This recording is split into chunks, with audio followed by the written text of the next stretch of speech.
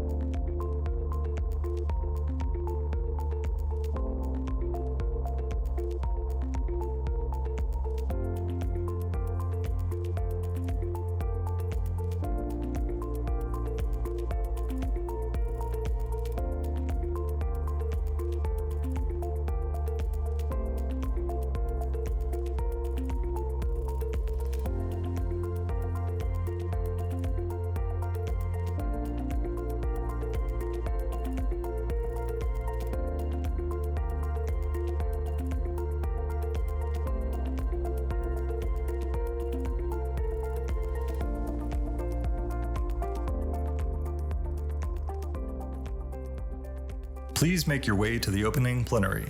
Devex World 2022 begins in 5 minutes.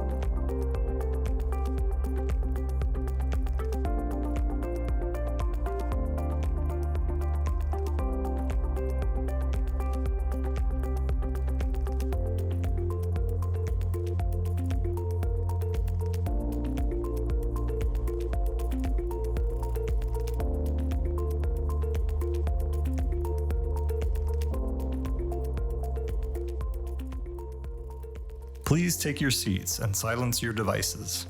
The program will begin shortly.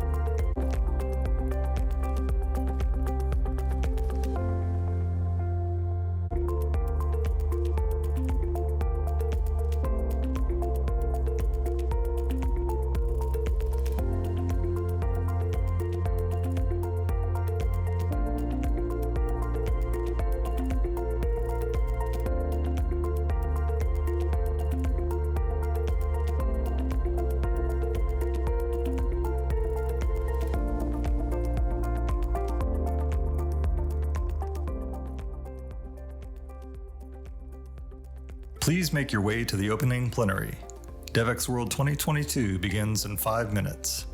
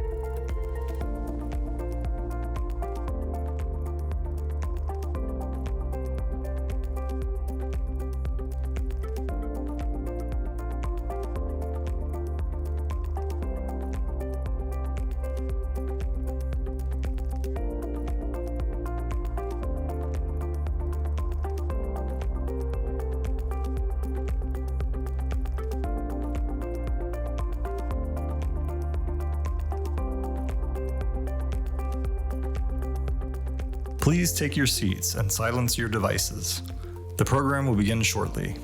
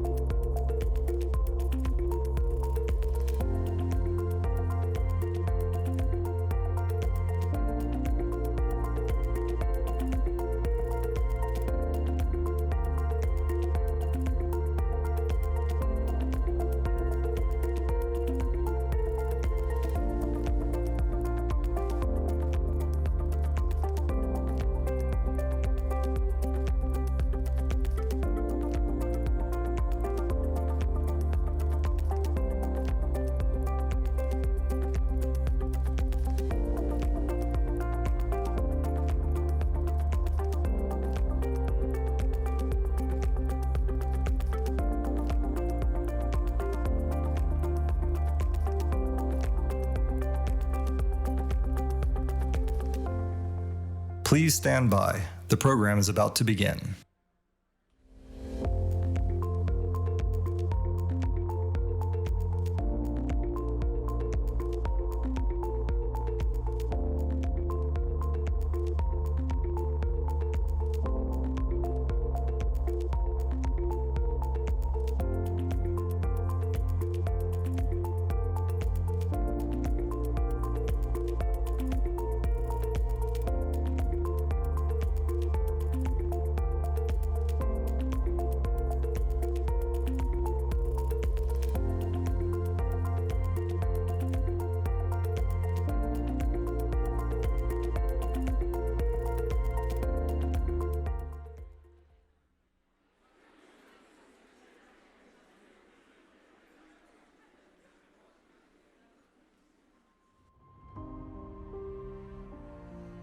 We are living in a world where we need to focus in on equity and justice, be it climate justice, be it health justice, be it food justice. I think we all need to hone into that word and say that the inequity in this world is what has brought us to where we are today, and that is what we as a development community need to come to grips with.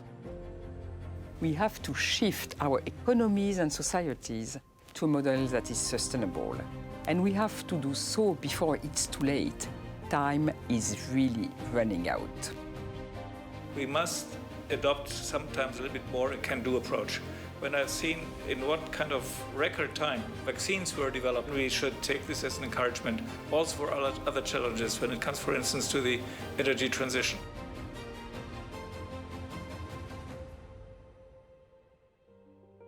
The key step that need to be taken is invest on indigenous peoples and local communities. We are the masters of protecting the nature, and we have our solutions. We wanted to be in the decision making, and we wanted to get direct access funding so that can help us to make a progress. There's more than enough private capital to meet all our development goals, so we've now got to get serious about being much more effective in mobilizing private capital at scale that wants to invest for positive social and environmental impact, and make sure that investment flows with integrity. We need to be finding ways to connect those who are displaced to the world around them and help them to develop their own path to self-reliance in the future. I believe the international development community is up for the challenges because we are more attentive than we've ever been before. We're getting out of a world in which we tell other people what to do and are beginning to trust others to solve their own problems with our support. As we face the challenges ahead of us, we can look back at the successes that we've had in the past and ensure that if we come together collectively, build more trust, we can double the success and achieve it even faster. The world we live in today is a world of coming together, collaboration and cooperation, no isolationism. That's what we need to make the world a better place and to have economic prosperity and social wealth in the world and sustainable and lasting peace. We need to come together, and time to do so is now.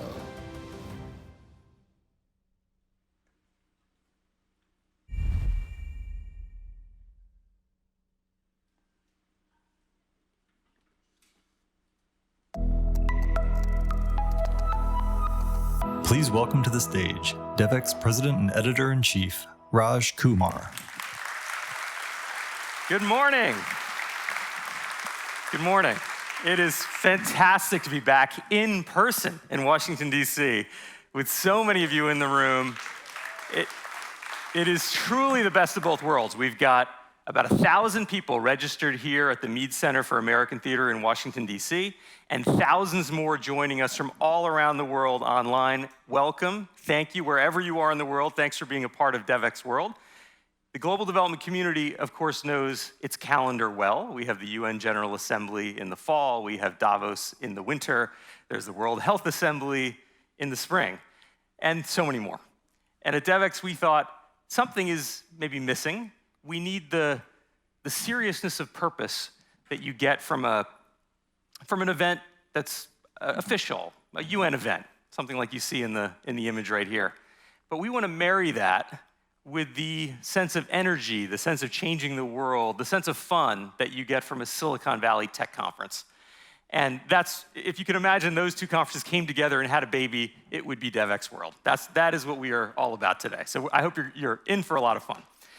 Speaking of children, of babies, I wanted to show you this photograph and see if it's recognizable to some of you. I think this young girl is someone that many of you, or at least a few of you, might recognize. I'm looking around the room. But we should all know who this is because we all actually have a very deep personal connection to this young girl. I will tell you more about that in a minute. But first, I want to talk about stories and headlines. As the editor-in-chief of a news organization, that's how I think. And I thought to myself, what's the headline for Devex World? And when you talk to global development leaders, I think you'll find there's a tremendous sense of uncertainty right now. There's a sense that there are many overlapping crises. We have a crisis of food, of debt, of energy. We have an evolving crisis of COVID, of conflict, of climate, and another C, the Cold War with China, budding in the development sector. And so all of these combine into an idea that perhaps there's a new normal in global development, and maybe that new normal isn't really what we want it to be. Maybe it's a normal that's tremendously challenging. And so just a couple of data points. I could give you hundreds about how challenging the moment is that we find ourselves in right now, but just a couple that maybe show how stark it is. Before the pandemic, 53% of 10-year-olds could not read a simple sentence. And now it's 70% of 10-year-olds in the world. Right? It's a shocking statistic. We have another statistic here for you, which is from a recent poll of young Africans who were asked whether they plan to leave their own country. And 2/3 in a very recent poll said they plan to emigrate in just the next few years. Think of all of that tremendous talent of young people and where they see their future.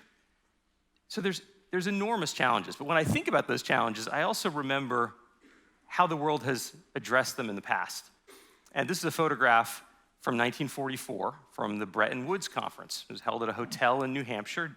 World War II was still going on.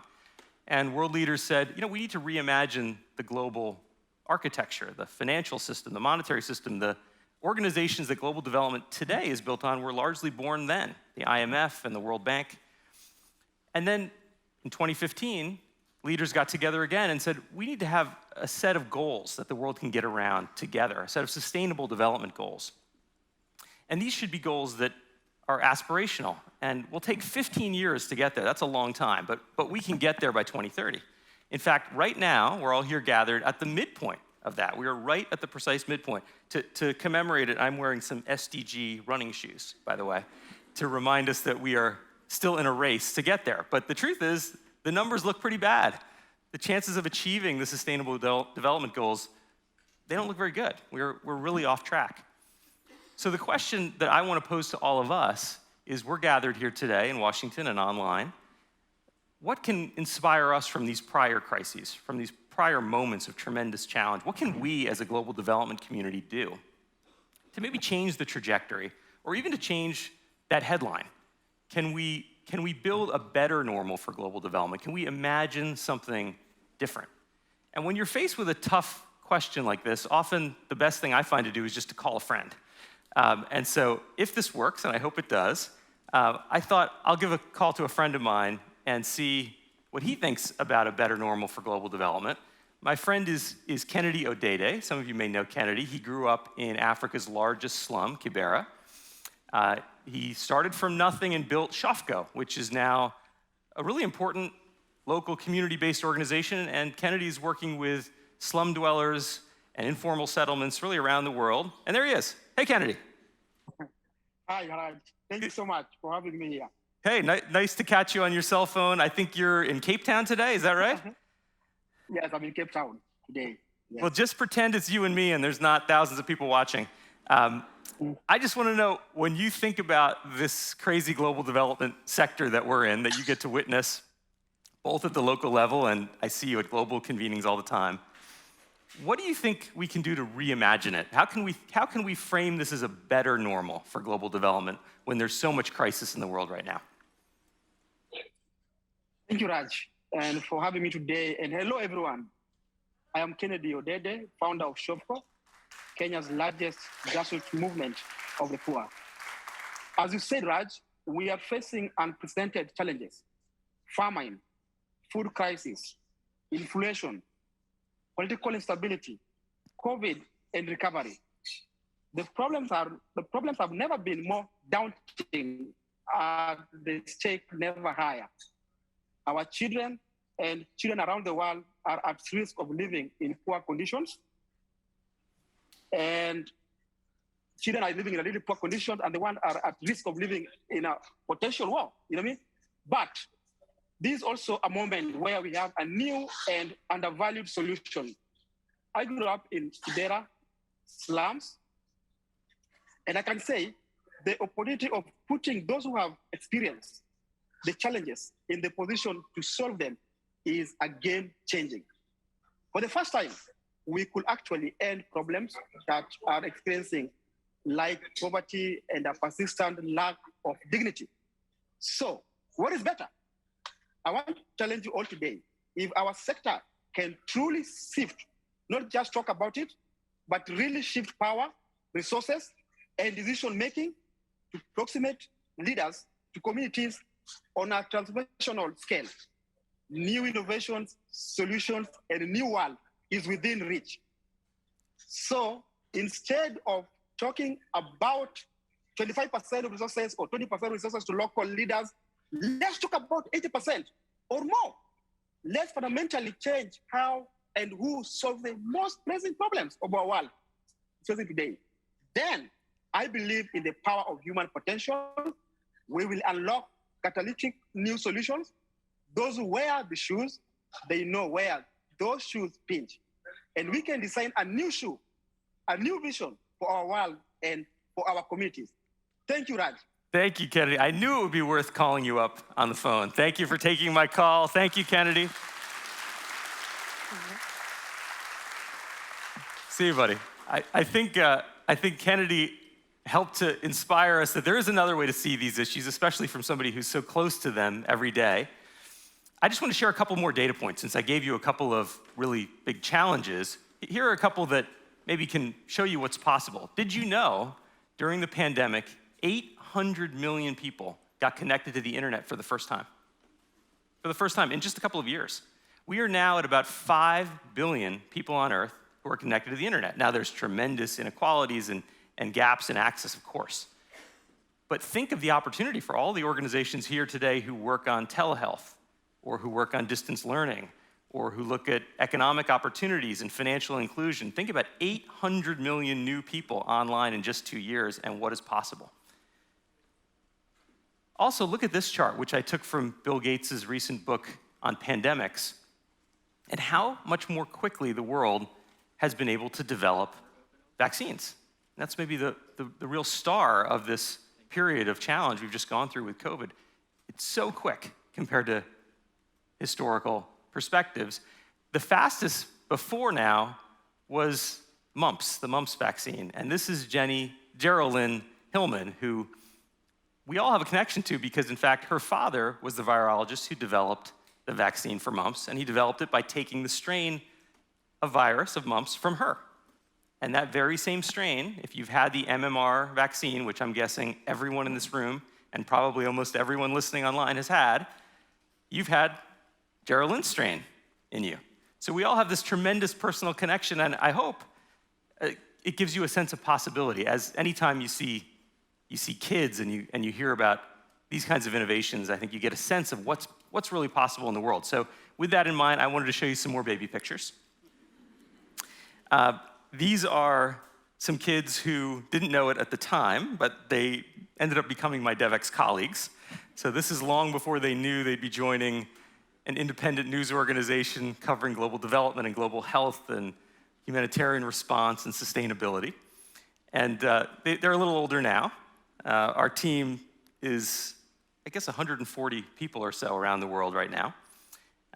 And what we're doing every day is in a way connected to that picture of Geraldine because we're trying to immunize the global development community too.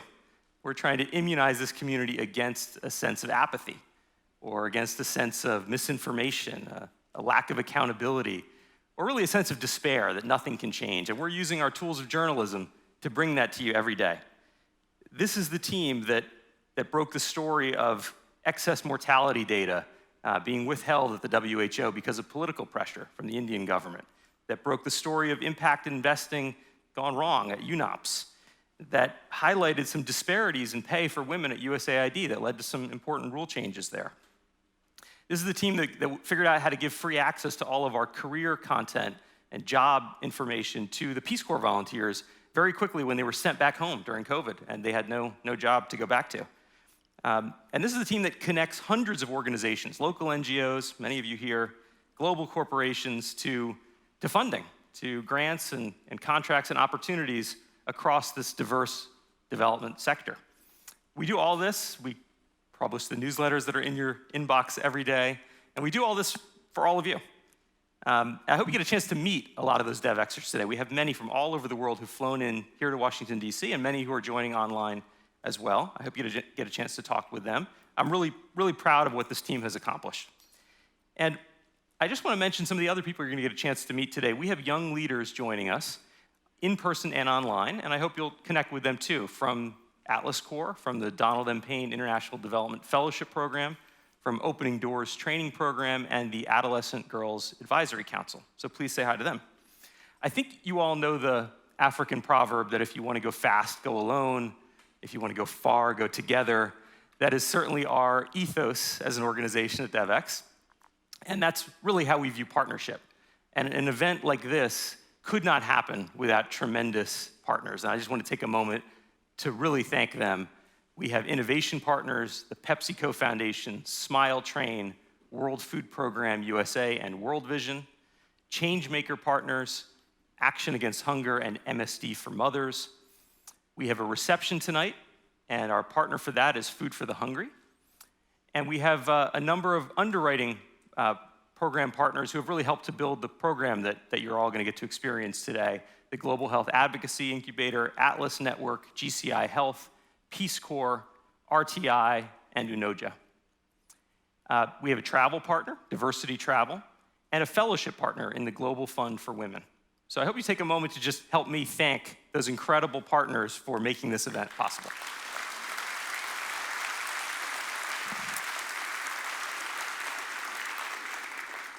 And now, as we begin, here is my conversation with Bill Gates.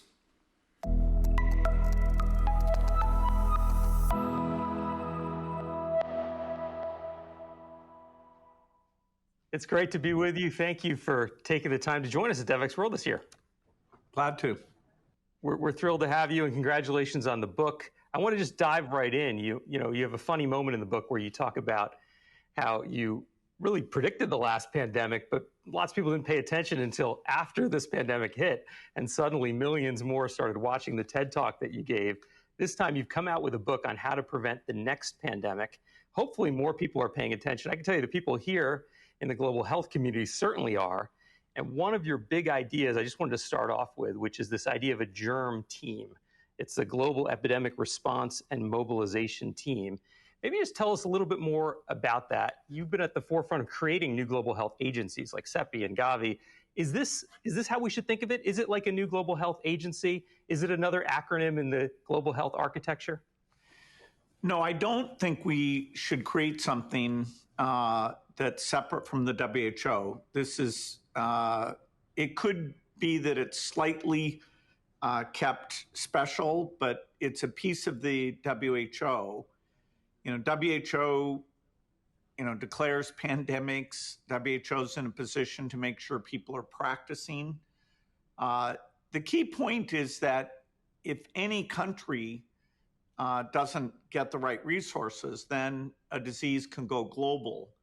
And so unlike a lot of stuff the foundation does, where it's about health aid to help developing countries, in this case, even if it was just for the rich countries alone, the idea of stopping outbreaks before they go global is a great investment because it prevents the incredible loss that we saw in this pandemic, and the next one could have a higher fatality rate. So like you see in the movies, the WHO should have a group that stays dedicated and is available to jump in, particularly to help countries with limited capacity. And WHO obviously presents challenges. There's 194 member states.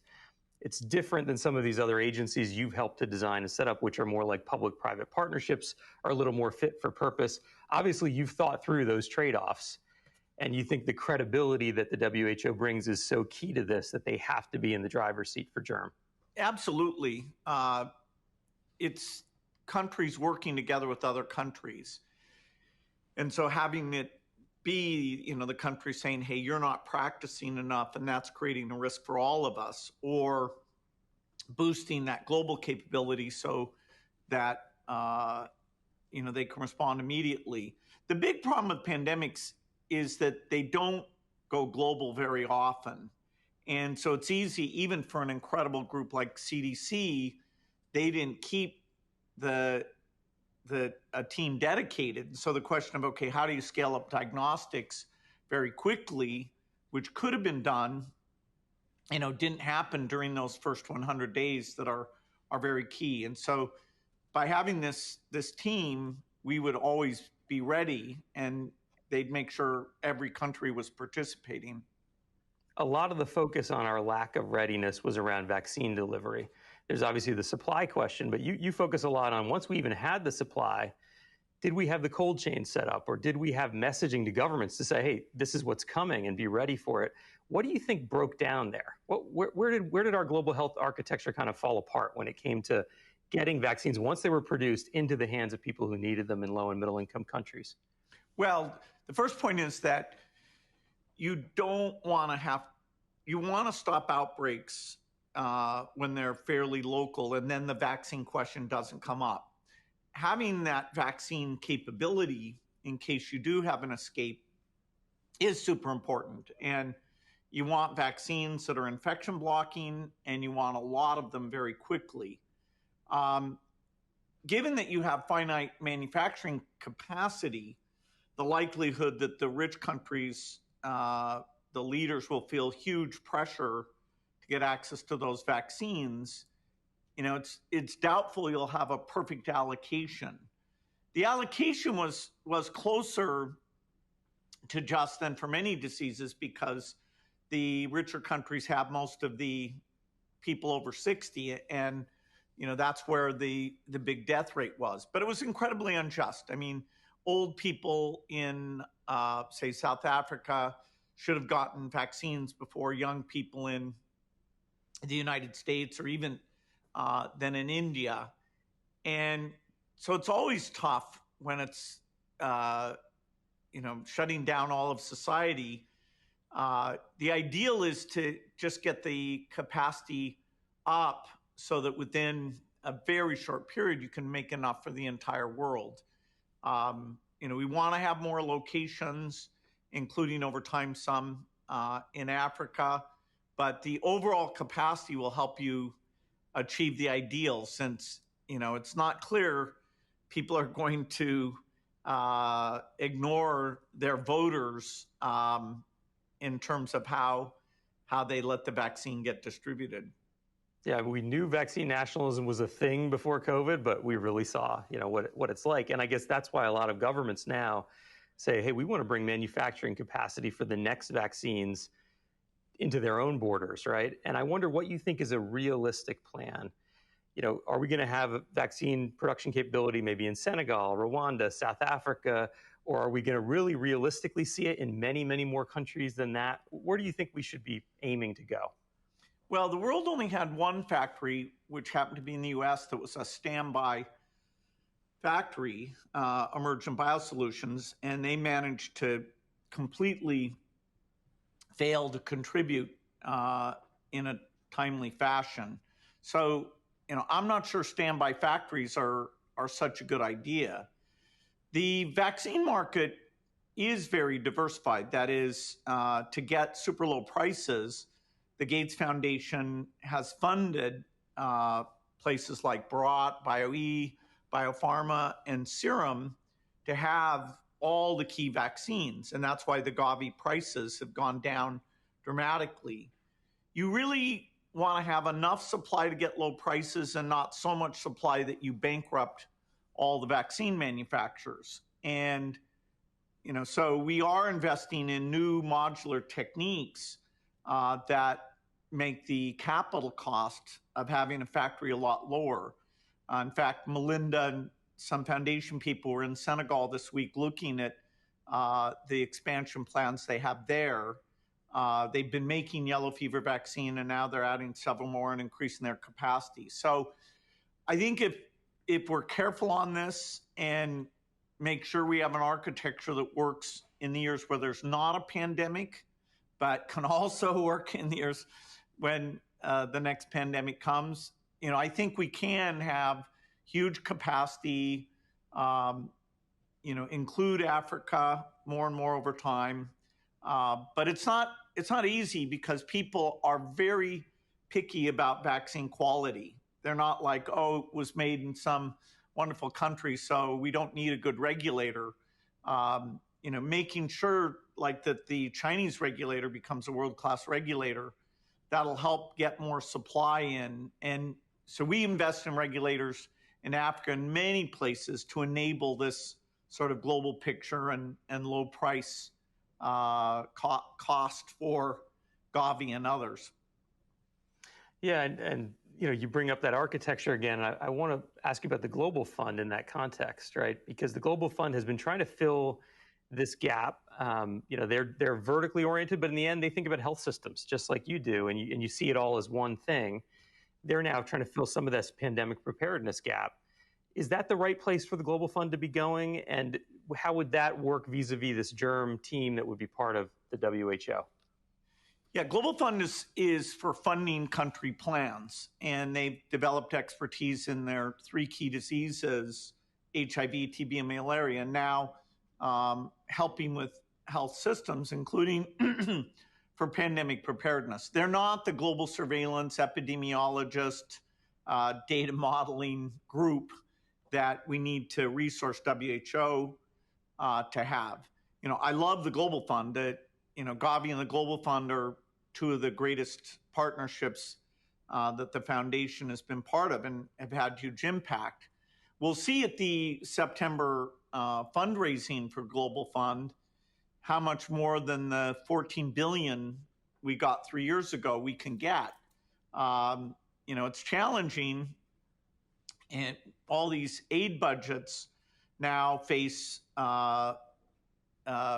real pressure because of refugee costs and food costs and overall budgets.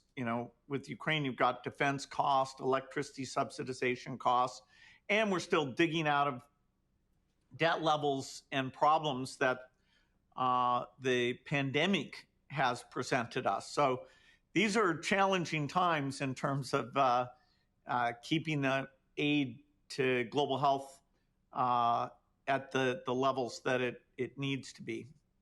Yeah, and on that point, I mean, in a way, the model for global health for the last 20 years or so, and you've been a pioneer in this, is kind of using private dollars to leverage governments to do the right thing on certain disease areas, let's say. Is that era of kind of leverage ending now with aid budgets getting so cut back and with governments just saying, these are not the places we want to go? And do we need to move maybe to a new moment where private philanthropy says, even with the challenges around credibility and legitimacy, we're just going to fund directly at a higher level in these areas? Because everyone leveraging everyone, at some point, maybe there's just not enough there left. And pandemic preparedness seems like an example where governments just have not stepped up, even given the very clear warnings you and others have given. Well, since pandemic preparedness is a benefit to the rich countries, it shouldn't be thought of as aid in any way, shape, or form. It's part of either their defense budget for bioterrorism or their health budget, to prevent the deaths. And so certainly private philanthropy isn't there to help rich countries do that work. I mean, we can get involved to some degree, but of all the things that they should fund, they've seen $14 trillion in cost. And whenever we've had world disasters in the past, like World War II, we actually, governments came together to try and prevent it happening again. So even though it's been slow, I'm still hopeful the governments will come through. There's no way private philanthropy has the scale or the legitimacy to fill that function, nor can private philanthropy, fund that high a percentage of the global health needs.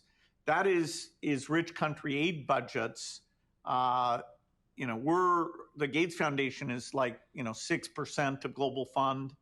We're like 12% of Gavi.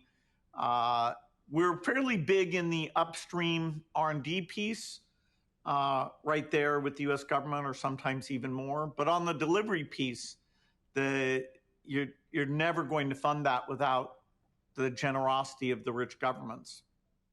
I mean, so many other wealthy families have not gotten into this philanthropy game in the way you are, and nowhere near the scale. What do you think is holding them back? I mean, I'm thinking about your at least at one time next door neighbor in Mackenzie Scott, and how massive her philanthropy has become overnight. What do you think of that approach? Do you think that might help get other philanthropists out to do bigger and bolder things? Where do you think we are? I mean, you founded the Giving Pledge with Warren Buffett, and still it's only about 10% of the world's billionaires have signed up to it. What's needed to get us to that next level? Well, I think philanthropy will continue to increase, but these are individual decisions that people are making, and they need to connect with something that they understand and that they see very high impact. Giving Pledge, is encouraging people to do bolder things, do more, do it sooner in their life. But these crises we're facing right now, philanthropy is only going to scale up at a gradual level. So it's not, in no way is it a substitute for government money. The global health work we've done is very fulfilling, and there are lots of areas, things like neglected diseases or some of the key innovations that I do hope a lot of other philanthropists come in because, per dollar, the global health work, there's this whole movement called effective altruism, where they compare, and global health comes out as very much one of the highest impacts again and again.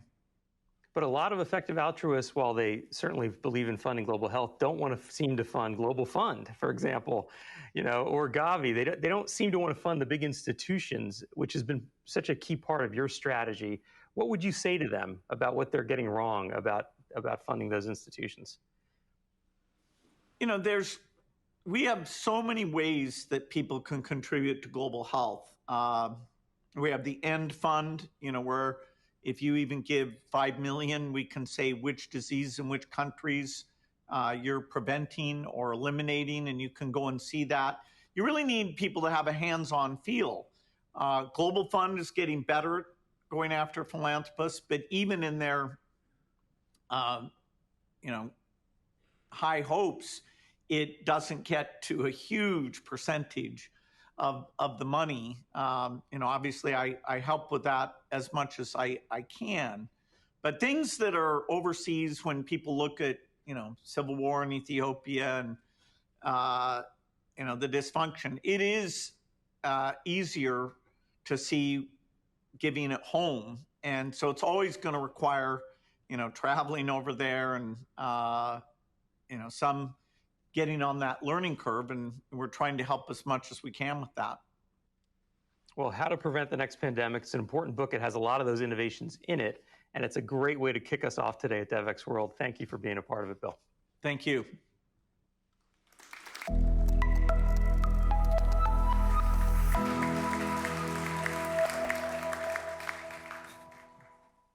I hope you enjoyed my conversation with Bill Gates. There's actually more of that to come. It's part of the virtual experience, where he says some interesting things about the Sustainable Development Goals, and I recommend you tune in. But please now join me in welcoming to the Devex World stage Kristalina Georgieva, the Managing Director of the International Monetary Fund. Thank you. Kristalina, it is wonderful to have you. In fact, you're the first Managing Director of the International Monetary Fund we've had on a Devex stage. And I think part of that is because it's you. The IMF is not an institution we long covered, or that the global development community paid as much attention to, I think, until you took over this role. Obviously, this community knows you well from your time at ECHO, at the European Commission, at the World Bank. You've been in the development sector a really long time. I want to understand in a moment a bit about what you're doing at the IMF, but maybe we could just start with the moment we're in right now. We talked a bit about the food crisis. There's 345 million people now in acute hunger. We have a debt crisis budding potentially, an energy crisis. You're at the center of these conversations. What do you think is actually going on? Well, let me say, like you did in the beginning, it is great to be together. And to those in the room, fantastic to be able to interact with you. And to those who are online, well, very good to see you from far. Look, we have to recognize that there is a tectonic shift happening. We live in a world that is changing very rapidly. It is a more shock-prone world, and unfortunately, we have not been able to find a way to make a multipolar world functioning with no frictions. So we also have some fragmentation that certainly we should be concerned about. What we see now is a crisis upon a crisis, and possibly a third shock of tightening of financial conditions to come after the pandemic and on top of the war. So it is a tough time this year. It may be even tougher next year. Why? Because if in 2020, when we were hit by the pandemic, we were able to deploy policy coordination effectively and have monetary policy accommodating, in other words, help the economies and households and businesses, fiscal policy rowing in the same direction, help households, businesses, and countries. Today, we are in a very different place. Today, because of the combined impact of these shocks, of the pandemic, supply chain disruptions, and then the horror of a war again in Europe, inflation has galloped up, and central banks, rightly so, concentrate on putting a lid on it. But when they do so, when monetary policy tightens, what does it mean for a world that accumulated more debt to handle the pandemic? Servicing this debt is more expensive, and when you top it with dollar appreciation, for countries that don't earn dollars but have to pay in dollars for their debt, it is twice as hard. So debt crisis in the making. And then we have, unfortunately, a repeat of 2007-2008 with the food crisis that is also triggered to a certain degree by the disruptions, by the war, and by climate change. And we don't talk enough about the role climate change plays in today's harsh conditions. The energy crisis primarily is driven by the war, yes, but we also need to recognize that it has exposed what? That we are slow on the transition to a low-carbon economy. You know, this past weekend we all saw the images of people going to the presidential palace in Sri Lanka and jumping in the swimming pool, taking over the home of the president. You talk to a lot of world leaders of low and middle income countries. Are they feeling a sense of worry that this kind of disruption might happen? I mean, the last food crisis, we saw 45, 46 violent protests around the world, including the Arab Spring. Is this part of the zeitgeist in the discussions you're having now with world leaders? Oh, definitely. This is becoming part of the conversation, and rightly so. Let's remember 2019. What did we have in 2019? Protests in Paris, in Lebanon, in Chile, and then COVID came and pushed us all to stay home.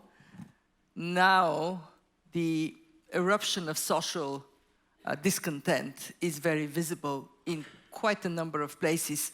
And I want to say to our audience the following. When your family cannot have the very basic, which is food, you will be on the street too. There is nothing more horrifying than to be deprived of not the luxury of food, but the basics of food. And that is now happening, unfortunately, in far too many places. You mentioned the war in Ukraine, which certainly is one big part of it. And by the way, I don't know if the audience knows, you even have family that's there in Ukraine during the war. So it's very personal for you. But it's more than just the war, right? It's countries that are feeling worried about the food situation and saying we're going to maybe buy more and keep it. There's other countries saying we're going to export less. You're involved in these conversations with world leaders. Is there a sense yet that they're coming together to say, we need to ease these export controls, we need to provide some of the food we have in storage? What discussions are happening now? Well, some of this is happening. One of the encouraging signs was the WTO meeting that actually came up with a declaration on eliminating barriers to food exports. Not happening fast enough. We still have about 30 countries that are restricting exports, and we do have a problem with rich countries being able to purchase bulk in advance. So what is the reaction?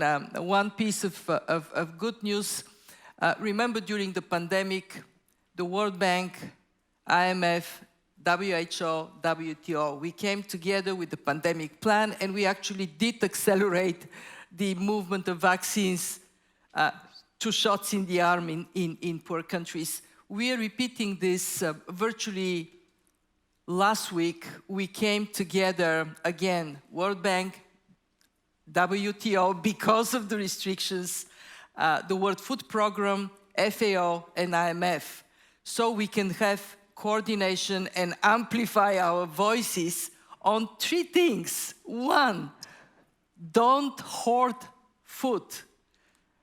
Don't take more than you can eat in your plate, and you sure don't buy more than your country requires. And that includes elimination of restrictions. Two, focus on more production in developing countries, because if we have irrigation in developing countries, if we have more capacity to store food and process food in developing countries, there would be less hunger. And especially in the face of climate change, we need to adapt agriculture to what is coming and more to come. And three, make sure that there is a good fix on the financing for countries. Because if you are not recovering yet from COVID and you're hit by another crisis, you have what we at the fund deal with, which is financial constraints. You have your fiscal space doesn't exist anymore, and you have balance of payment constraints. So step up together with the hope that if we act quickly and we act together, we can achieve a better outcome. But it is worrisome. I mean, if fertilizers prices have jumped tremendously. Yeah. So what does it mean? It means next year maybe also problematic. And I'm going to the G20, and one of the points I would be making there is, look, we have to pull together. So countries that have more capacity, please step forward. One thing that let me check with the audience whether we would agree on that hunger is the world's most pressing solvable problem, because we produce enough food today to feed everybody, but we don't distribute this food to feed everybody. So you're actually leaving, sorry. You're leaving in just a few minutes from this stage to get on a plane to the G20. And I'm curious, when you go there, do you feel like you're a lone voice on this issue? The G20 has so many big geopolitical questions they're grappling with. Or have they yet come to this point of realizing how immediate and severe the food, the energy, the debt crises may end up being for many countries that are low and middle income? I'm cautiously optimistic that we are starting to grasp with the huge problem that the pandemic compounded by the war has created. And it is, for the first time in the last decades, instead of converging, poor countries are diverging, falling further behind. And this is not just a matter of suffering for their people, it is a matter of global security. In other words, people are seeing instability in so many places, and that is a wake-up call. So, in practical terms, this month, finally, we have a re-energized common framework for debt resolution. 3 countries asked for that resolution. None of the negotiations are completed, but within 10 days, the creditor committees for Zambia, for Chad, and for Ethiopia will meet. So I would ask you, send a vibration of, please come with an outcome, because we need it for these countries and to energize other countries to step forward. There is a growing risk of a debt crisis. I want to spell it out as clearly as I can, and I will do that in the next days over there. Why? Because the level of debt has gone up during the pandemic. Financial conditions are tightening, more expensive to serve it. And as I mentioned before, for dollar-denominated debt, not a good place to be if you don't earn dollars. So when we look at the horizon, today, 30% of developing and emerging markets are either at or near debt distress. This doubles for low-income countries. 60% of low-income countries are there. So we don't act, guess what is going to happen? Not good for these countries, and certainly not good for financial stability. You know, you don't talk like the usual managing director of the IMF. You mentioned some of the coalitions the IMF has been in under your leadership. They're a bit unusual. Some of the issues you're focused on are a bit different. You know, there's a moment, I showed a picture of Bretton Woods. There's a moment now, perhaps to rethink some of these institutions. Janet Yellen made a big speech to the US Secretary of Treasury about modernizing the Bretton Woods institutions. What does that mean for you at the IMF? Are you expanding your remit in some way? Or where do you fit versus the World Bank, versus other institutions in the global development space?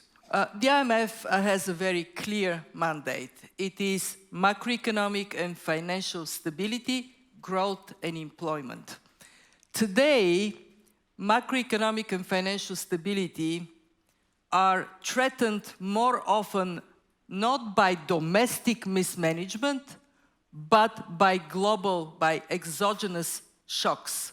So we have to rethink how we act more in the direction of supporting countries early, preemptively, building resilience to these shocks.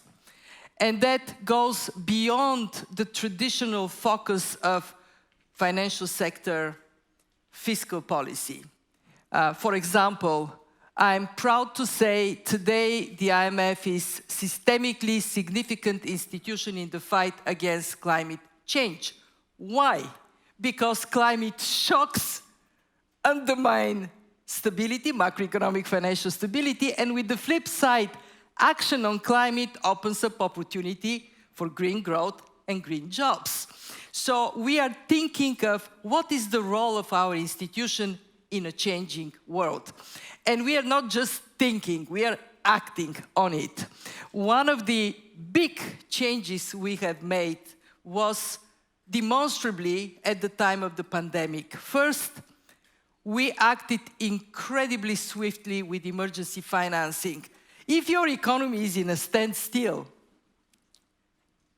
and your revenues disappear, as it is the case, for example, in the Caribbean, your expenditures go up. You don't have time to wait for assessment and policy dialogue and all the rest. So we got 86 countries to receive, 86, just imagine, 86 countries to receive emergency financing. Second, together with our members, we agreed on 650 billion injection of liquidity through new allocation of special drawing rights.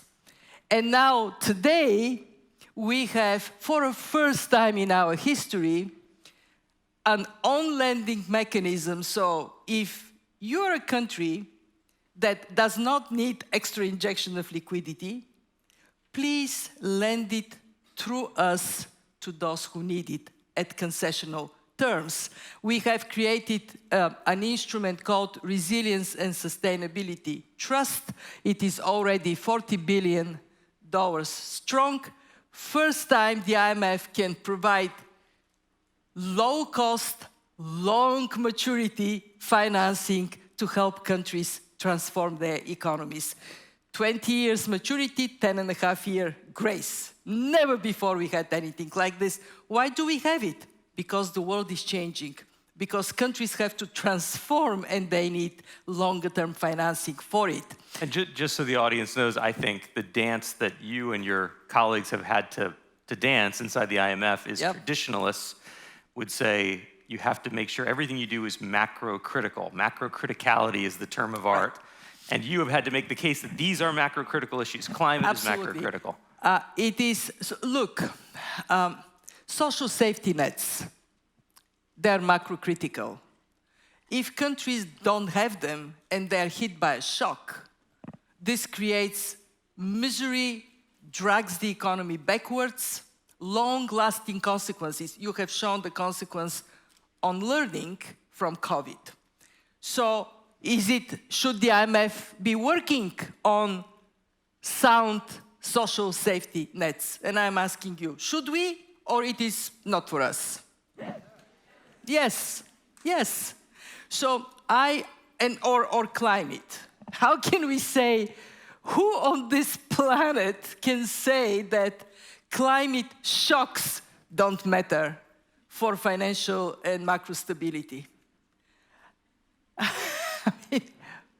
Somebody in this audience? Let me check. No. And yes, I have to argue for that, but I'll tell you something. We have board-approved strategy on climate. It's not just Kristalina saying it's an important thing to do. We have a board-approved strategy. We have now our membership looking at us and saying, the world is changing. We count on you to lean forward in these changes. And I personally believe, and I would end with this, what does it mean to lean forward? It means to adopt a much broader concept of resilience. After the global financial crisis, we said we need resilient banking sector. And actually, it is much more resilient today. But that is not enough. The pandemic and the war tell us that we have to think of resilience in a comprehensive way. Resilient people, educated, healthy, with sound social protection under their feet. Resilient society, not just economy, one that is more inclusive, where there is a sense of fairness, when nobody fears that children would go to bed hungry. And of course, a resilient planet. So we have to think how macroeconomic policies align with that concept of resilience, and what is our role? What can we do to make the world a better place? Well, that fits so well with the theme of Devex World. We will end there, and we will wish you a very successful G20 meeting. We will all be paying a lot of attention to what comes of it. Thank you, Kristalina Georgieva of the IMF. Thank you. Thank you.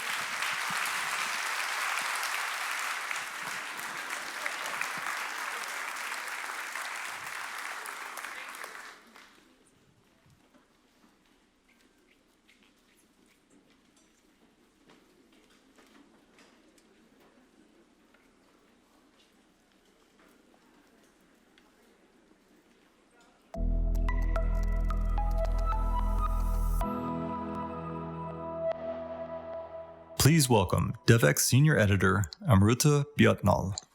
Hi, everyone. It's really nice to be here. Well, it is my first time at Devex World. I don't know how many of you have been here before, but this is really exciting. So glad to be here with you and with everyone else who's watching online. So today I'm going to be joined by my colleague Sarah Jerving, who joins us from Nairobi, and together we're very excited to speak to Dr. Amadou Sall of the Institut Pasteur de Dakar. As all of you know, Institut Pasteur de Dakar is one of the pioneering institutes right now in the continent of Africa. They've already been working for more than 100 years, and they have very exciting things to show us and follow. And Sarah is here with us. Hi, Sarah, how are you doing? Hi, Amrita. I'm doing great. It's great to join you. Yeah, and you've been working on some of these issues. You've actually interviewed people at IPD before. Tell us a little bit about what your thinking is behind, the position that they're in right now. Sure. Yeah, it's been a really exciting year across the African continent in vaccine manufacturing, and Institut Pasteur is leading the way. So I'm excited to learn more about what Dr. Sall has to share with us. Yeah, same here, and I'm sure everyone else is waiting as well. I just had, a couple of thoughts before we get started with Dr. Sall. We are in a very interesting moment right now. It's been a little over 2 years with the pandemic. There's been so much conversation about inequity. We've been here at Devex reporting about it, and then there is this institute that's actually doing something about it, right? And I feel like this is the moment to actually think about how these things are actually happening on the ground, who's the one making it happen. And did you also, when you worked on your stories before, was that the thinking that you had as well? Sure. Yeah, it's really important to kind of figure out. I mean, the big plan across the African continent is vaccine manufacturing in hubs, regional hubs. So West Africa, South Africa. There's projects in Rwanda. There's projects in Northern Africa, and so it's been kind of this process of following the different movers and shakers across the continent in the wake of vaccine inequities during the pandemic. That's right, and this is a moment that we're living through where we're actually confronted with vaccine inequity. And something that we've been writing about also is this idea of decolonizing global health and global aid more broadly, and I think local manufacturing is really at the core of that. So I'm really excited to explore some of those issues with Dr. Amadou. I am too. And I think, one of the things that, Sarah, you've brought up in your reporting is not just the fact that it is important to, think about local manufacturing, but also talk to the people who are really involved in these issues and, get into really the nitty-gritties of what it means to be manufacturing at the local level. Tell us a little bit about what your reporting has shown us so far. Sure. The manufacturing hub in South Africa is an interesting one. There is a messenger RNA tech transfer hub that has been sponsored by the World Health Organization. The Institut Pasteur has had a long tradition in manufacturing yellow fever vaccines, and they are expanding their facilities beyond that. And one of the interesting aspects of their facility is they use this modular vaccine manufacturing using converted shipping containers. And that helps them be very adaptable when the science and technology changes around vaccine manufacturing. They don't have to kind of create a whole new facility. They can just swap in these converted modular units, which is pretty interesting. Right, exactly. I'm just going to check if we're still waiting for Dr. Amadou Sall. And Sarah, while we're waiting, tell us a little bit about, what are we looking for in terms of reporting on this issue in the next weeks to come? Is there any exciting stories that you have for us? Sure. We published a story last week about the U.S. government had launched a partnership with the mRNA manufacturing hub in South Africa to kind of facilitate their progress there. So that is one of the stories that we're going to be following. Is kind of they will be launching into clinical trials moving forward, which should be pretty interesting. Great, and we have Dr. Amadou Sall with us right now. So, Dr. Amadou Sall, welcome to Devex World. Really great to have you here today. I'm going to jump right in because we have about 6.5 minutes. We want to make the most of the time we have. We were just talking about the sort of deep inequity that we're living through right now that COVID has really highlighted. I want to ask you, where do you see Institute Pasteur de Dakar sort of situated in this context right now, and what do you see the role of your institute to be? Thank you very much for having me on this very important program. Actually, one of the role of Institute Pasteur is really to focus on the local need, and our mission is really through science, education, and public health to protect the vulnerable population. By doing that, when we face vaccine inequity as what happened with COVID, our number one role has been not only to try to fix that at the national level, at Senegal level, but have a continental agenda in this regards. That's why we've been leveraging our 8 years experience in doing vaccine for yellow fever, a vaccine which is the only WHO pre-qualified at the continental level, but also learning from all the challenge we went through to try to build a facility that would be agile, multi-product, and using the different technology. So what we are aiming with that is in the objective of making 60% of local manufacturing capacity to actually contribute at the level of 300 million every year, which is 25 million. But also not only using the technique that we master like the eggs, but also open to new technology. New technology when it comes to cell culture, new technology when it comes also actually to the way we build facility, meaning that we're using modular facility, which gives a lot of flexibility and move from one product to another. And also when we talk about new technology is having an opening with a technology for the future like RNA messenger. So we have this approach platform where we are doing through good partnership with different industry like BioNTech, but also with the partnership of African vaccine manufacturing at the continental level. We built those partnerships within the continent that would help us by having a very concerted approach to serve all the needs, which each of the 5 different hubs are specializing and working together to bring the R&D that is needed, to bring the product that is needed, to bring the human capital development that is needed, and also the financing that is needed. So this is what we're doing. And this is coming very well because it's also the objective of Senegal, as well as actually the objective of the continent. Thank you, Dr. Sall. I'm wondering if you think there's enough research and development happening across the African continent in vaccines, and if not, why must this change? Actually, very clearly, there is not R&D, research and development enough in Africa, even though we have amazing capacity in some group. Right now, I'm in South Africa, and I'm visiting a couple of different groups. And what you clearly see is throughout the continent, there is a lot of capacities, but this capacity in terms of R&D do not all converge for vaccine development. And this is very important because the pipeline of product that we have to build, which is in Africa, which is lacking now, would rely very much on the research. Today, if you talk about Lassa fever, if you talk about Rift Valley fever, if you talk about malaria, these are major diseases that are impacting Africa economically speaking and from the public health perspective. But we do not have vaccine existing so far because the R&D is not very strong. If you look at even pandemic preparedness, the next pandemic may come from Africa. Why not? Because there are several diseases that may come out of it. And having this capacity to do research would give us this opportunity not only to prepare.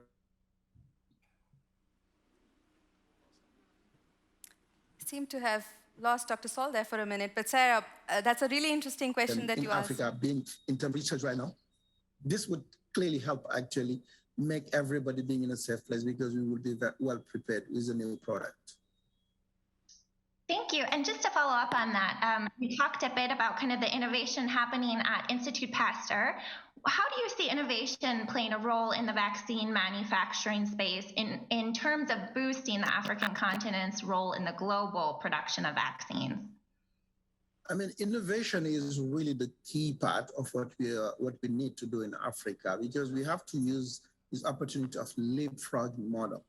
Why this is important? Because the future in Africa cannot be the past of other nations. Today, you can make vaccine much cheaper, much more efficient in a very smaller footprint and at much lower cost of investment in CapEx. For that reason, innovation is at the heart of this. Today, that's why it's absolutely critical that innovation come to Africa and we build that ecosystem that would make innovation very, very actually efficient. When I say ecosystem, I'm talking about funding, I'm talking about the distribution, I'm talking the human capital development and the R&D that should go together with this manufacturing. It's not just about capacity to manufacture, but building all this ecosystem around the manufacturing. Right, Dr. Sall, you know, your endeavor is to create 300 million vaccine doses every year, and that's a very ambitious target. And I'm from India, so I have to ask, do you see yourself as the next Serum Institute? What are your goals like? Definitely, we see Serum Institute as a great success. And our purpose is to see much more success like that in developing countries, in particularly in Africa, because this would completely change not only the narrative about Africa not being enough successful or not being able to produce what it needs, but it also will give a huge opportunity to develop the ecosystem locally while creating jobs and boosting the economy. So definitely Serum Institute is a great example.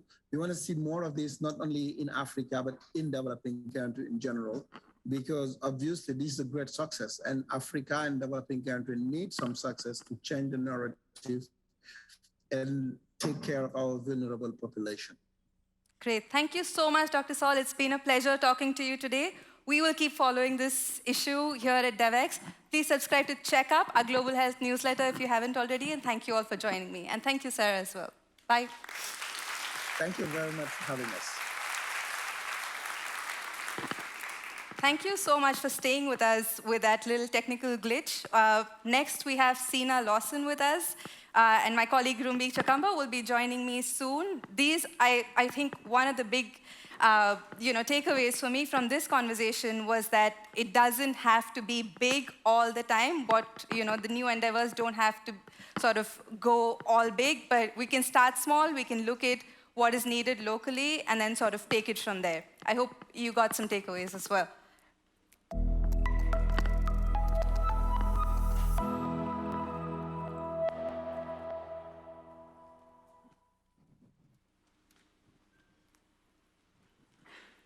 Hi, Rumbi.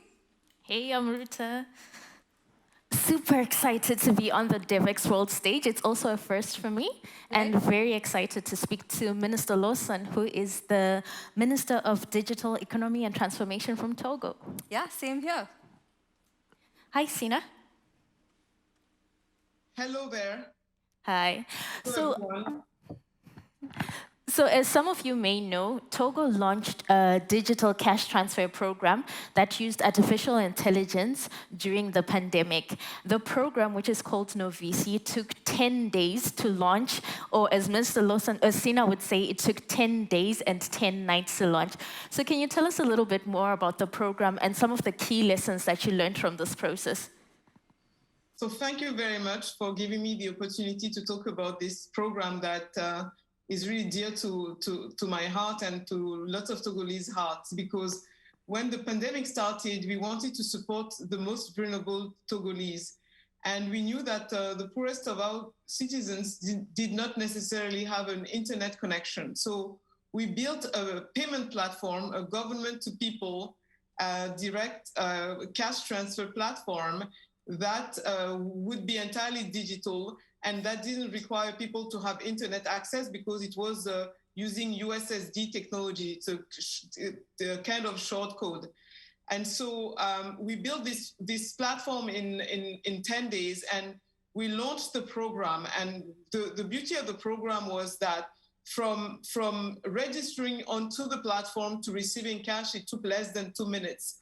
So in our country, it was the first time that the government announced subsidies and financial aid, and people would receive it straight away. Oftentimes in many countries, you have to wait for days, if not months, to receive the cash transfer. But then when you build so it was a payment platform, and we asked people to register onto this platform using their voters' IDs, because these were biometric ID. And so people would register using voters ID and based on where they were located, because through the voting database, we knew their voting bureaus, so we knew the neighborhoods where they lived. So based on where they were located, they would receive cash. And it's important because not all of Togo was. We didn't implement mobility restriction in all of Togo, so we were supporting only areas where we implemented mobility restriction. And what we also did that was really innovative is that we decided to give more money to women than men. So I think it's also something to say that we wanted to support households, so it was important, that we acknowledge that the role of women within household, and so we wanted to give them more money. But the program was innovative not only because it used a digital cash, transfer platform, but also because we used artificial intelligence to prioritize beneficiaries. So very early on when we started, we didn't use artificial intelligence, but we started the program in April 2020. And at the time, we didn't know how long the pandemic was going to last. So very quickly, we started to think of that we needed maybe assistance in thinking through how to determine, who were the poorest individuals in Togo. So initially, when we did it, it was really using people's professions. So we had a list of professions, and if you were working in these professions, then you would receive financial aid, because the voting platform had the professions of people, because when you register to have your voter's ID, you also give your profession. So that was the initial, methodology. But then we started to think that we needed to identify the poorest areas, the poorest neighborhoods within Togo. So we reached out to Berkeley. So actually, we reached out to Esther Duflo, who is the Nobel Economy Prize winner, and she introduced us to IPA, Innovations for Poverty Actions, and to UC Berkeley. And we asked Berkeley to help us, identify the poorest neighborhoods in Togo, and they did so using satellite imagery and artificial intelligence. So we were able to map. We have 400 districts in Togo. We were able to map them from the poorest to the richest. Then the question was, okay, we know where the poorest individuals live. The next question is, who are the poorest individuals? And we used another algorithm, which was an algorithm that we coupled with CDRs, called data records from mobile operators. And we were able to have the phone numbers of people who earned less than $1.20 per day.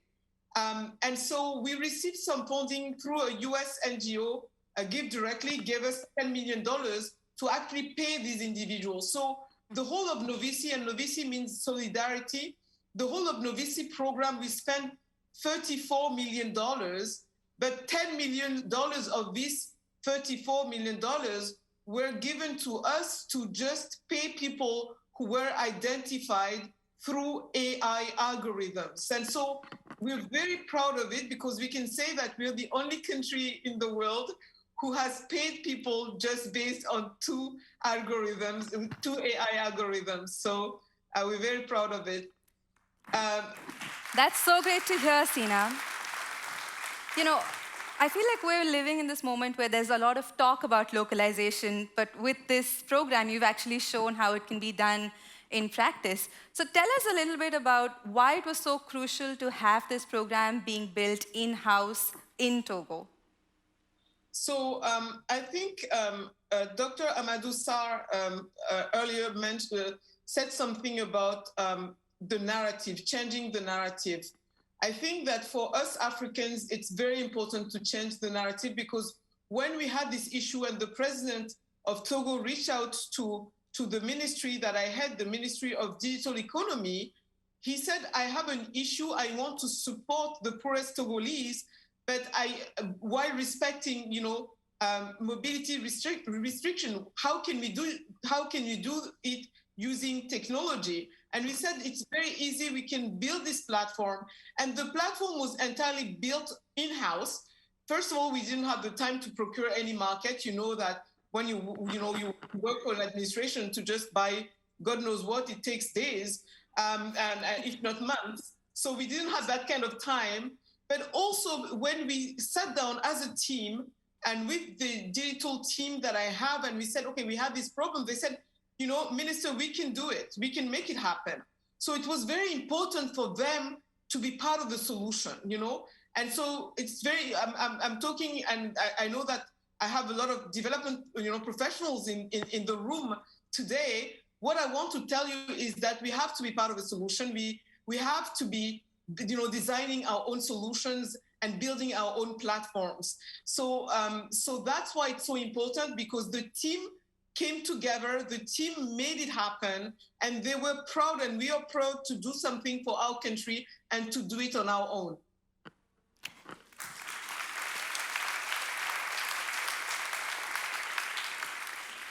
That's fantastic, Cina. There are so many things that I like about this program. I like that you're putting women first, and I also like that it takes 120 seconds for you to get your money, which is something that sounds almost impossible in Africa. So I love those.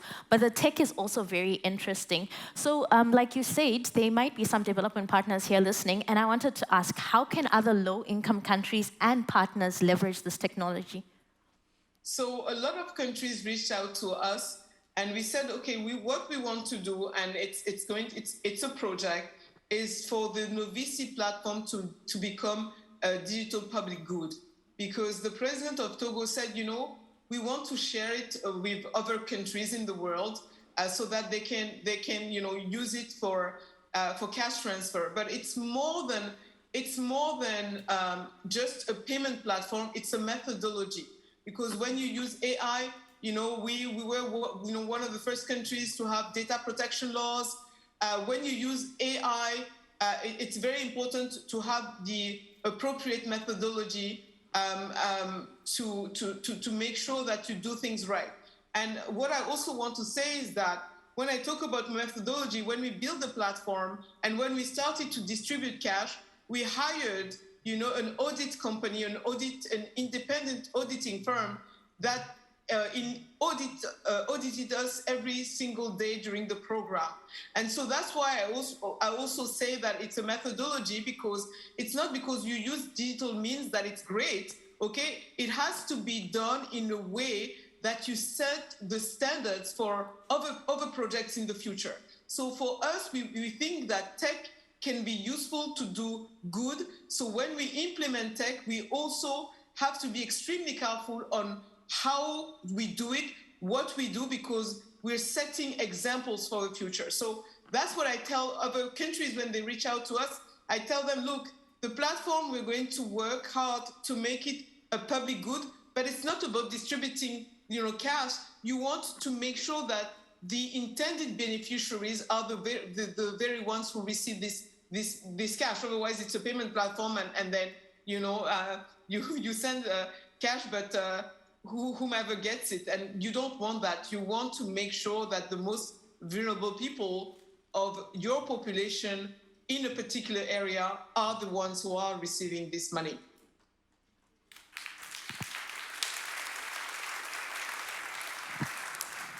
Great, Cina. One last question, if I could just slip that in. The program was sort of born in the pandemic. How are you going to use it going forward? So this program has changed Togo forever, because the decision we took as a country was that in terms of social protection, we were going to use this payment platform for all social protection projects moving forward. And right now we have an ongoing project with the World Bank for social protection, and they're using the team leading this project is using the Novici platform. And it also helped us in terms of framing the issue of people identify biometric ID to all of our citizens. We have another project like this, again with the World Bank, to identify all of our citizens starting at age 5. And the Novici project helped us a great deal, because people now understand the value of being identified. Thank you so much, Cina. Sorry to cut you off, but unfortunately, we've run out of time. Thank you so much, and we'll be looking forward to following those projects, and we'll definitely be covering that. Thank you.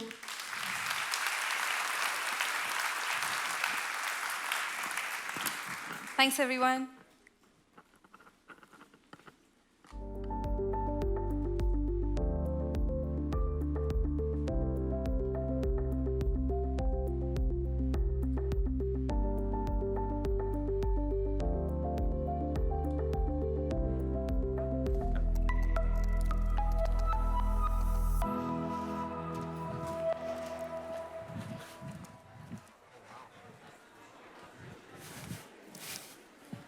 We're back.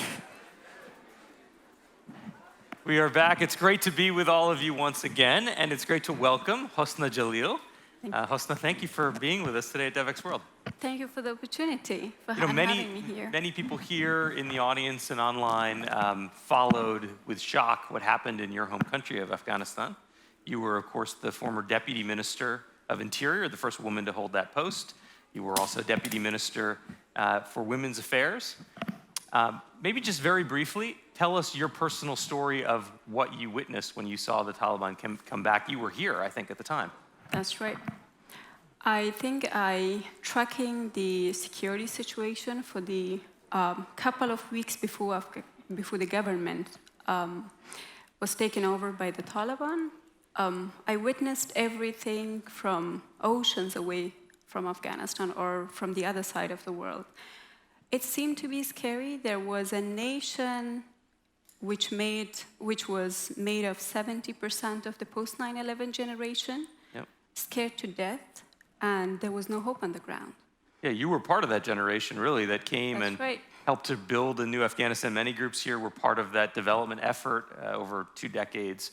I want to talk in a minute about where we go from here, given the circumstances, but do you have any lessons from that huge effort and maybe some of the failures that came out of it? Any lessons for the development community more broadly? What did we get wrong in Afghanistan? I think 2 things that I would highlight here is the first one, if we are going to fight a war against terrorism, development is going to take a little bit more time. It's not a normal circumstances or context. At the same time, Afghanistan, considering that Afghanistan was given more money in this time, there are development efforts that takes its own space no matter how much money we put into it. So with money, patience and times really is a requirement for development to get the ultimate result or outcome. Did we try enough to build local institutions, or did you find that the development community came kind of in a parallel structure? What do you think happened in that sense? Initially, I think Afghanistan, the institutions, because it has been so new, so there was no capacity even in terms of services. But later, when we had the capacity in the government institutions, partially, which we don't expect them to mature in 20 years, of course, they take their own time again, but most of the implementing partners of the development agencies who put money in Afghanistan, they happen to create parallel structures or mini ministries inside ministries. You witnessed this in your own ministries, I think. That's right. I've been dealing with them. What was that like? Just describe it for the audience so they understand. Because there has been a rushed approach to implement the projects and get the outcome of it or deliver it on time. Most of the implementing partners, including the banks themselves, created inside the premises of the ministries, they created project management units, project implementation units, project management offices, which have been implementing the development budgets of those ministries, mainly either donor-funded ministries or development ministries, which develop with development projects. And they've been working quite parallel to ministries, from the operating, I would say, task forces to the project implementation teams. And they haven't been actually responsible or accountable to the ministries, but to their main donating agencies. And the ministries were left with the operating budget to pay the staff salary or to do the normal routine job. So they haven't been much engaged in implementing those development projects mainly because most of them have been the direct modality, implementation modality. And I would say Afghanistan's ministries have been considered mostly as a beneficiary and less of a partner. You mentioned to me at one point that the advisors were called advisors, but they actually were more like implementers. That's so right. The advisors have been the doers. And in your experience, you would have preferred for them to just be advising you and your colleagues in the ministries? I think that's how capacity is built. Now, advising is more difficult than doing it, but that's how capacities are built. Another mistake you mentioned to me was a sense, again, coming from overseas, well-intentioned, but that we would focus our development efforts in certain key places only and miss many other parts of the country that you thought were neglected and should have been served. That's so right, because of the two very, because I've been serving in a portfolio which also covered the donor coordination in both Ministries of Interior and Ministry of Women's Affairs. So we had provinces where we didn't have a lot of either development budget or we had the real problems in those provinces. But the two main issues that most of our implementing partners, donor partners, have had was first, security situation, second, it hasn't been part of their scope. So the scope of most of the projects have been limited in 5 major provinces. Later, they extended to a couple of other provinces, but there has been more than half of the provinces where we didn't have most of these projects extending their scope to those provinces. So there are some key lessons learned, but where do we go from here? Now, the Taliban is back in charge. How do you expect the situation there to unfold? Well, I think the situation has gotten worse than what it was last August in terms of the humanitarian crisis we have on the ground and the human rights violation we have on the ground.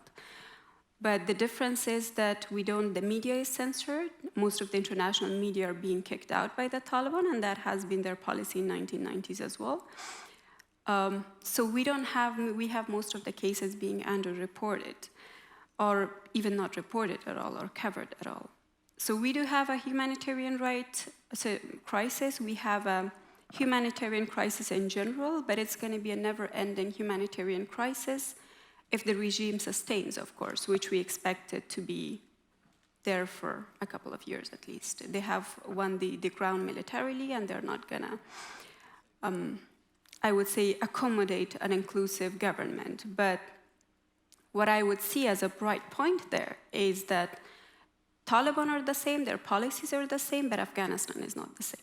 The generation is not the same. So the post-9/11 generation that I'm talking about, it can be a foundation. It's not sufficient having them on the ground, but it can be as a foundation, not just to preserve the gains we have made, and we felt like we lost it after Taliban took it over in the last 20 years, but they also can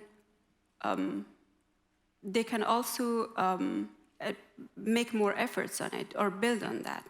So that's a generation that has been well connected with the rest of the world. They have had access to education, and the 47% literacy rate is among this generation, not the older generation. So they have been educated, they have been highly demanding just because their age required, and they have been connected to the world, and they've been very outspoken. So they had, in the last 20 years, they had seen the better days of Afghanistan, not the worst days of Afghanistan. So they have believed in democracy in their own terms maybe, but they've been very outspoken, and they always wanted the space to express themselves. So you don't think the Taliban will be able to control the country in the way they did in the past because of this young generation? That's Things right. will have to shift? They will have a lot of pushbacks. What do you say to the organizations here? I'm looking in the audience, I see some people who run international NGOs who want to work in Afghanistan, are unsure how to work there now.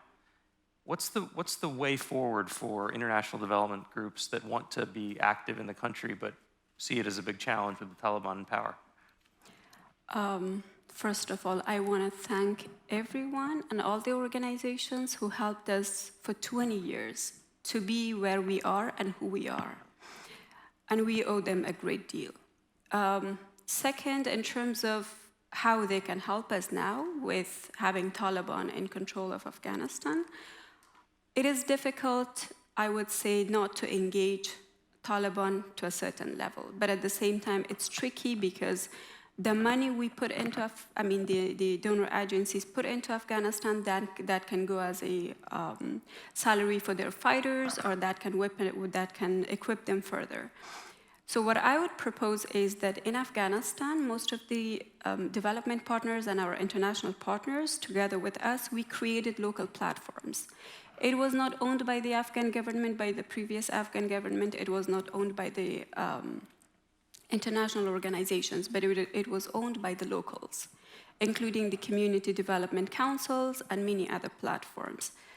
The good thing, the beauty of it, is that we had minorities there. We had 50% women represented there, and those women have been accepted in their communities to represent their communities in those platforms. They could start from budget allocation, their activities, up to the oversight and monitoring mechanisms of each project that has been implemented there. So if we do engage those platforms again, that creates a sense of not just accountability on the Taliban side, because people would be dealing with the Taliban, the public, not the international NGOs and organizations. But at the same time, the effectiveness of the funding is going to be increased. And at the same time, minorities and women would be beneficiaries of those funds, because normally, even when it comes to the humanitarian crisis response, no matter what, women and children and minorities are the victims of not having equal access to those funding.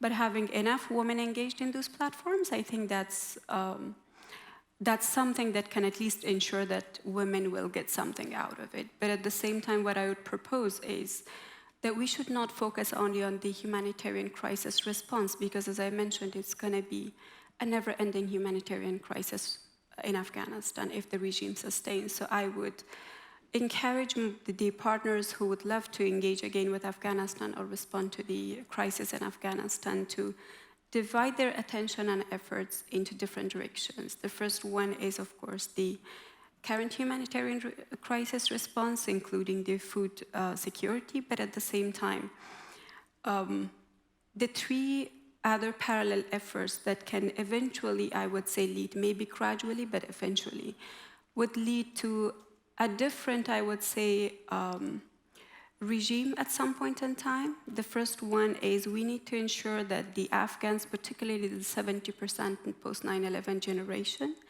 would still be able to express themselves through media and civil society, although the activities are limited, but there are so many different ways that that can happen. They can stay connected with the world. That's really important. The second thing is that the Taliban are trying to change the schools to madrasas. So according to their latest degrees, they have tripled the salaries of an instructor, religious instructor in madrasa, and they are not paying the salaries of the school teachers mainly. And at the same time, they have ordered to transform some of the schools to madrasas, and that's the worst thing that can ever happen to Afghanistan and the region. So with the boys, that's something that I can see that they're gonna end up going to madrasas and not to school. With the girls, they've started leaving the primary school and the higher education, but taking out the middle of it, which is very strategic. So I would say if we can support to bridge the gap with the digitized educational contents for the girls for the middle school, that's gonna help a great deal in the next couple of years, the educational system in Afghanistan. And the third one is having the platforms to let all the Afghans from all walks of life, including the technocrats, the bureaucrats, the younger generation, the teenagers, all the way to the warlords who destroyed Afghanistan for the last couple of years, to engage in conversations. We have been engaged in an ongoing war, and we could never have the chance to talk to each other, all the different factions in Afghanistan. And we had deep conflicts with each other that could be handled or solved with conversations. But I think that is something that if we invest now, we can get the result in a couple of years. So the two first efforts is going to help us with the third effort. And I guess the bottom line is don't abandon Afghanistan, even That's now. so true. Afghanistan would remain a problem for the rest of the world. Even if we close our eyes, even if we ignore it, doesn't mean that the problem is not going to be there. It is going to remain there. But at the same time, Afghanistan is vulnerable. Afghans are not terrorists. They're just vulnerable because they're too young. Yeah. Well, thank you, Hosna Jalil, for being a part of Devex World today, for having me, for bringing these messages, and for the work you do every day. Thank you so much.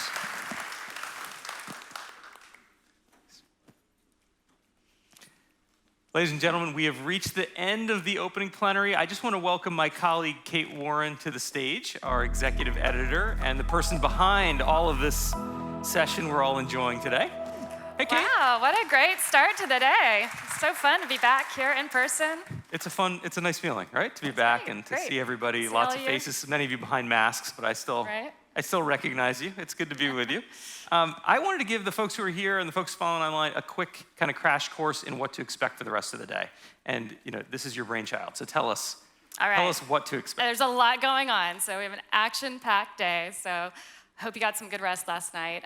For those of you who are here in person, we have our plenaries, we have our 5 tracks that are happening. We also have flash talks, we have workshops, we've got activations around fashion, photography, VR, so we have our innovation zone with our partners and showing off some of the cool work they're doing. We even have a marketplace where we have books and other goods from our speakers that they're really even giving away. So if you need a gift for anyone, it's a good option for you. Good place to go. So there's a lot happening. If you haven't downloaded the event app, really recommend you do so. There's QR cards all over the venue. That you can see the schedule, you can build your schedule, but you also can see who else is here and connect with them. You can also see who else is joining us online and connect with them. So, today is about building those connections. That app will really help you do that. We do appreciate you adhering to the COVID procedures of the arena stage. Do note that you can remove your mask when you're eating or drinking or outside on the terrace. We do have coffee, tea, water around. We'll have a lunch provided. Of course, we have a reception, closing, and an after party that, if you haven't been to that before, will be really fun. Yeah, I want to emphasize kind of, this is a long day, there's a lot in it, but it's worth sticking around. In the closing plenary, we're going to have some incredible speakers, including the head of a $1 billion foundation, OSF, Mark Malik Brown is here with us. We've got John Nkengasong, the new Global AIDS Ambassador, his first big public appearance since that position. So it's going to be a really fantastic closing plenary, and there's some surprises. There's some surprises. I'm super, super excited. We will have some giveaways for those of you who are in the front row. There will be an extra one, so don't be shy. Come front. Come in close. And we're going to have a Devex first that I'm not going to spoil the surprise yet, but I am personally very excited about it, so please join us for that. And then we go to a reception, and there's an after party. It's a really fun night, so stick with us. I also want to mention that you've heard a lot today about Devex Pro. Our Devex Pro members who pay for a premium news subscription to Devex, they have access to this enhanced virtual experience, the ones following us online. Maybe just say a word about what is Devex Pro. That's something you and your team also lead here. Kate. Yeah, no, we're so happy to welcome so many of our pros here today. I know some of you also became a pro, so thank you. And it's really more than just today, right? It's joining a community of leaders and getting armed with the information that you need to do more impact in your work. So our team of journalists around the globe, they are figuring out what are the latest trends? What are the different business models disrupting development? What's happening, the future of UK aid. It could be funding analysis that gets cited on the Senate floor, or deep dives into the issues that really matter to you, and most importantly, with the context and nuance to help you really understand what this means for you and your work. So joining Devex Pro, you become part of this community, you get this information through our website, through our events like Devex World, and online. So we really welcome you to join us. If you aren't a pro, another spoiler alert, there will be a special offer being sent out to you that will be kind of a unique one, so definitely take advantage of that. And if you want to talk to us about it, we're all here. All our journalists have flown in from around.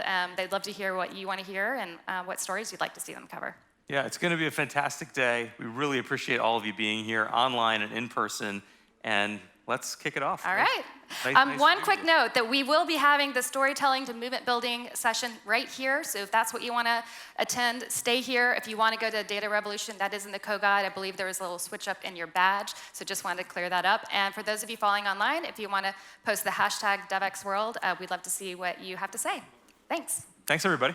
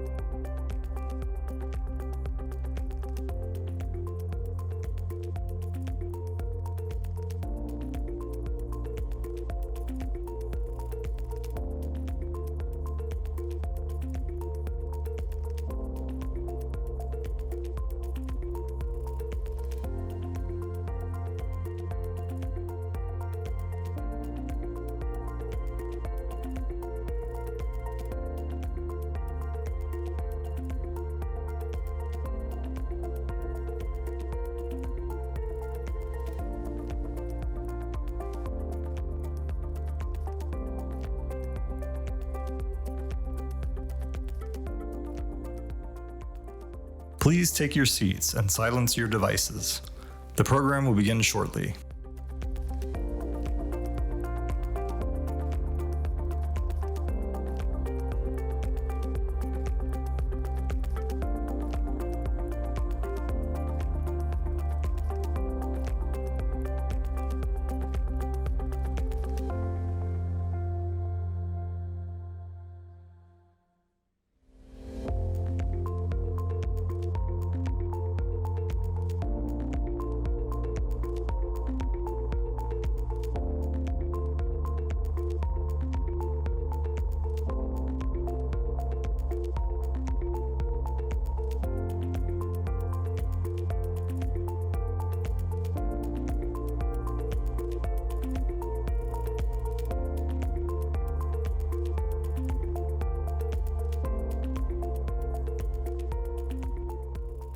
Please stand by. The program is about to begin.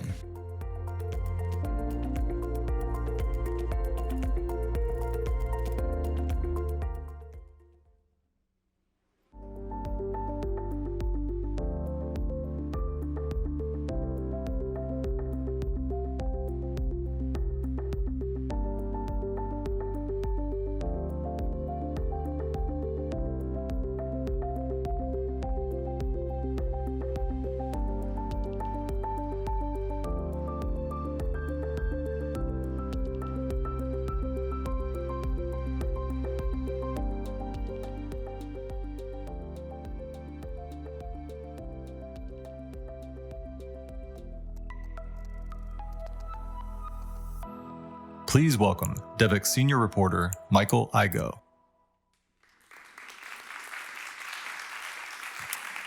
Hello, everyone. Thank you so much for being here. My name is Michael Igo. I'm a senior reporter with Devex on the news team.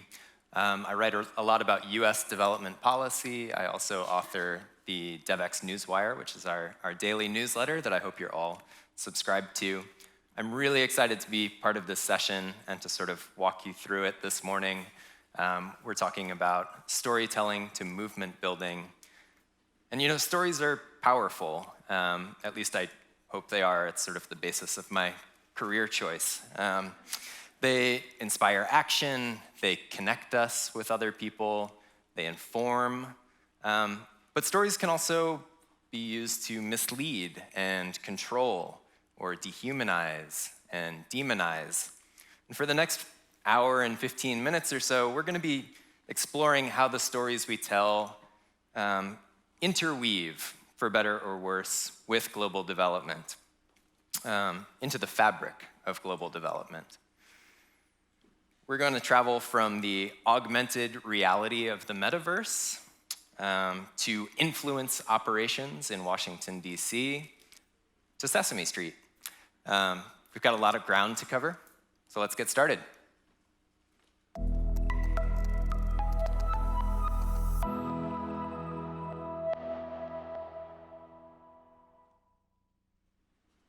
Hey, it's great to be with everybody today. I wish I could be there in person. So at Devex World, we're going to hear a lot about localization, and that's a good thing. There have been a lot of goals set, and some met, but a lot not. And people will point to complexity and compliance and capacity as hurdles. But I think there's another one, and I think it's bias in the way we've represented the countries and communities that we serve. So do me a favor, think of a word you would use to describe or define yourself, a single word. A lot of people pick curious or empathetic or ambitious. And it's surprising to me, nobody says poor, vulnerable, disenfranchised, marginalized. Because in our world, that's how we define people on a daily basis. And this quote really talks about the importance of that we've got the power to make the stories that we tell the definitive stories of people. And that's a tremendous amount of responsibility.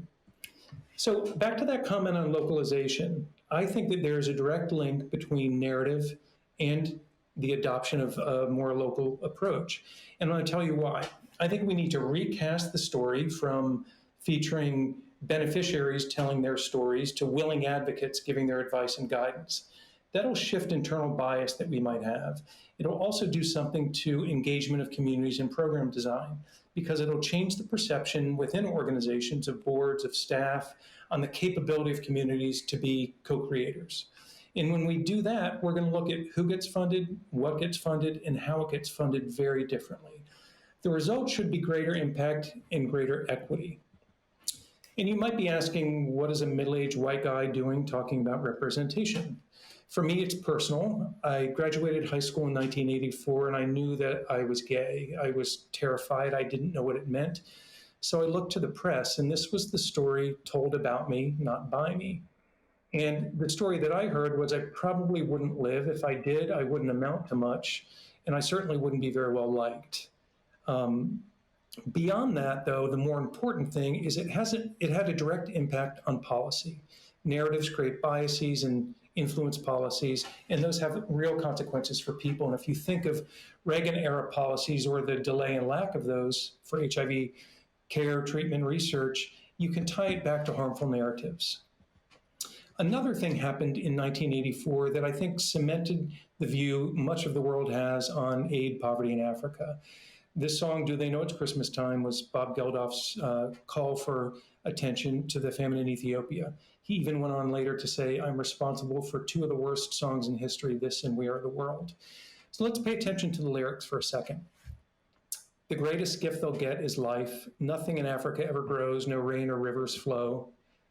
Tonight, thank God it's them instead of you, and the Christmas bells they hear are the clanging chimes of doom. And the most colonial of all, feed the world. And this has me wondering, what if Ethiopians had controlled the narrative? What would the policies have looked like? Would it have been grain and rice tossed out of planes? I think it would be much different. But that was then. What's happening today? So here are some headlines from the past 10 to 15 years. And if you think about the move to localization or engagement in design by countries, and then you look at the headlines, why would you? If it's corruption, war, rape, ruin, we're still telling a single story, and it's a harmful one. And even today, COVAX, which is doing great work, is a product of narrative and representation. If we had perceived and depicted countries differently, we would have invested in technology. Countries would be in also production facilities. Countries would be producing their own vaccines within their borders and not waiting at the back of the line for when wealthy countries are done with theirs. Now, I've made my own mistakes, and I've made lots of them, probably every mistake in the book. And it's interesting because I know the sting of harmful narratives. Why did I do that for decades in my work? And I've got a couple of theories, but here's a single one, me and a magazine I produced looking like a white savior. So we're causing unintentional harm. This is a website of an organization that just happens to work on immunization, mainly in Africa. But it's really a representation of every website in health and development. I'm going to walk through the images and what they tell us. One is an unnamed Black girl. Two, a bunch of unnamed Black kids running in a field. Three, Bill Gates. He's turned into art. He has a big quote, a title, and a name. Number four, an unnamed nurse or doctor. And number five, a very happy mother with kids. And so what this is saying to us is some people are worth listening to, Bill, and some people aren't, everyone else on the page. So why do we mute the people that we serve? These are three theories I have. Weirdly, we've only seen one approach. And I go back to my own mistakes, and it's the only approach that I ever saw. Also implicit bias, I know I've had that certainly. And then we're loyal to the places that we work instead of the people we serve. And that creates a very different motivation. So there's a change that can happen, and it requires a shift in perception. Right now, we approach the world from a we know perspective. We know best, we have the strategies, we have the solutions. And then it makes sense you would mute people you serve because your voice matters more. If we switch to we listen best to communities, then it makes sense you would elevate the voice of communities because you're building strategies together, you're following their lead. But we don't do that enough. The other thing that we don't do is we've been asking the wrong people the wrong questions. We've been asking beneficiaries for their stories, which are generally performative, when we should ask willing advocates for their advice and guidance. And I'll get into what that looks like in practical terms. So if you want to start today, there are a couple things you can do. You can reset consent, ask people if they want to be represented and how and what they want to say. You can hand people the mic and the camera, let them control their own image. You can get rid of harmful words that create the single story of people that's just inaccurate. And you can market that ability to listen.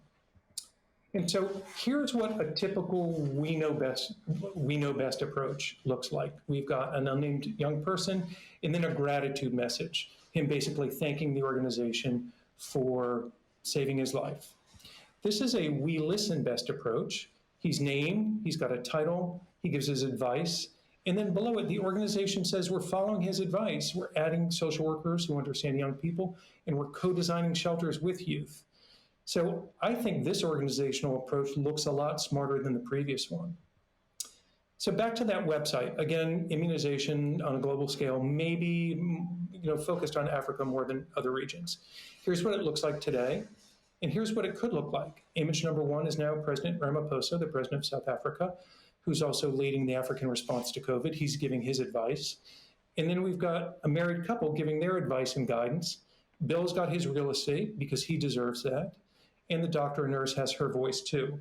So in this view, everybody's contributing and everyone looks smart. The last image that I'll show is a depiction of two different photos taken at the US-Mexico border. The woman with kids was taken by the Washington Post. The single image of the woman was taken by the New York Times. And that journalist set up her camera and simply let people take their self-portraits. So she's in control of her own image. And she looks dignified. She does not look pathetic. And it sets a very different tone for what migrants and immigrants look like. If you're a nonprofit, a funder, consultant, and you're seeing this, there are things that you can do. Changing your practice really matter, and you can start today. And we're never going to get to that true localization push if we don't change how we represent, depict, and perceive countries and communities. So that change really matters. And the beauty about changing the representation is most of this can be done in-house within an organization without a lot of permission. So we can start today, and I hope you will. Thank you for giving me the time.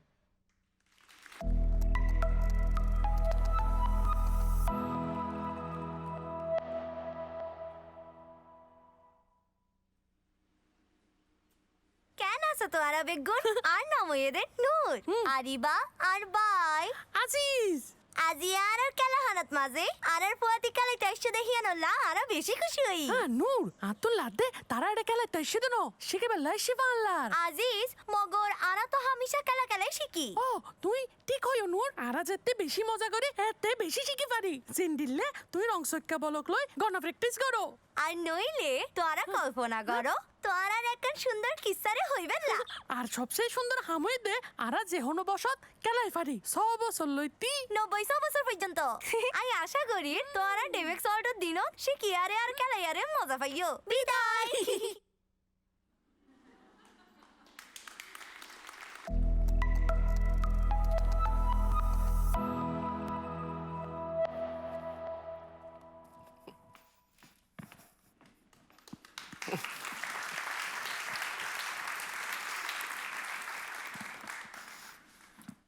It's hard to compete with Muppets. It's always good to follow Muppets, right? People are up. You must deal with that a lot. I do, but I'm so sorry they're not here in person. That would be even better, right? Sherry Weston is the president of Sesame Workshop, the nonprofit behind Sesame Street, but also a major innovative force in childhood education around the world, including in some really challenging contexts. And we just met Noor and Aziz, the Rohingya Muppets, and we're delighted that they could at least join us virtually today, if not in person, or in Muppet, I suppose. Right. In a minute, we're going to learn more about Noor and Aziz, but first, Sherry, I was hoping you could just sort of set the stage for us and lay out the scale of the challenge that Sesame Workshop is trying to tackle, and why this kind of representation that we saw up here is so important to tackling that challenge. I'd be delighted. And I want to make sure this is working well, but first of all, I'm so grateful to be here, and I'm always grateful for any opportunity to talk about the depth and breadth of our work, because so many people don't understand Sesame's work around the world. You're seeing, Noor and Aziz, you're probably used to seeing Elmo and Big Bird, so I think it gives you a sense of our global reach and the fact that we create local productions really designed to meet the needs of children in their culture, in their language, and reflecting their own realities. And your point about the need, if you think about the origins of Sesame Street, we were created over 50 years ago to see if television could be used to give less advantaged children the same access to early learning, many of whom who didn't have quality early education.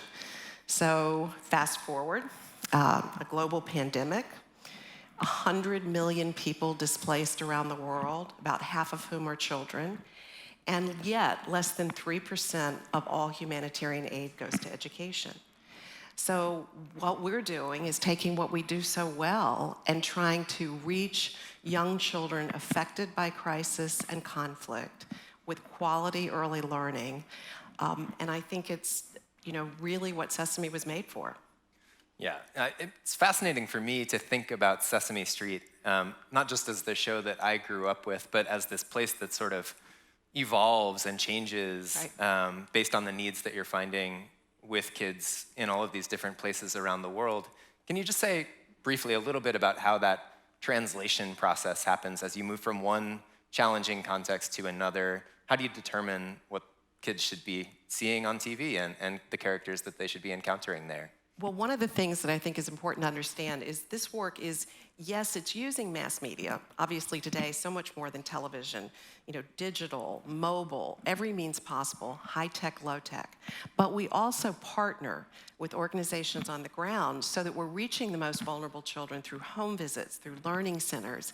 So those engaging characters and content are not just in mass media, but in curriculum and learning materials.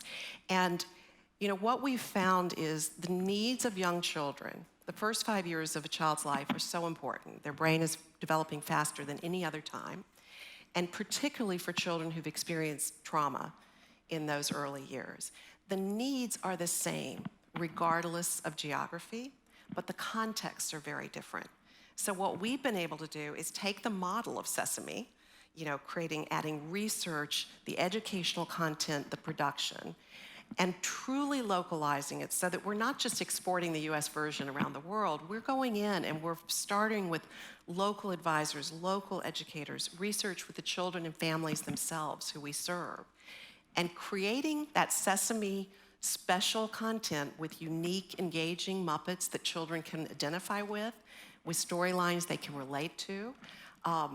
And we're bringing those to some of the children in places where they have no access to quality education. Let's learn a little bit more about how that process played out with Noor and Aziz. I think we have another video to show that goes into a little bit more detail about that, and we get to spend a little more time with them. So if we could cue that up. That would be 1, 2, 3. For more than 50 years, Sesame Workshop has harnessed the power of storytelling to bring laughter and learning to children around the world. Sesame Workshop has a long history of helping children build the skills they need to succeed in school and life. Elmo, you have to make sure water is clean before you drink it.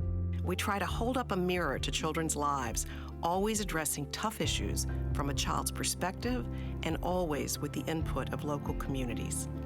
This way. In addition to our beloved Sesame Street characters like Elmo and Grover, we also create new Muppets designed to reflect the cultures of the countries where we work. So now I'm going to show you some pictures of a new character that we want to include in the show.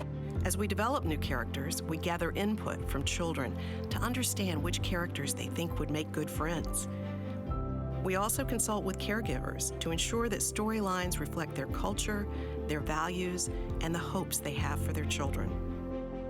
With our Welcome Sesame initiative, Sesame Workshop is supporting families affected by crisis, bringing playful early learning and nurturing care to children around the globe.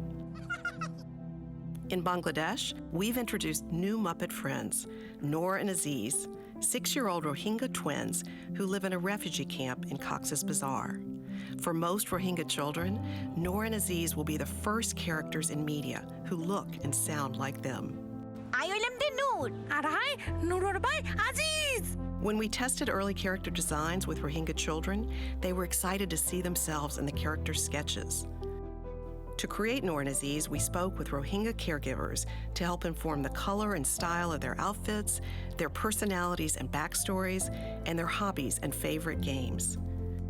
When we learned how important storytelling is to Rohingya culture, we designed Aziz to be a natural storyteller who loves to use his imagination.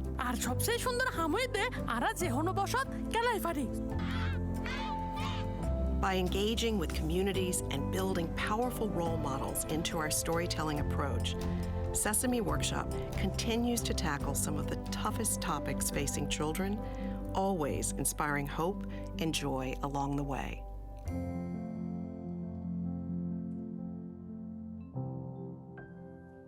Thank you so much for showing that. Yeah, of course. Thank you for sharing it with us. Does a much better job than I could do in trying to explain. Well, for me, it felt like both a deeply nostalgic experience and also a glimpse of my future as the parent of a 14-month-old. And Sherry actually backstage promised to make an introduction to Elmo. So stick with me. I'm going to be Dad of the Year when the time comes. But this was great. I wonder if you could peel back the curtain a little bit more for us. It just seems to me that coming up with stories and characters in these extremely challenging contexts, stories that are going to resonate with kids, but also move them to a more positive place, that's got to be really difficult. Well, it is, but it's so inspiring because, you know, these children are dealing with really difficult circumstances. But at Sesame, we have a long history of tackling some of the most difficult issues from the lens of a child and always in a hopeful way. So when you see Noor and Aziz, and I was in Cox's Bazar, it was my last trip before the pandemic sort of shut down, and we literally showed content on, you know, they don't have access to media in the same way, for instance, the Syrian response region. So it's low tech, it's battery operated Pico projectors. But to see children in these BRAC play labs, our partners BRAC, watching these videos for the first time, and oh my gosh, the universal appeal of Muppets. I've traveled all over the world, and there is something about these characters that engages children. It makes them more powerful teachers. You know, children trust them, and they become very powerful role models. So when you talk about what goes into their characteristics or their storylines, so much does. I mean, Noor and Aziz are twins on purpose because we wanted to make sure we had both genders, but at the same time, we wanted to make sure that they were the same age, and play is such an important part of learning, playful learning, and that would allow them to play together. If one had been older, typically one cares for another, depending on age. So all of this thought goes into the characteristics so they can deliver on the curricular goals. You know, in the Middle East, we created Ahlan Simsim, which means welcome sesame in Arabic. The MacArthur Foundation generously funded this work, and we partnered with the International Rescue Committee. And I give you this example because in that creation of that content, which is both mass media and again, home visits, learning centers, but two new Muppets, Basma and Jod. Basma had to leave his home. Jod had to leave his home, becomes best friends with Basma. So we're never gonna say Jod is the refugee Muppet. But now you can see the storylines where they become best friends, they're from different places, and there will be so much that goes into those stories where Jod is coping with loss, where we're modeling resilience and skills.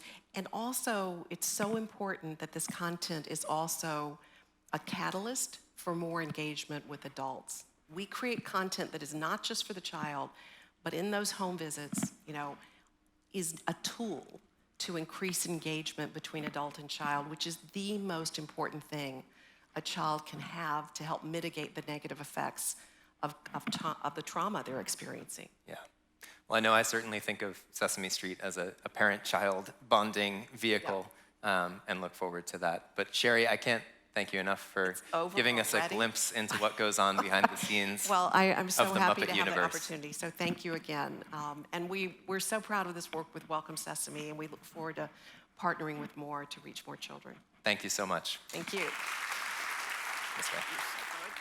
Me llamo Valerineto Álvarez, tengo 13 años y soy una paciente de la Clínica Noel y es maltrecha. Nosotros nos dimos cuenta que Vale venía con la bipolar hendido a los 7 meses de embarazo. El mismo doctor que nos hizo la ecografía nos contó que existía una clínica que se llamaba la Clínica Noel y que allí podíamos hacer pues como todo el proceso para que la niña estuviera bien en cuestión de salud. A los 3 meses Vale recibió su primera cirugía, que fue la cirugía del labio. A los 2 años tuvo la cirugía del paladar.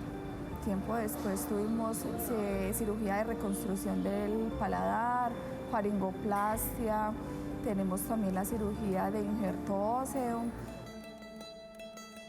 Bueno, mi proceso ha sido muy difícil porque pues hay personas que se burlan, entonces no entienden lo que yo tengo. Yo notaba que mi hermana iba como depresiva y a veces no me daba cuenta de lo que pasaba. Por ejemplo, apenas como hace 3 años me enteré de que mi hermana antes decía que se sentía enferma porque ella sufría mucho bullying. Yo no dormía por el bullying, incluso yo estaba demasiado delgada en ese tiempo, no comía, cada cucharada que me metía a la boca la vomitaba. Mi mamá, digamos que yo le sacaba excusas para que no me llevara al colegio, como mamá, me siento mal, tengo fiebre, tengo vómito, para que no me llevara a estudiar. Bueno, el proceso que vimos nosotros con Vale sobre el bullying, porque me tocó desescolarizarla 2 años, fue súper difícil. Cuando tomé la decisión de desescolarizarla, la ingresé a varias actividades lúdicas, recreativas en la comuna, y con el apoyo de psicología acá de la clínica nos iban diciendo cómo teníamos que ir pues como avanzando con ella, que la siguiéramos integrando en esos espacios. La subimos como a nivel de autoestima, la autoestima le subió mucho. Bueno, desde hace 3 años conozco a Camila, platico mucho con ella, ella está en todas las actividades que hacen Smile Train. Con ella, digamos, como me desahogo, le explico todo lo que me pasa día a día. Pues la familia de Valeria es como un referente para muchas familias en la clínica. Entonces era una familia que de verdad necesitaba que la acompañáramos y la acogiéramos en un momento donde necesitaban mucha ayuda porque estaban ausentes en el tratamiento médico. Incluso al hermanito Andrés también estaba teniendo repercusiones del bullying que le hacían a su hermana. Entonces, cuando ellos ingresaron al proyecto de vida, la mamá me contó como toda esta historia y yo le conté un poquito como de la misión del proyecto de vida y de qué podíamos hacer para acompañarlos. Hemos hecho muchas actividades, pintamos una mandala, luego también nos pusieron a hacer una pizza, fue muy chévere con los demás compañeros y la próxima cirugía me la hacen la otra semana. La verdad que ha sido un proceso súper bonito porque hemos aprendido nosotros como los papás de Valerie, pero también les hemos enseñado a nuestras familias, a los chicos de la institución donde estudia Valerie, a todas nuestras personas allegadas, que es labio y paladar hendido. En este nuevo colegio todas saben mi enfermedad, todas me apoyan, me alientan.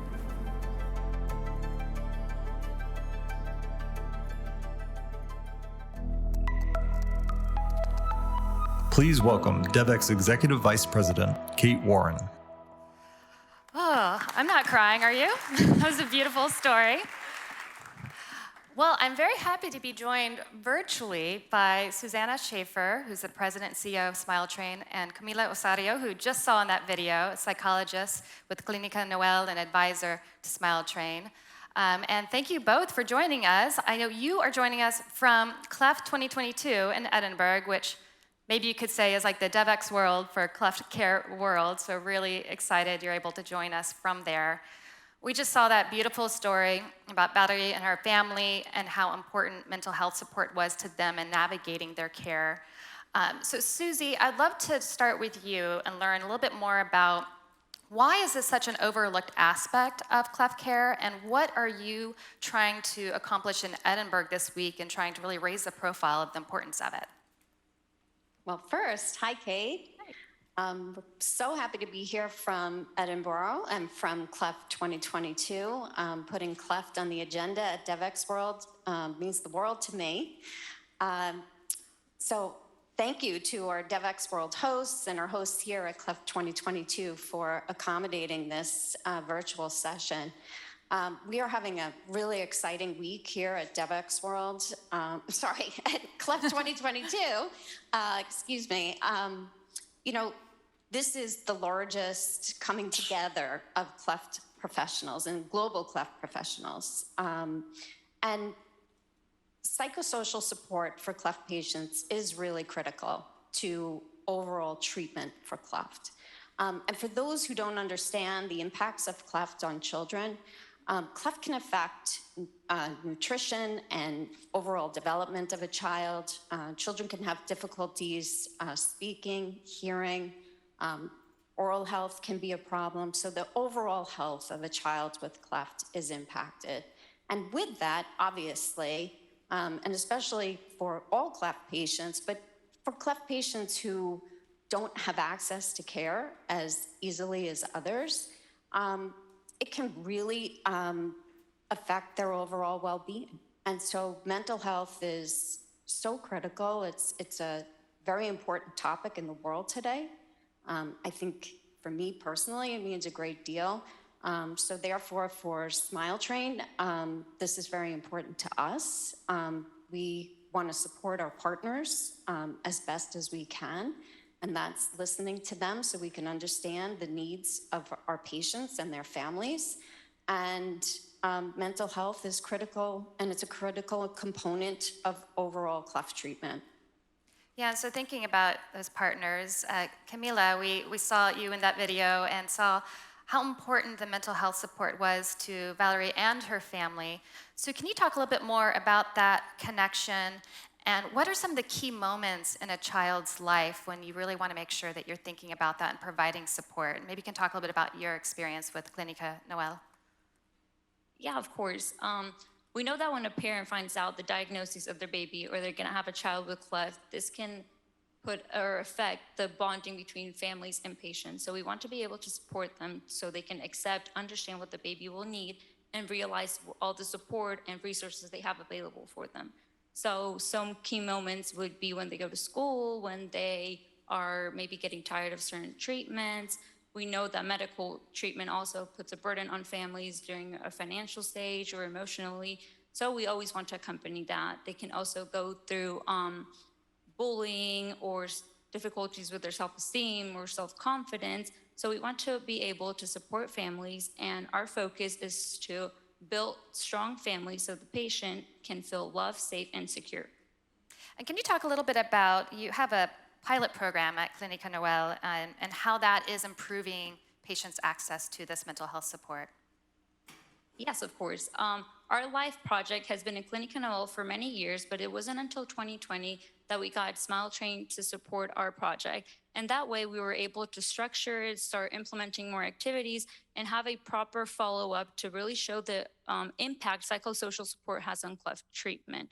So the idea of the Life Project, the way I see it, I think psychosocial support is like the glue or the bridge with all other cleft treatments, because with these activities that promote well-being, parental engagement, building stronger self-esteem and self-confidence, all of these activities end up being adherence or promoting adherence to treatment. So like I said, I think that we are the bridge because we connect families with other medical procedures or medical professionals in order to achieve better results for our patients. Right, and Susie, you talked about how mental health is getting a lot more attention these days. What would you say to everyone here at Devex World and at Cleft 2022, and how they should be thinking about this and how it impacts cleft care and overall patient care? And then Camila, I will also go the same with you for your closing advice to our audience, but Susie, we'll hand it over to you now. Yeah, thanks, Kate. I think prioritizing mental health into our programs is the most important piece. Being able to, having a mental health professional at one of our partners is critical, but the whole team needs to be involved. And it's important that the whole team approach carries out through to not just the patient, but the patient's family as well. So ultimately, it's prioritizing mental health as part of cleft treatment. Great. Camila, what advice do you have for our audience? I think my aim, or what I hope for the future, is that the stigma on mental health can be reduced and that we can embrace differences and equality and uniqueness in everyone. So whoever, or even with cleft or without cleft, they can feel included and not left out. Well, thank you both for joining us from a different time zone. I'm so glad you're able to participate, but also glad you're able to be there to do the important work that you're doing. If you haven't seen it yet, I really encourage you to check out the beautiful visual story. We have more videos about families like Valerie's that you can explore on the Devex website and learn more about mental health and cleft care. But thank you all, and good luck this week. Thank you so much. Kate.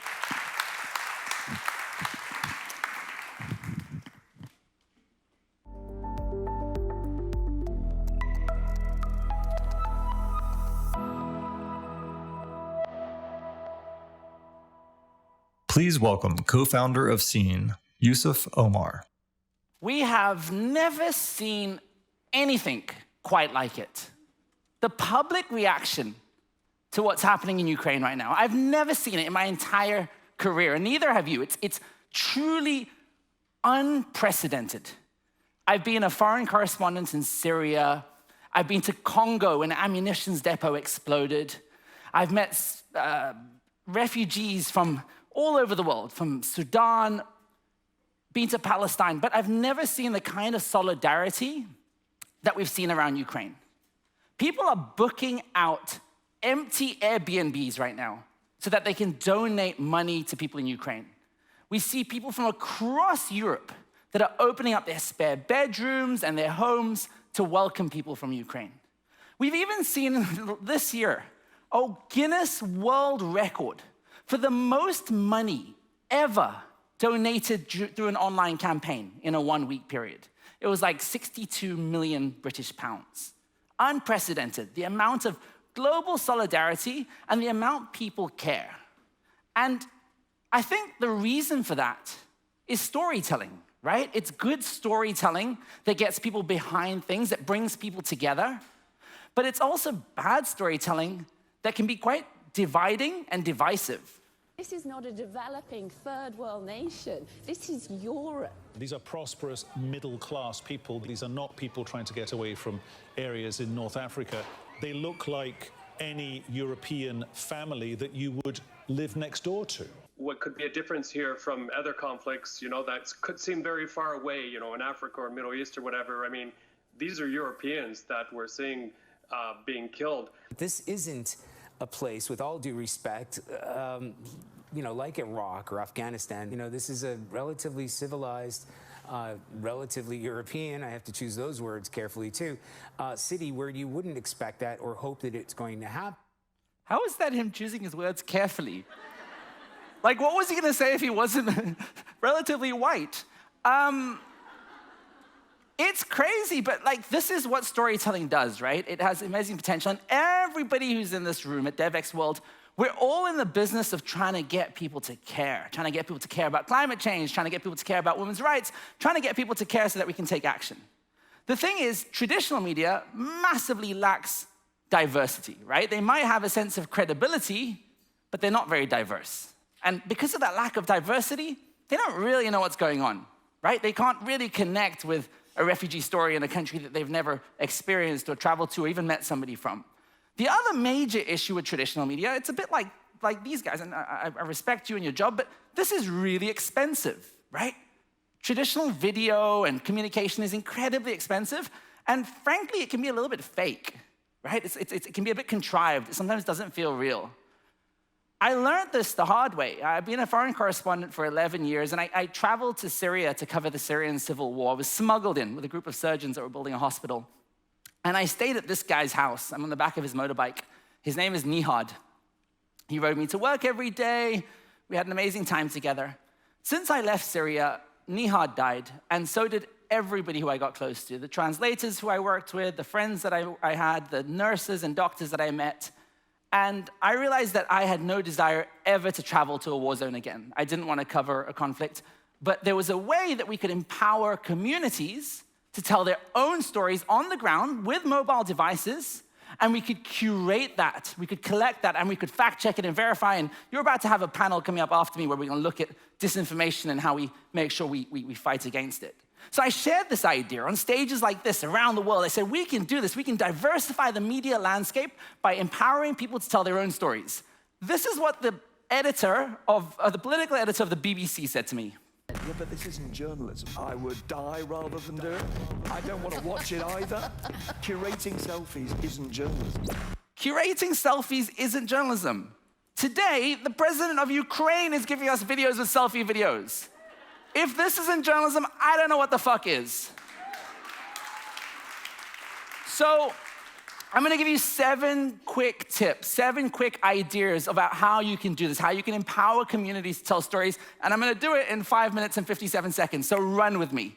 First is coming up with a storytelling concept, right? You've got to have a concept. And that concept cannot focus on advertising. It must be constructive. It must be solutions-orientated. Here's a problem in society, and here's people making it better. My generation have had fear-mongering and terrorism piped into our phones from the day we were born. We don't want to watch it. We don't want to share it. We want stories of hope.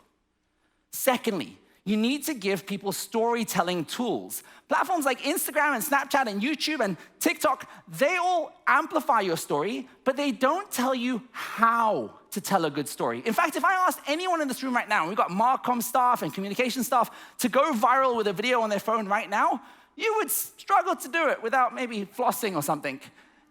So you need to give people tools, and you can give people tools through their mobile camera. For example, little selfie lenses. I pledge to save water by doing X, Y, and Z. And you can give that to somebody, and you can curate that into a piece of content. You can collect that and create a piece of content. Or maybe you can do something around climate change, like where you can create an entire world in this room, like here, right? And you could tell a story. And imagine a kid in Kenya being able to create a really powerful story using their mobile camera simply because you provided them with tools on the social media platforms that they already use, on Instagram, on Snapchat, on all these platforms. So that's the second idea, is give them toolkits. I first learned this when I was in India. I was working with rape survivors, and in India, you can't show the faces of rape survivors in the media, even if they want to be identified. They get alienated from their communities, they get thrown out of their societies. We were able to use face filters to hide the identities of rape survivors while empowering them to tell their stories. 5 years old when it happened. Look at these striking images. They're people wearing virtual face masks on Snapchat. Victims of sexual abuse in India are using them to remain anonymous so they can tell their harrowing stories. So look beyond the gimmicks, look beyond all the childish face filters and flower crowns, and see that there are powerful tools that we can use to tell amazing developmental stories. We were working with World Vision International for World Food Day, and we were able to create a lens where people had to make impossible decisions around food.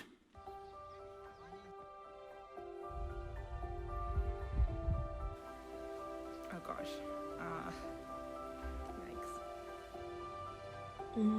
This is a really tough one. I'm gonna keep moving. And you soon realize that when a woman in a refugee camp in Afghanistan has to make a decision between feeding her family and giving up her daughter to early child marriage, suddenly if you understand the context, if you're immersed in that story, you start to empathize and understand. So my first tip was concept. My second tip was giving toolkits. The third tip is training, right? Once you've got these toolkits, you gotta train communities how to tell stories. We were working with Plan International. During COVID, they wanted to create 43 videos in 43 countries entirely by kids themselves. Selfie storytelling, mobile journalism, Mojo. Hello. Morning. Hi. Hi, namaste. Hello. China, Guatemala, Liberia, Indonesia. Malawi. Climate change will impact my life and yours. We are here. Estamos aprendiendo a empoderarnos.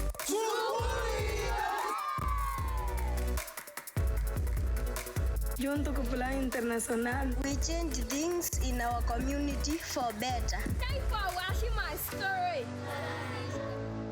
And how much did that cost in terms of camera equipment and film crews and gear? Nothing. Just people with phones telling their stories. Of course, you do need to edit that content, right? And you understand what platforms you're editing for. So when that content comes back, my fourth tip is you need to edit it for the right platforms. In fact, this month, we edited this piece, and it was for some of the coverage we did around World Refugee Day. And this is a young Syrian who's living in Germany. But if you edit it in a way that's edgy and relatable, and sometimes a little bit funny, you can reach large audiences. This reached 6 million people organically on TikTok. One thing people get wrong about refugees. They think we were always poor, but that's not true. My name is Hussam, and my story is kind of crazy. Well, I'm from Syria. My father owned... And I love those kinds of stories because it reminds you that Hussam has more in common with you than he has apart. He also watches Game of Thrones and House of Cards. He is far more like you than he is not. And that's the kind of refugee stories we need to be telling when you create amazing content. The fifth point is content distribution, right? Understand what platforms you're optimizing for and create content specifically for that. If you're optimizing for Snapchat or Facebook, the opening 3 seconds have to be amazing. You need to grab people's attention. The end of the video has to end with a question, so you create a conversation at the end. We created this video with this kid named Job. I've been working with him since he was about 11 years old. He's a South Sudanese refugee. He managed to create a video that got 137,000 people to click through to the World Vision website for donations. I am Job, a mobile journalist and a South Sudanese refugee living in Bidibidi refugee settlement. Did you know that COVID-19 increased teenage pregnancy in my community? Right, surprising story. How did COVID-19 increase teenage pregnancies in my community? And finally, these AR lenses, point 6. Create effects that your audience can use. So your audience then watch the story, then they open their camera, and they're inspired to do something. By 2025, 75% of the world's population will use augmented reality on a regular basis. How do you get people to care about our planet? Don't just watch, play. I think my bee died. And when it all comes together, it's a beautiful thing. You basically give people camera tools, you give them to marginalized communities, they create content, and in that content, you distribute more camera tools. These are those 7 steps. Take a picture of the slide, it's the important one. Otherwise, I'll tweet about it later.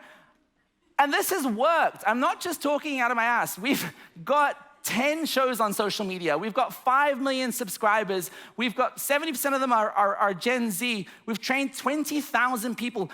My company started the pandemic with 2 staff, just my wife and I. We're now 100 full-time people around the world. So this model works. We've worked with partners all over the world. Empower communities to tell their own stories, and you can create amazing content. I'm wearing a computer on my face. This is a computer. I tell stories through my eyes as well. If you want to learn more about that, come to my workshop at 2:30. Thanks so much, everybody.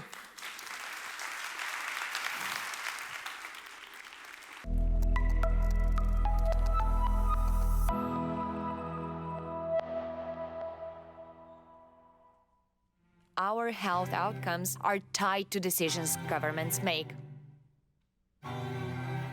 I'm an advocate for public health. It's a hard job.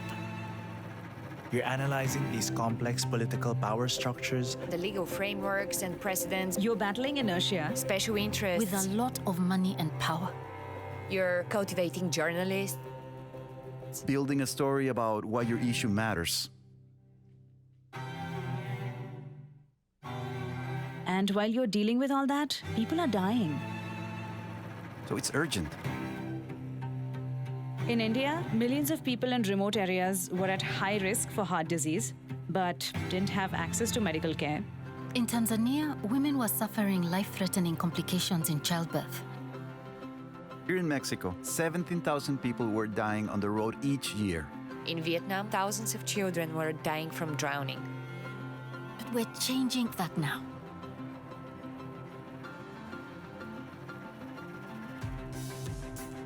Look, who's going to invest so that even those who can't afford it have access to quality healthcare? Will enforce nutrition standards in schools. Who will prevent the next pandemic? We will.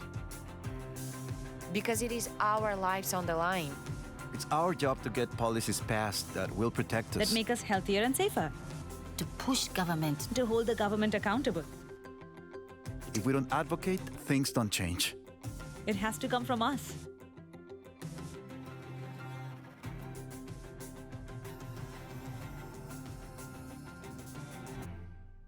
These policies affect all of us.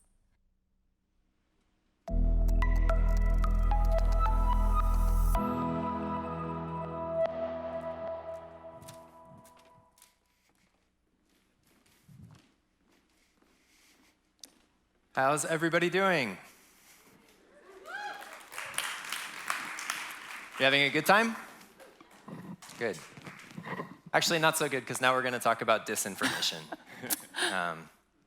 No, I'm actually thrilled to have this conversation. We've got an amazing panel here. We are going to sort of talk about the flip side of storytelling and movement building. What happens when information and narratives are used to mislead, to sow doubt or division, or exert control. And we've got someone who can sort of speak pretty directly to that question. I want to ask you, Sharif Ali, the CEO of Islamic Relief USA, to share a little bit of your firsthand experience with disinformation. What's it like to be the target of it? Give us the 30-second version of what happened. Yeah, so where do you start, right? But actually, I want to tell you a quick story about when I first became CEO of Islamic Relief USA in 2017. I was 2 weeks on the job, and one of our government relations and public affairs staff came into my office and said, hey, I know you're trying to just feel your way through here, but we have something kind of important that I need to talk to you about. And there was an amendment in the appropriations bill that was, and he shared with me that it said that this is an amendment that was brought by Representative Ron DeSantis at the time from Jacksonville, Florida, who's now the governor. And that amendment proposed that Islamic Relief worldwide, the federation, part of our federation, would not be able to receive any state or USAID funding. At that point, 2 weeks in, we had to mobilize all of our networks, our friends at Interaction, our colleagues, different faith-based institutions, our friends on Capitol Hill, to defeat this appropriations bill. And in addition to that, we kind of had an act of God that helped us. Hurricane Irma, unfortunately, hit in Florida, and Representative DeSantis didn't appear at the appropriations hearing and decided the amendment actually got pulled. But at the same time, that was an opportunity there that was led by disinformation, where an organization was trying to attempt to call our organization a terrorist organization and to try to prevent us from receiving government-based funding.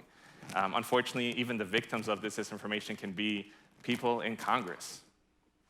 And tell us a little bit about what it feels like for an organization to go through that experience. Does it take a big morale hit? Obviously, you were 2 weeks on the job, so that's a lot to have on your plate right away. But from an organizational perspective, what's that experience like? Yeah, I mean, I think if you're a staff member, you're thinking, what is this true about our organization, number one? So you have to even educate your staff and really share with them the truth and let them learn about it. Number two, though, there's a major concern about how is this going to affect the future of the organization. So it really does have an impact on morale. It impacts also your partnerships with your colleagues in nonprofits. We have a great network of partners internationally and domestically. And you'll see many of them are going to get a little bit nervous in working with you. Many of them do stand with you, though, which is one of the things that I think was due to the established great work that we did together. And then finally, the biggest thing is working with financial institutions. And this is one that I think is the most critical, because they're extraordinarily risk-averse. So for them to see one news article about you, their AML or their compliance departments are raising the red flag. Hey, there's a problem here. And then you're unfortunately in a situation where you have to convince a financial institution, no, we're legit, here's all of our information so that you could continue to work with us. That's a lot. Yeah. And I want to get into more of it in a second. But first, Michael Koo, let me turn to you. You're the co-chair of the Climate Disinformation Coalition at Friends of the Earth, but you've been involved in this space for a really long time, working on the disinformation problem generally. Can you give us a little bit of context? I mean, first of all, what is disinformation? What are we talking about? And how big of a problem is it right now?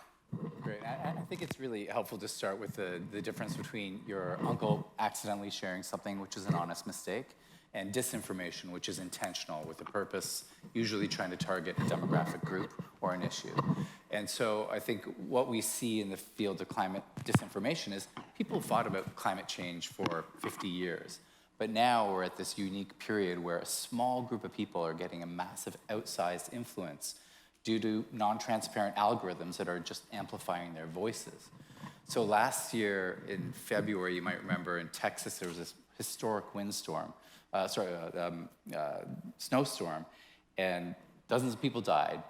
It was a cause relatively of extreme climate change, and it was exacerbated by the fossil fuel infrastructure in the state that was out of date and was poorly done. What they did, a small group of people turned around to say, well, this was the fault of frozen windmills. And they frozen windmills? Frozen windmills. And they found this picture, which they borrowed from Sweden from 2015, and said, oh, this is the height of hypocrisy, a diesel helicopter spraying down a windmill. This is your Green New Deal for you. And it's one thing for two people to say that to one another, but it's another thing for that to go from a small corner of the internet, which we documented over 4 days, went to a larger portion, which then went to Tucker Carlson, which then went to Governor Abbott's lips, that he made that a talking point in just 4 days, that kind of disinformation that nobody believes it, substantively it's not true. The mainstream media did a great job of actually debunking that by day 2, but it didn't matter. The amplification tools that these people are manipulating are giving a small group of people this really outsized voice. Tucker Carlson seems like a particularly significant node in that network that you just described, but that's probably a different panel discussion. Yes. So I have sort of the two of you sitting next to each other. You've actually worked together quite a bit. Michael and Sarah Brahma, head of policy at Pinterest. This is a problem that exists in large part on social media. Pinterest, I think, has taken it upon itself to be a leader in this space. Can you talk about what that means? What is a proactive social media platform within the context of the problem that we're talking about today? Yeah, sure. And again, thank you so much to Devex for including us in this conversation on this important issue. And just to back up, for those of you who aren't familiar with Pinterest, we're a visual inspiration network, visual inspiration platform. And people from all over the world, more than 400 million people from all over the world, come to Pinterest to find inspiration to do things in their lives every day. And we want to build and cultivate a positive, inspiring, inclusive platform. And that doesn't happen by accident. We know our mission is to bring everyone inspiration to create a life they love. And unfortunately, as we've been talking about, not all content on the internet is inspiring, right? So we need to have some guardrails or guidelines or policies for what is not okay to be saved or shared or created on Pinterest, because we have to be really deliberate about creating the platform that we want, right? We have to deliberately build the platform and the product the way we want. We have to create policies to create that inclusive and positive and inspiring space. And harmful misinformation is not inspiring, so there should not be a place for it on our platform. And we, like you said, have tried to be proactive in misinformation. If there's content out there in the internet, we can't kind of turn an eye and say, well, it's never going to come, to us. The internet is all interconnected. It's very dynamic. These narratives that we're talking about are constantly changing and moving around to different platforms, as Michael just talked about. So we try to be proactive. We actually first developed a misinformation policy back in 2017, focused on health misinformation. And since then, we've learned, all of us, a lot more about harmful misinformation and how online misinformation can cause real-world harm. So we've expanded our misinformation policies over the years to include not just health misinformation like anti-vaccine content, which is prohibited, and election misinformation, which we've all learned a lot about. And then climate misinformation was the next area where we read the news and we keep track of the industry and reports coming out of the UN, and have learned that climate misinformation is causing real harm. It's impeding efforts to build a healthy planet. And so our teams engaged with groups like Michael's to learn more about what those narratives are. What is harmful climate misinformation? What does climate denialism look like online? What might it look like on Pinterest? And how can we get ahead of this? How can we make sure it doesn't become a problem, that we are not part of that narrative that Michael just talked about with the frozen windmill, and we're not contributing to that we are trying to keep our platform safe. So we worked very closely with the Climate Disinformation Coalition and other climate scientists and others to learn more about that space. We can't possibly be experts on every type of misinformation that's out there, so we need to partner with others to learn from them, get feedback on our approaches, hear what might work, what might not work, and then build a policy to try to keep that type of content off our platform. Yeah, that's great. Michael, I want to hear from you what this process was like, because you're pushing the social media platforms to do more. What does it look like when it's successful? We have been, and it was a night and day experience working with Facebook, Twitter, Google that we usually try and press for better policies to Pinterest. And it really speaks to the whole false mystery of social media. These are not algorithms that sprung up upon themselves. They're written by humans, it's code written by humans, it can be changed by humans. And Pinterest from the very beginning was said, we have a goal of creating a platform that is inspiring, and that means there's certain decisions that you do long before you met us in a bunch of different ways. And so that intention is actually everything. Past that, it's then dealing with the definitions and the rules that you're going to set for it. But it really is like every platform can do this. Disinformation is a created phenomenon. It's not something that just happens to us. And certainly the massive amplification of disinformation that we see. But Pinterest has been an outlier in your experience. Well, they have been absolutely the leader in our view, so thank you. But over the last year, we've seen a bunch of the platforms all sort of slightly stumble over themselves to take small actions here and there. I think we can safely say, like, the conversation of disinformation, everyone agrees it's a bad thing. Maybe we saw January 6th and saw there's real life consequences to disinformation. Now we're at the stage of... Or maybe you're Sharif and your entire first year of being CEO of Islamic Relief has been overwhelmed by this issue. The racialized disinformation is the strongest disinformation too. So we have to take this on, but we know via Pinterest, but also by other companies, we can do this. This is not something that we have to resign ourselves to. This is the future of all of our discussions on any issue. So the social media policy piece is obviously a huge part of this. Many of our guests here, participants here today, are working on the sort of development, humanitarian, global health side of things. Can you talk a little bit about how your organization, Sharif, has had to, I don't know, like, have you had to become expert in disinformation and social media to be able to understand the information context that you're sort of operating in now? That must require a huge amount of work. Yeah, I mean, we definitely had to become what we call like reputation management experts. I think we had to understand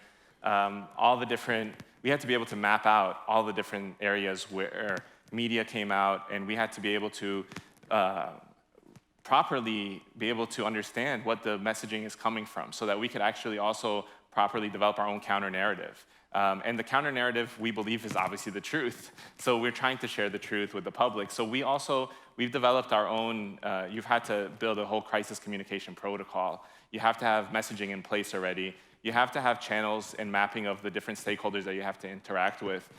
You also have to be able to talk to your banking relationships ahead of time to be able to keep them up to date with you. We have to be very proactive with our financial institutions that we're working with, because we don't want a wire transfer to delay a program in Afghanistan or in Syria or some other conflict zone where financial operations are already concerned about sending money in those countries. So they don't want to add another risk area to deal with. So our approach has been from our communication side, our engagement side, and our financial and operational side.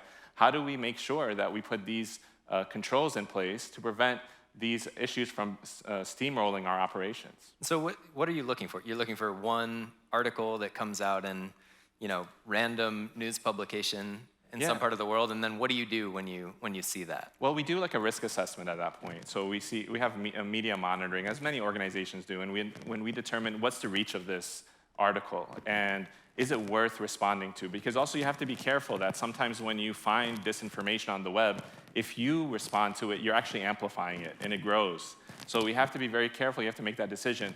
But you also know that there are certain individuals that will get that information. So you have to be able to share that counter-narrative with those people that you know will probably receive it, that have an impact on your work.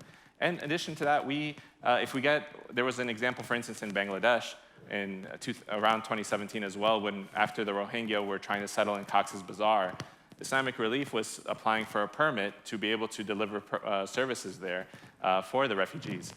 Unfortunately, there was some media around there that Bangladesh had banned Islamic Relief from operating. So we had to be able to take that information and say, number one, it's not true, and we're just in the process of applying for a permit.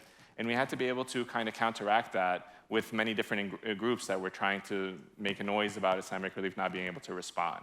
Right. So those are the kind of efforts that we have to take into account. Yeah, and that's a lot for a humanitarian organization that's using limited resources and making calculations about how many lives you can save with those resources. Presumably that's why the impetus for proactivity on the social media side, on the policy side, to lift some of that burden so it's not one organization sort of sitting off on an island. Are those two worlds connected? Like Sarah and Michael, are you hearing from organizations that are having experiences like this and then factoring that into what you understand to be kind of the definitions of the problem and how to solve it? Yeah, I think it is a big burden to put on organizations that don't have a lot of resources to expect them to be able to fight all this. I think you can't turn a blind eye that you could potentially be the target of that. And be ready to counter those narratives. We have seen some bigger organizations, government agencies, public health agencies, have teams that work on exactly this, pre-bunking. The US Census Bureau in 2020 was really concerned about misinformation about the census process and that people weren't going to participate in the census because there were conspiracies going around about what census workers were doing. And so the Census Bureau actually put together a trust and safety team to work with social media companies and others. They had kind of a website where they could, as soon as they saw memes going around or new misinformation narratives, they would put out information refuting it, saying, we're the authority on this, this is not what's happening. They could reach out to different companies if they saw that content being shared and say, that's not true, we can confirm that's not accurate. And so as much as you can kind of pre-bunk, have materials ready to go, react if you do see that, and have that network and make sure, again, these are not things that might show up in one place and stay there forever. If it did, it wouldn't really be an issue, right? The issue is when it kind of goes around the internet, it gets shared on different platforms. And so we have seen some organizations do that. The Census Bureau is one. Different academic organizations did that for the US elections the last time around, where they almost in real time were sharing if they saw misinformation crossing platforms, so that platforms, to amplify the efforts the platforms themselves were doing. And then we work with public health organizations like the WHO and the CDC on issues like COVID misinformation. COVID over the last 2 years, a lot of information has changed, right? It's not like we just had one piece of information about COVID and that's it, right? It's constantly dynamic. The pandemic's evolving, how we're responding is evolving. And so being able to be in touch with people who can help us be that authoritative voice that we can look to and say, is this true? What are you concerned about? What are those harmful narratives out there? Has been really helpful for us. We can't possibly be experts on climate and health and targeting of protected groups and election misinformation. So if organizations do have a capability to partner, that's incredibly helpful for us. Right. It's an extremely dynamic challenge. But I want to differentiate. Information is changing all the time. So what is misinformation one day might not be the next day or vice versa. But disinformation, as Michael, as you pointed out at the outset, is something different. It's an intentional effort to mislead, right? Yeah, and I think I'd just echo sort of the points here that this is, our philosophy is that this is a structural problem that you can't solve on an individual level. So everyone says, teach your grandparents not to share this. That's sure, maybe you should do that, but this is an industry that has created certain conditions, and there's certain people trying to push it, whether they're racists trying to push this one agenda, or they're anti-trans people who are trying to push that. They're manipulating those systems. So it's those systems that need to change and can be changed. So, you can see when Pinterest passed this policy, President Obama came out and said, this is a great example of something a company can do, so that we don't just sit here saying that this system of attacking small groups by even smaller groups of people isn't allowed to be sort of the standard that we accept in society. Right. And what do you see as sort of the next evolution of this challenge? Certainly those who are pushing disinformation are becoming aware of how organizations and social media companies are responding to that and pushing back against it.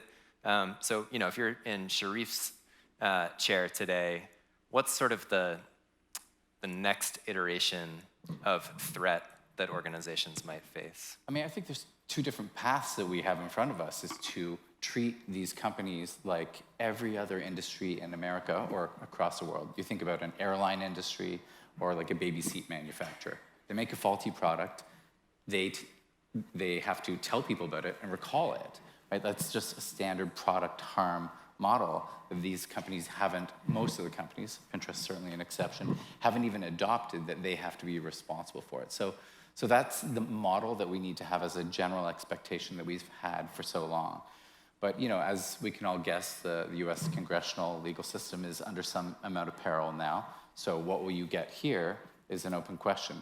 But Europe has passed the Digital Services Act, which is this landmark law that just passed last week that is going to require transparency. That is the first step to understanding what are the harms we're looking at and how can we actually document them and prevent them from harming particular groups. So there's some hope.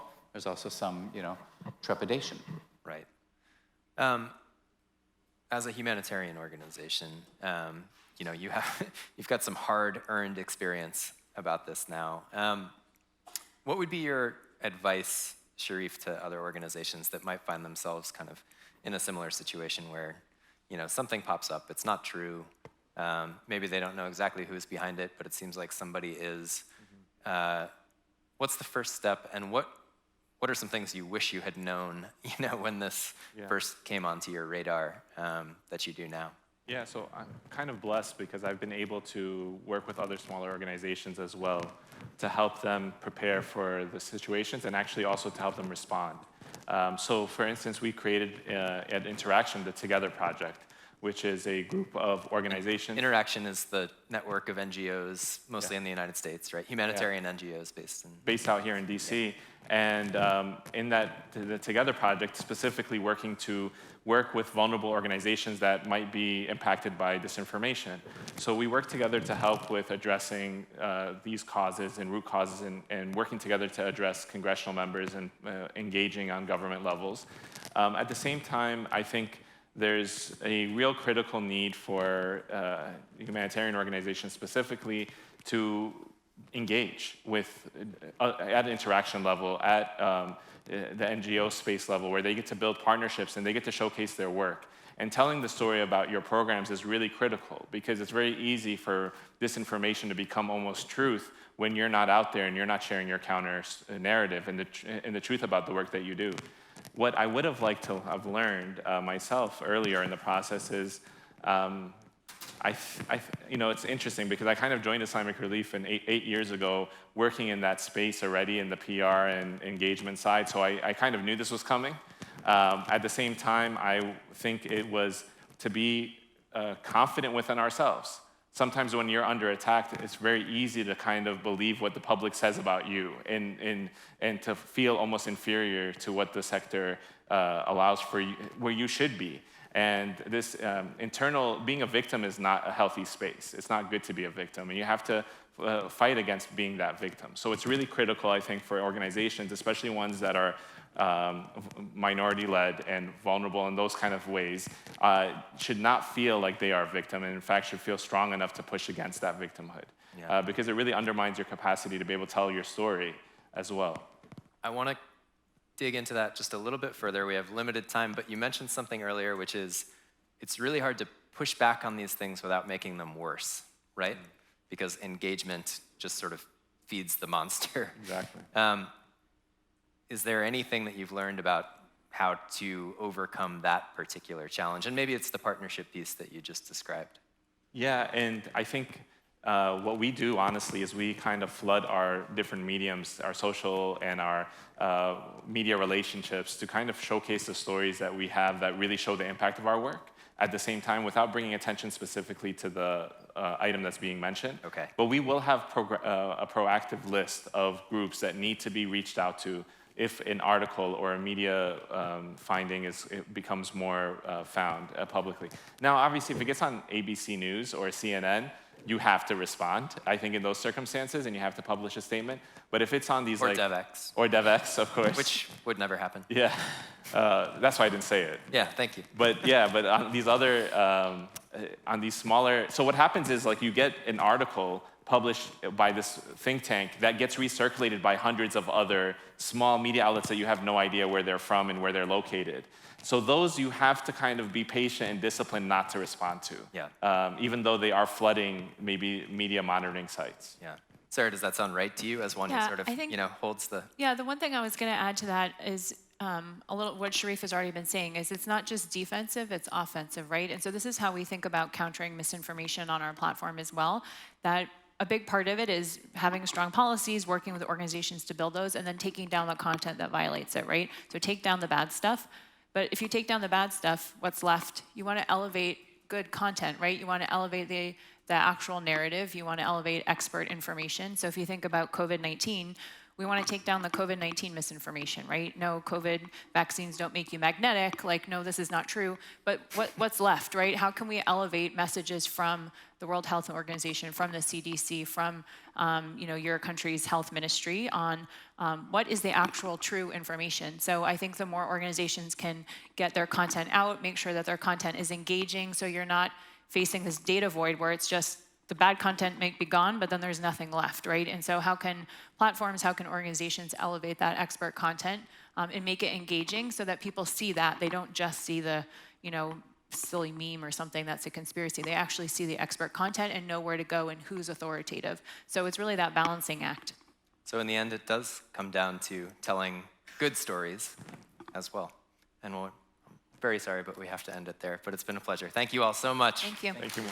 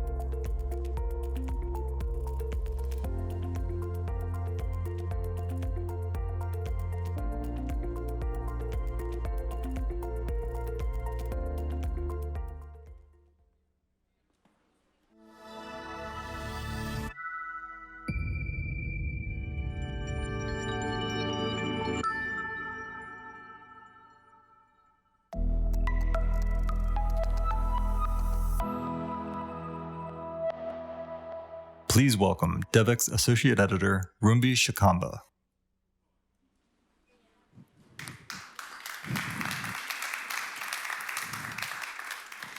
Good afternoon, and thank you so much for the warm welcome. Welcome to this session, the afternoon session on scaling up innovations. We've got so many great speakers lined up for you, and I'm really excited to get the ball rolling on this.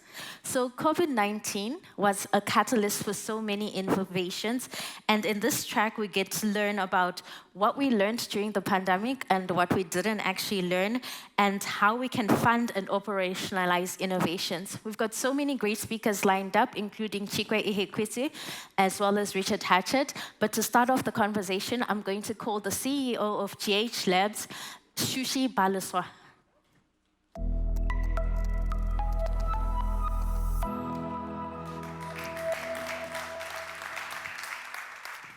How are you? Great.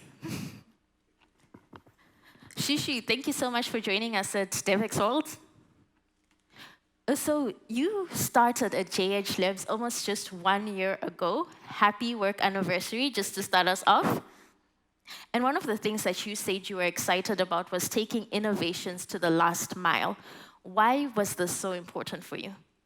Well, innovation for the sake of innovation is just an intellectual exercise, right? And it's very important to start with the end in mind, right? And so what that means is thinking about the users, which are the companies that will take things to market. What do the global supply chains look like so we don't have the kinds of issues we saw with COVID? So that we plan for sustainability right from the start. Okay, and in many ways, COVID shows us how quickly innovations can be brought to scale, but it also highlighted inequity in terms of access to these innovations. What can we do, and what should we be doing to ensure that we can address this inequity?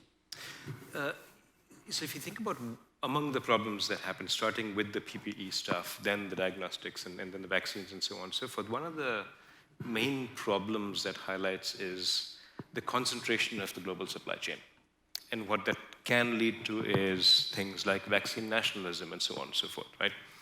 The big lesson from that is trying to figure out how to think of what we call the IP global supply chain, which means that even if something is invented somewhere, there's no reason it cannot be at least last mile manufactured in at least the region, if not the country. Right? And so what that means is thinking through that supply chain, thinking through the components, where do the basic components get made, where do they get assembled, and so on and so forth, so that there is a lot more self-reliance rather than relying on donor nations sending stuff over. I imagine that involves working a lot with local communities. So what kind of work is JH Labs doing, like when they're thinking about local communities? Our thesis is very much along the lines of what I mentioned, which is that stuff has to get made as close to the users, the market, if you will. And the way that manifests itself in our work is, let's say we work on a diagnostic device. We almost on day one try to identify companies based in lower middle income countries, like India, for example, that both have a market interest in taking this to the users, as well as the ability to make the stuff, right? So what we do is approach them very early in the process, partner with them very closely through the product development lifecycle, and then at the end, we offer them and others interested royalty-free license. All we ask in return is that these be priced fairly and accessible to low-income communities. Okay. So we spoke about the innovations that came out of COVID-19 and how people were forced to innovate. What are some of the innovations that you were really excited about? So, so going back to the early days of COVID, GH Labs was just starting to form, and a number of our scientists threw themselves at the problem. And back in the very, very early months, they screened a bunch of antibodies and came up with an analysis which then manifested itself in a number of FDA-approved antigen tests. Building on that, we've got a fairly exciting portfolio of things. At the most sort of complex and upstream end is, imagine if you could combine your rapid test with a nucleic acid test, right? So something of that sort. So it's essentially a lateral flow assay, an instrument-free nucleic acid test. Obviously, something like that is very complicated, lots of potential failures. We're also quite excited about, for TB, for example, moving away from sputum towards an oral swab. That can dramatically simplify the process of sample collection and therefore more accurate diagnosis of TB. We have a number of things that are much closer to becoming a market reality. The things that we're most excited about on that end of the scale is a test for cervical cancer. Essentially what it is with a cell phone, you can take an image of the cervix and identify precancerous lesions. We use AI machine vision algorithms to come up with a pretty good analysis. Building on that work, we're also hoping to do stuff on ultrasound for lung anomalies, for obstetrics. We're very excited about our machine vision, machine learning teams, and we're hopeful that pretty soon we can get some of this stuff out there. So you spoke about innovations that cover like a wide range of diseases, and I know that JH Labs does a lot of that, and you're quite passionate about. Do you think COVID will have like that kind of influence that we'll now see innovations and things coming to the market quicker because of what we experienced during these last years of the pandemic? I think so. I certainly hope so. You know, one of the silver linings, if you can call it that, with COVID was how everybody threw themselves at the problem, right? We had people working 24 hours, you know, happy to share what they knew, going well above and beyond what their job called for. Hopefully that spirit of collaboration persists. And so that's one thing I hope that happens. The other thing I hope that comes out of it is what I mentioned earlier, which is removing some of the barriers to a concentrated supply chain so that things can be more freely available where they're needed. Okay, so what do we need to do in order to remove these barriers? You know, a couple of things, I think. One is, I keep coming back to the question of supply chain because that's the buzz phrase these days, right? Really thinking about where things have to be done versus where things can be done. Yeah. Right? And what that means is there can be regional centers of innovation and manufacturing even at the East African level, at the West African level, and so on and so forth. And I'm hoping that is kind of the biggest step change that occurs, is a much more investment in that kind of production and innovation capability. Whether it's through universities, whether it's through startups, whether it's through companies that decide that it's worth making some sort of investment there. Okay, and do you foresee these investments happening? And is this something that's already happening? Do you think people recognize the need for these investments? It is happening. I don't know if it's happening as fast as it should.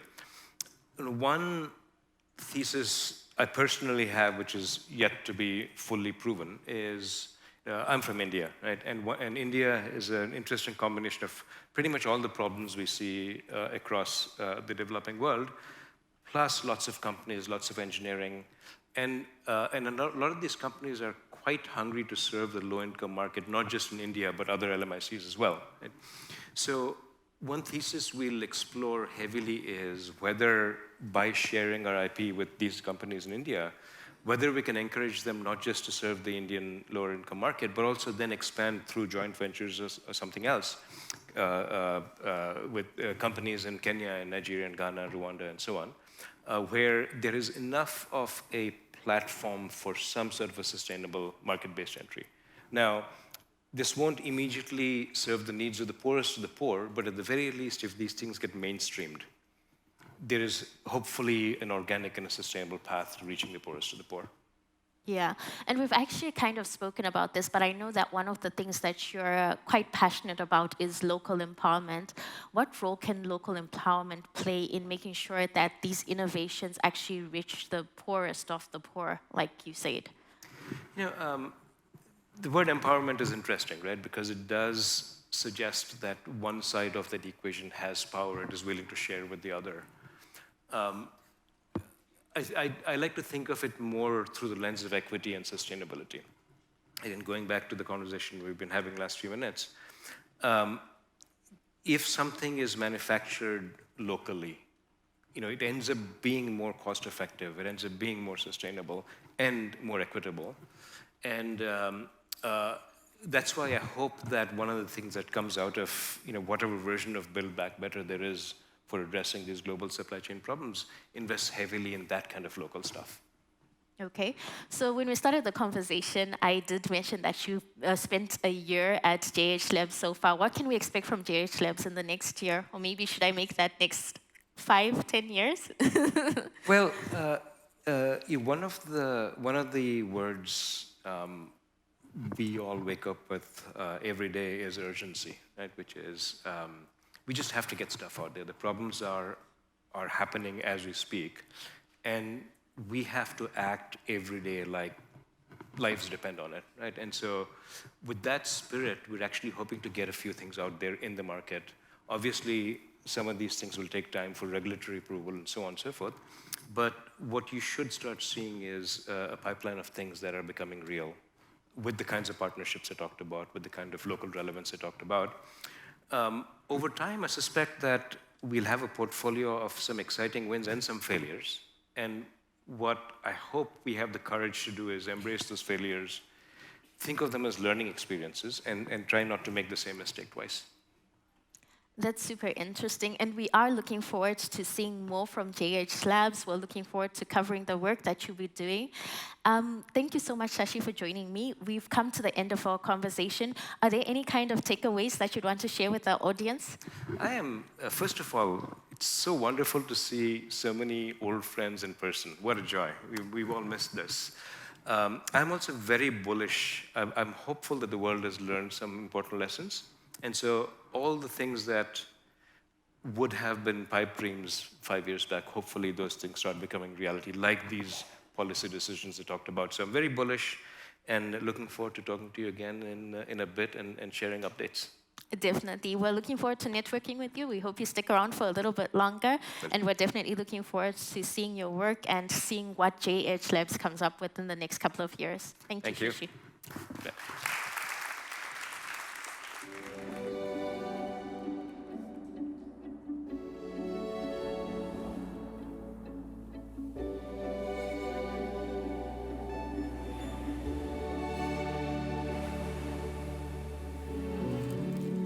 Over 800 million people out here that's sitting without meals. We're fighting childhood hunger. El calor nos afecta mucho aquí por los alimentos. Se descompone muy rápidamente el alimento.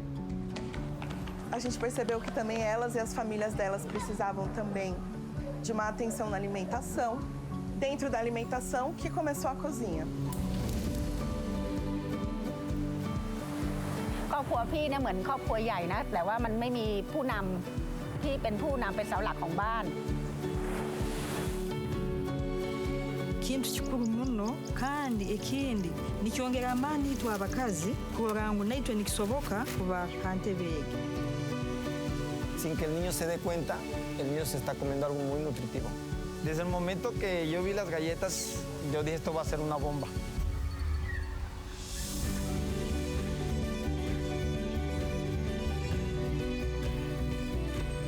Eu sempre falei, no dia que eu souber o que eu quero fazer, é isso que eu vou fazer.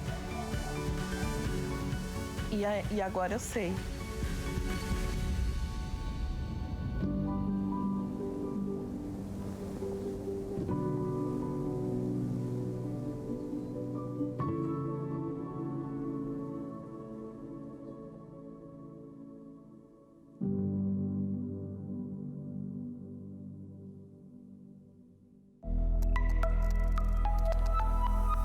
Please welcome back to the stage, Kate Warren. Hello, welcome everyone. I would like to welcome C.D. Glenn, who's Vice President from PepsiCo, Global Head of Philanthropy from PepsiCo Foundation. Thank you, C.D. Welcome to Devex World 2022. Great, well, we are here talking about innovation at scale. I think we're bringing in a backup mic for you. Great, thank you so much. If there's anything that PepsiCo has, it's scale, right? You're everywhere. I'm sure all of us in the room have or regularly do consume PepsiCo products. It's much more than the soda synonymous with your name.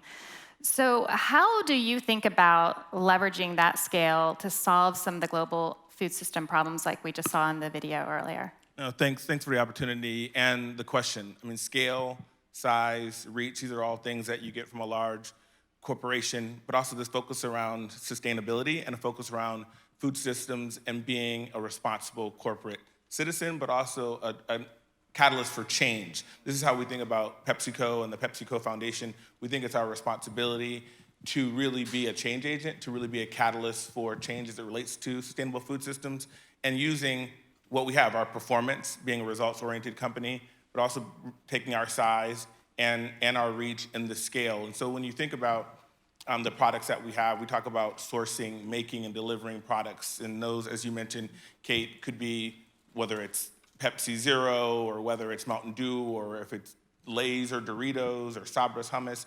We really think that we have the capabilities to make great products and put smiles on people's faces, but also we have the ability to really tackle food insecurity, access to safe drinking water, economic inequality in ways that other companies or other entities can't. And so we are proud to take our seat at the table to have the conversation, and we think about using, again, the same powers that we use to perform and the great people that we have using those same tools and those same capabilities to really bring about transformation in sustainable food systems. Yeah, and I'd love to talk about the power of being in a corporation and just the reach and the systems you have. You had a long career more in the development space before you joined PepsiCo. So I'd love to hear you talk a little bit about how you see that playing a catalytic role, but also how the organizations here in the room that maybe are NGOs, how can they work with a group like PepsiCo? Obviously, you have the scale, you have the reach. How do you transfer some of that knowledge over to the room, the people in the room here today? No, it's great. And as you mentioned, I joined PepsiCo a little over a year ago, but before that, spent almost 2 decades in the nonprofit, in the philanthropic, and in government service, from the Rockefeller Foundation to Peace Corps to the U.S. African Development Foundation. And it was really not really about joining a corporation. It was joining the right organization that really looks at sustainability and transformation to be a positive force for good for my next career move. And that was PepsiCo. When we think about being a positive force for good, we actually have an initiative that's an end-to-end transformation that puts sustainability at the center of what the company does. Not on the side, not philanthropy as a nice to have, as an appendage, but at the center. And for me, that was really, really appealing. So the fact that we have this end-to-end transformation where sustainability, human capital is how we're going to create value and create growth for people and for planet, that was first appealing. So there was a call to action. There was really a purpose-driven company that I felt like I could be myself in. I could actually bring my whole self, my whole career to a company that wanted to be a force for good. How do others interact? This is our main mission and mandate. We're a global company, but we're local. We're all about community. I drive impact, and I tell my team we have 3 things that we really want to do. We want to impact communities in a really positive way. We want to engage employees. PepsiCo's a big company. There are over 300,000 employees at PepsiCo. How are they forces for good in their communities? And then we also want to drive corporate purpose. We want to really have business show up as this force for good in communities. And so by engaging with local partners, as you saw in the video, we support local entities, local partners to really, we don't think about working for them. We talk about working sort of with them and through them. We're not doing anything to communities. We really are bottom-up driven, demand responsive, and really want to work with local organizations, global organizations that really want to create transformational change, and we co-create. We co-create those solutions. We're not sitting in our offices coming up with solutions. We're in the communities. I have a global team that's in these communities, and we want to work with local partners all over the world. Yeah, and with that, so we're also talking about innovations. You have I'm sure, a large research and development arm that many groups here would be envious of. So could you walk us through the process of piloting, testing, scaling, and then bringing in those local partners so they can also benefit from some of the innovation you're able to invest in the food system? No, it's a great point. I mean, innovation, what's novel, what's useful, scale, they all come into being, even as we're trying to bring about change in addressing food insecurity, addressing access to safe water, addressing economic opportunity. So quickly, INDRIP. So INDRIP is an Israeli company that's about drip irrigation. So for 15 years ago, I'm working with smallholder farmers. I'm living in Nairobi. I work for the Rockefeller Foundation, and we're supporting drip irrigation as a way to increase yields, and use less water, lessen the use of fertilizer, all of that. Sounds really great. We had aspirational goals. We were Rockefeller. We were trying to change the world in a positive place and create real climate-smart solutions to agriculture. Even from a philanthropic standpoint, from an organization like the Rockefeller Foundation, we were talking about 10,000 acres that we might be able to impact. With PepsiCo, when we have worked with INDRIP, this startup that we help fund, and now we're helping them scale in Vietnam, in India, in the US, they're going to impact over the next 5 years 25,000 acres. This is about efficient water use, crop usage, crop increase, as well as lessen fertilizer use. So the power of PepsiCo to find, fund, and support small-scale solutions that we can put into our own ecosystem and scale them is really transformational. It's something that I feel really, really proud of. We also are always looking for new solutions. So we want to catch people doing good. We're in the communities. We're trying to say, how might you partner with us? How might you co-create with us? Because we really want to be in the places where our associates live and work, but also to be a real community contributor. That's how we feel about the power of business, to really contribute to community. Well, we know we have a huge hunger crisis happening globally, water shortage. What is a solution out there, innovation, that you're really excited about, that you think can be a real driver for seeing change here? I think, I'm a big believer in not silver bullets, but silver buckshot. So I think there's a lot of solutions that are needed, and then we sort of find the ones that are really transformational. The things that I'm really proud of are things that really are solving the problem at its root cause. And so let me give one example. So we own SodaStream. So people may think about, some people may know SodaStream. It's a carbonation system that you could do at home. Now, why is that so important? When people think about PepsiCo and the issue of plastics and the need to reduce plastics, by looking at in-home consumption and creating carbonated beverages in your own community, we have a goal by 2030 with the advancing of SodaStream, this innovation that carbonates water in your home. We probably woke up and had a cup of coffee. We made it in our house. So we know we can make these drinks and products in our house. So SodaStream is transformational because it's not going to just reduce and recycle plastic. It's going to reduce plastic use in general.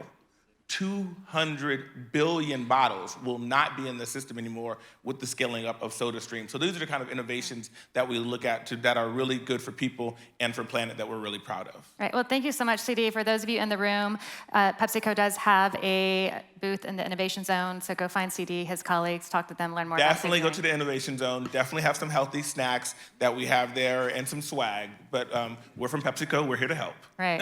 A reminder, you can take your mask off when you're eating a snack. So, all right, thanks, CD.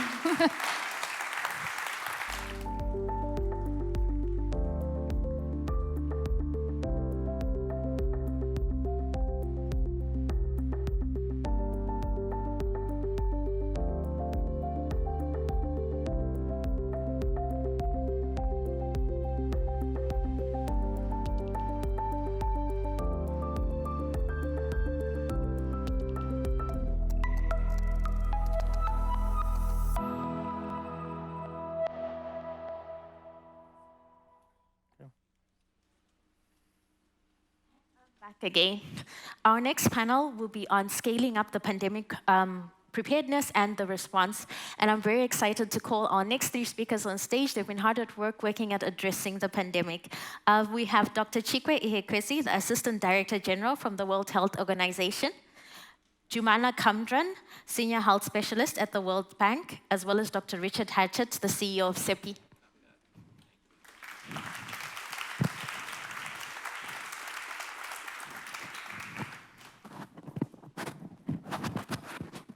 Thank you all for joining us, and you may take off your mask, although maybe there are some strict WHO rules we have to follow. But thank you all so much for joining us. I'm really excited to have this conversation and really excited to have this conversation with the three of you because you guys are doing so much work on this and you're also doing work in different spheres. So first of all, like I mentioned earlier, COVID was a catalyst for so much innovation.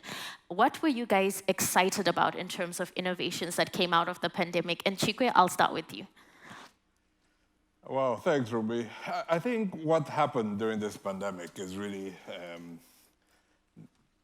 incredible, right? We moved from a space where, where people working in this space were really at the bottom of the pyramid. Nobody knew who we were. We're fighting to get any type of resource at all to do anything interesting. To the stage where, on the innovation side, there was just a flurry of activities. There were apps for everything from contact tracing to surveillance, investment in laboratory infrastructure, in the supply chain, in every space, from financing to technology to governance. Countries have been innovating in solutions. I think what happens in cases like this is that because everything was so organic, there wasn't any real coordination in leveraging the separate different innovations happening to create the outcomes that we need. And really that's why WHO in its wisdom, the leaders, put together this new idea of setting up a new pandemic hub in Berlin. Is in the private sector, there's a clear pathway from innovation to value, generally. In the public sector, you really have to think about how to align the incentives that the innovators can bring to create public health value. So you have to actually have ways of managing that and curating that in order for us to derive value. I'll give an example. Many countries at the moment are digitalizing their surveillance architecture, their surveillance systems. There are 1,000,001 options, open source, proprietary, systems available out there that people are innovating. Everyone is creating new apps, thinking it's easy to do, but it's very complex. And, in WHO, we never had an opportunity to advise countries on how to do this efficiently, how to choose what systems and all of that. So part of the work we're doing in the new hub is to make sure that WHO is really moving into this century, delivering that advice for countries, enabling the various innovative opportunities that have come into the space, derive long-term value, and give value to the people working in this space around the world that have been ignored for years, and suddenly, we don't have to explain what an epidemiologist means anymore. Everyone on TV is one these days, and on social media. But it's a good thing. What we need to do now is think very carefully on how to come together as a global community and make sure it serves the purpose that we want of keeping the world safe. Yeah, epidemiologists are now the new rock stars of the world, which is very interesting. So Jumana, I'm going to add on to my question. I did ask what kind of innovations you're excited about, but in addition to that, what kind of lessons did you learn? And I think this will be interesting on the financing side. What kind of lessons did you learn? I think, well, a couple of things. I think the idea of risk and taking risk, even big organizations like the World Bank, we took a lot of risk. And organizations that before hadn't had different types of partnerships came together and really kind of organized and collaborated in new ways. So this element of risk is, I think, really important, and being able to increase the risk appetite for this pandemic and for the future. The other piece that I think is really important is that equity has to be central. It can't be a nice to have or a thing that you think is going to happen somehow if you do all of the things that you do. So that's another piece. How do you centralize equity? And a lot of that I feel is around really bringing in this idea and operationalizing people-centered care, not just for the end user, but also for the frontline health workers. And I think that's a big piece. And linked to that, I think really strengthening primary healthcare systems and integrating COVID-19 interventions and innovations into that system. We have a lot of innovation right now, as you're saying. We have a lot of things, on the vaccine side, on the manufacturing side. Well, our thing is, right now, one of the key issues is like how do people uptake? How do they bring this, how do you get people to use a lot of these interventions for COVID-19? And I think when you build people-centered systems that are connected and distributed and digitized, then that is useful for this pandemic, but then also for future public health threats and for other health issues. Yeah, when I think about preparing for the next pandemic, Richard, I always think about the 100-day goal, and it seems like it's a big one, right? So what were you excited about, and what kind of lessons have you guys learned during this period? Thanks. Well, let me build on some of Chikwe's comments and Jemana's comments. On the innovation side, I would say there are multiple streams of innovation, obviously. Chikwe mentioned some of the technological innovations in the vaccine field where CEPI works. We have validated a number of new rapid response technologies that delivered vaccines faster than they had ever been delivered before. 11 months from sequence to the first approval by a stringent regulatory authority. But that clearly wasn't fast enough, and that's where the 100 days comes in. I'll come back to that in just a minute, because there are a couple of other areas of innovation that aren't quite as visible as the mRNA vaccines, for example.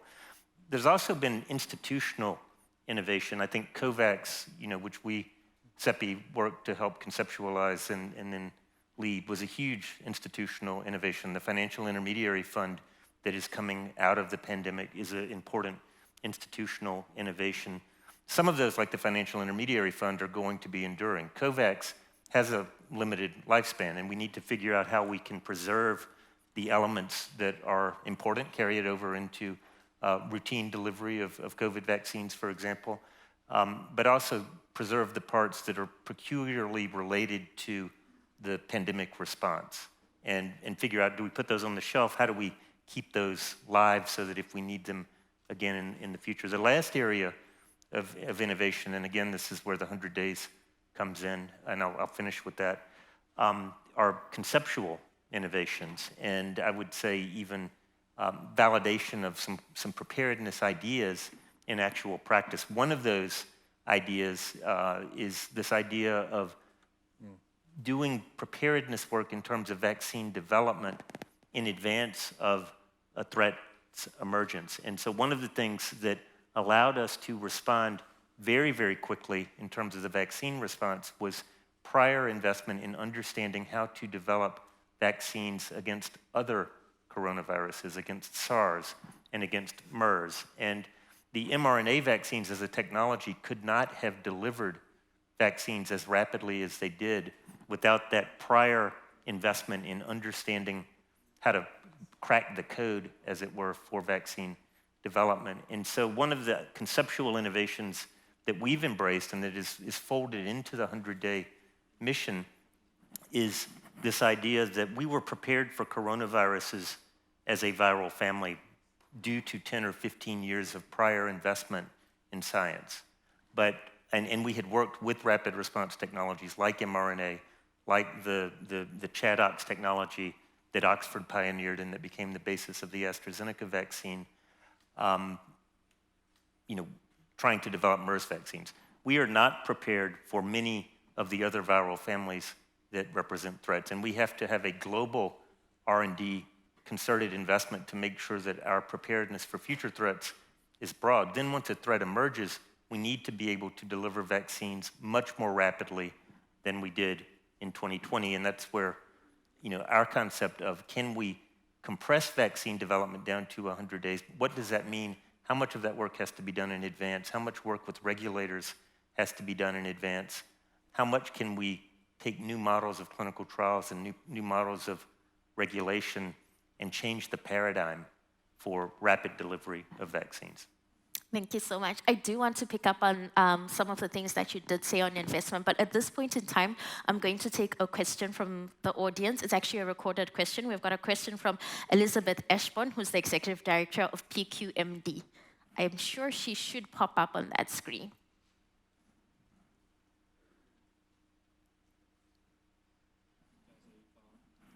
Hello, I'm Elizabeth Ashbourne, Executive Director of the Partnership for Quality Medical Donations, a global coalition of leading international NGOs, pharmaceuticals, and medical product companies.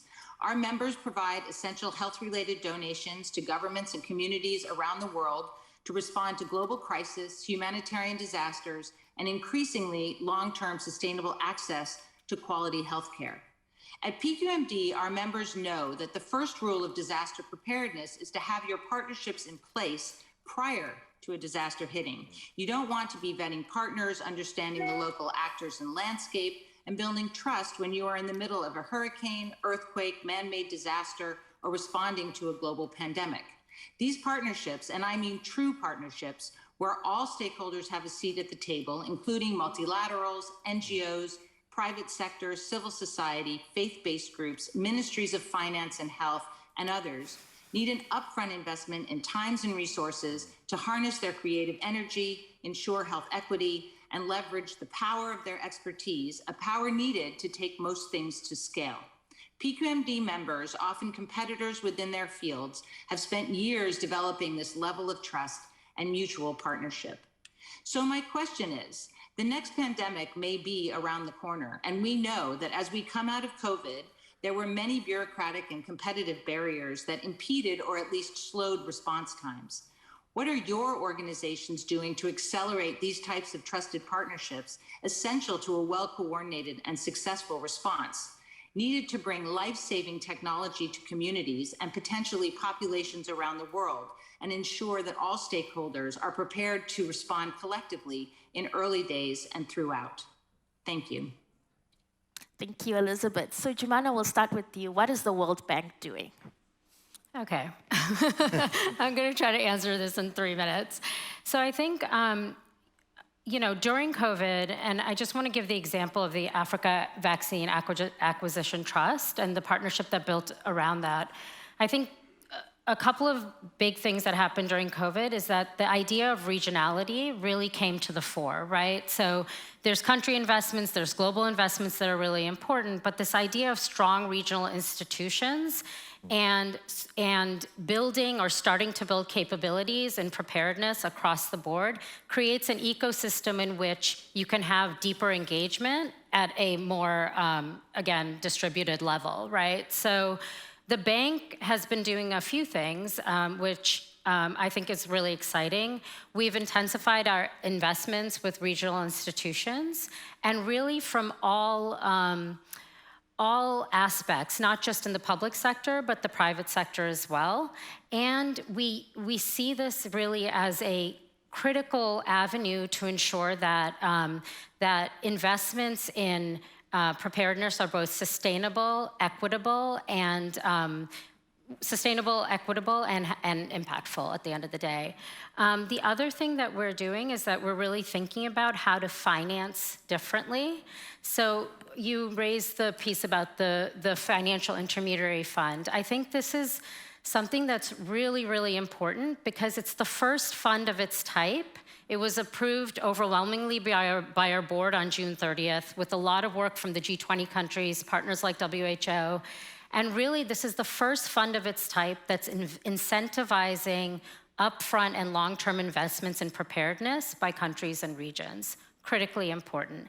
And then the next piece that I will say is this idea that I think, I'm just going to use Africa CDC as an example, but this idea of building regional and sub-regional capacities. So for example, networking, surveillance, and laboratory building and networking that, shortening supply chains. Thinking about manufacturing and R&D in the short, medium, and long term. I think when you bring that locus of action closer to countries, that gives the kind of the loops where innovation and kind of interaction and connection can happen. It makes it much more efficient and effective. So having civil service, having civil society, having all of these different types of groups really be able to interact in a meaningful way and really inform the agenda as well as benefit from it is really, really important. Thank you so much. And Richard? I think the points that Elizabeth was making are really important. There's an old saw in the emergency preparedness field that you don't want to be exchanging business cards at the site of a disaster.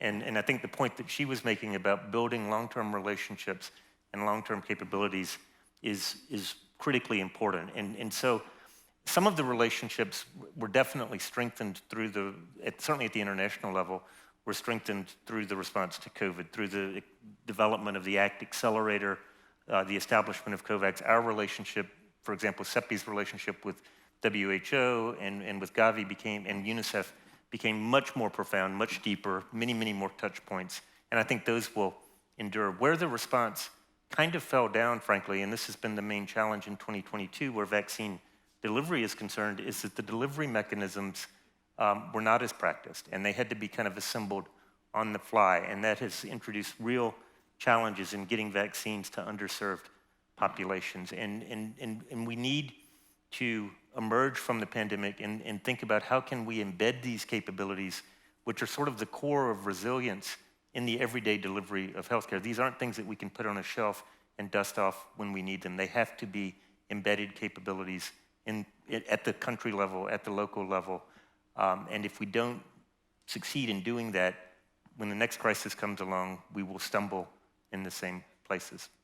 Thank you. You mentioned exchanging business cards at the site of the disaster, and one of the things that I enjoyed from some of the remarks during the pandemic are all the warnings that we're getting, and a lot of my favorite ones are actually from Tedros. And one thing that he said was, the time to fix the roof is before the rain comes, not in the middle of a storm. So what is WHO doing to make sure they have these partnerships in place right now?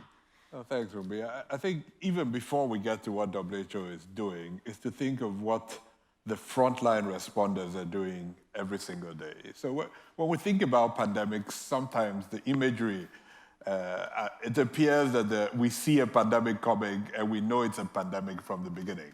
In real life, it never happens that way. There are a group of colleagues in every country at the subnational levels that investigate some signal every single day, right? It might be a cluster of new cases of fever, sometimes a cluster of deaths. Each of those incidents can turn out to be an epidemic and then a pandemic.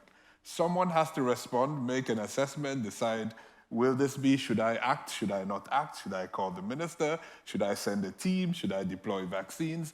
And the better we get that bottom of the pyramid activity happening, and happening well and effectively, the safer we all are.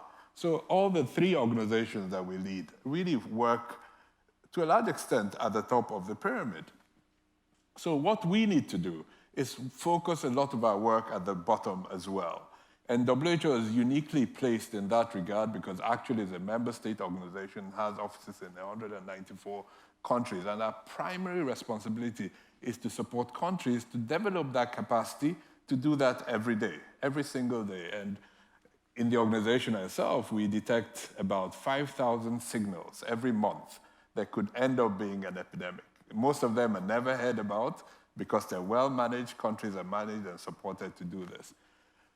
What is changing now and what we're trying to do is really be more intentional in creating what we call a new trust architecture for the future. The financing is important, of course, the ability to develop countermeasures rapidly is important, but if we don't shape our countries, our community in an environment of trust where we're ready to share this information, even regionally, even under the Africa CDC umbrella, you can't mount a response and nobody wants to wait till there's a big incident before we do so. So building trust takes time, it's hard, it takes working together in peacetime. You can't do it in the middle of a pandemic like Richard said. It takes every day building those opportunities to meet, to discuss, to engage, and to define those risk levels. So I think that's really what we're trying to enable happen through the new hub and other bits of the new health emergency architecture that we're working with all the sister organizations to create, to really create this community of practice that sees itself as an ecosystem that starts from the bottom to the top and is cyclical because that work actually happens every day. It's not something that starts and stops and ends and waits for the next pandemic to happen. The 90% of the people that do this work do it every single day of their working lives and just need to be supported to keep doing it better. Thank you. I actually like that very much, a bottom-up approach. We are left with 3 minutes of the conversation. So I know, surprising, right? We've been having fun, I guess. So in 1 minute, I would like you each to give your key takeaways. Richard, I'll start with you.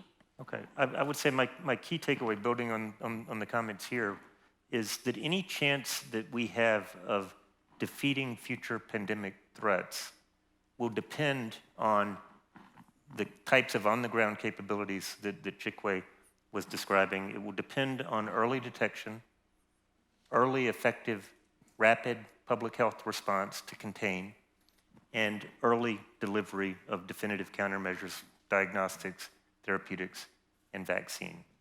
And if we can do those three things, which require success at all levels of the pyramid, then we actually have the potential to prevent future pandemics, and they are coming. Thank you. Jumana?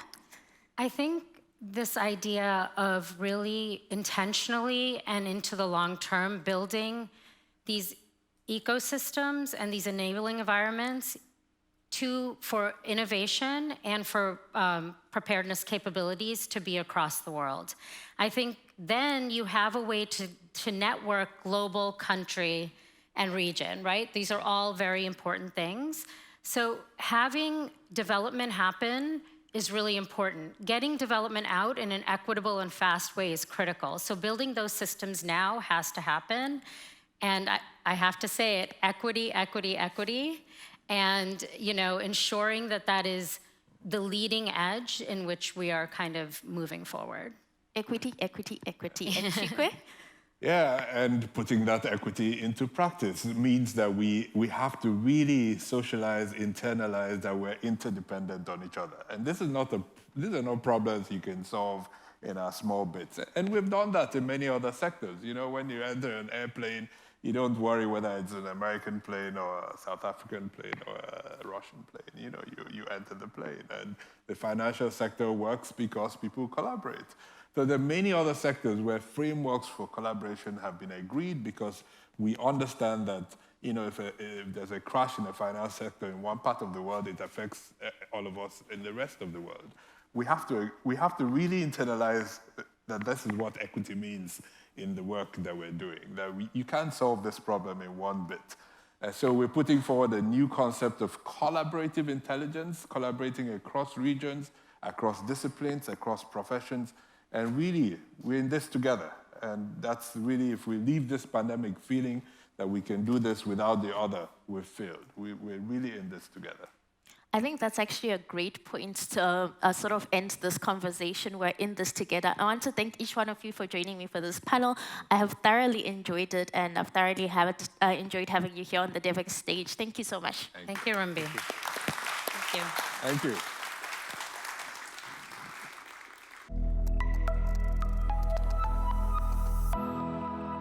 And now, please turn your attention to the screen for a video from RTI International.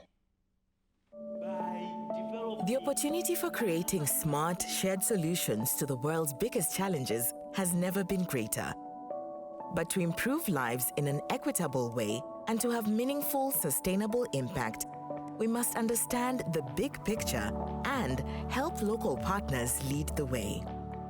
RTI is unique as a global research institute and a leading international development organization. From health, education, and climate change, to energy, water, food security, and the environment, to governance and economic growth. We collaborate with our clients and partners to achieve systemic progress by harnessing our shared knowledge and expertise. Our approach is built on research, evidence, and collaboration. And it's driven by action and adapting our efforts based on what is working best, not simply what was planned. Our team works across 80 countries with offices on 4 continents. And the diverse perspectives of our local partners and our staff are at the heart of our shared solutions. Together, we are inclusive and equity-driven, empowering vulnerable and underrepresented local communities as a central part of the process. We have the ingenuity to be transformative and the experience to deliver, discovering new answers to old problems and tackling emerging challenges with confidence and humility. Let your solutions be our mission, working together to build a more prosperous, equitable, and resilient future. Because that's the world we're all striving for.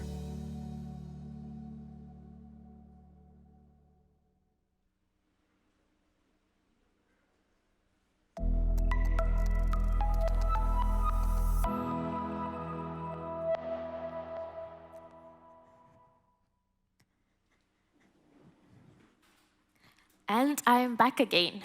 We are continuing to discuss innovation, and for our next panel, we'll be discussing innovation in education. And I have a few speakers who'll be joining me online. We have Job Oyebisi, Solution Owner at Stanlib, Rukmini Banjari, CEO of Pathram Education, as well as Dr. Vongai Nyahunzi, Chief Network Officer at Teach for All.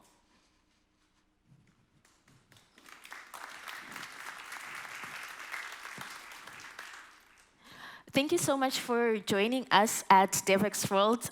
We're very excited to have each one of you here. So I guess in terms of innovation, we saw a lot of innovations in health during the COVID-19 pandemic, but we also did see this happening in the education space as well. What are some of the innovations that you were excited about in terms of your organization? And I'll start with you, Rukmini. Thank you so much. I think at the time when the lockdown happened, all of a sudden across the world, I think our organization, every team member did what just came naturally. You reached out to the children, to the families that you met every day, and made sure they were okay. I'm not sure we were aware that we were doing anything particularly innovative. I think it was a natural reaction to a very sudden crisis. But the doing of that from wherever you were remotely, I think created a whole network of reconnections.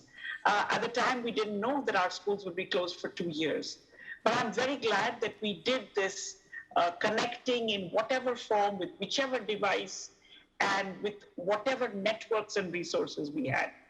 So that within about a month, we were connected to close to 300,000 of our children and teachers and parents. Now, I don't know if that's an innovation. I think it's a natural reaction to a very, very strange time that we were in. Yeah, you kind of had to think on your feet there. And Job, I know that you've been working in the space of like innovation in terms of education and using technology. So what were you excited about during the pandemic, and what sort of results did you see?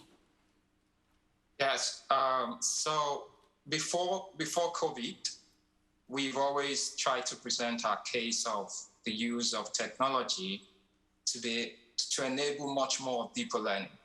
You know, I think that COVID established that case for us, you know, because in our company, what we do is we enable students, especially those who don't have access to, you know, the laboratory infrastructures in their schools, you know.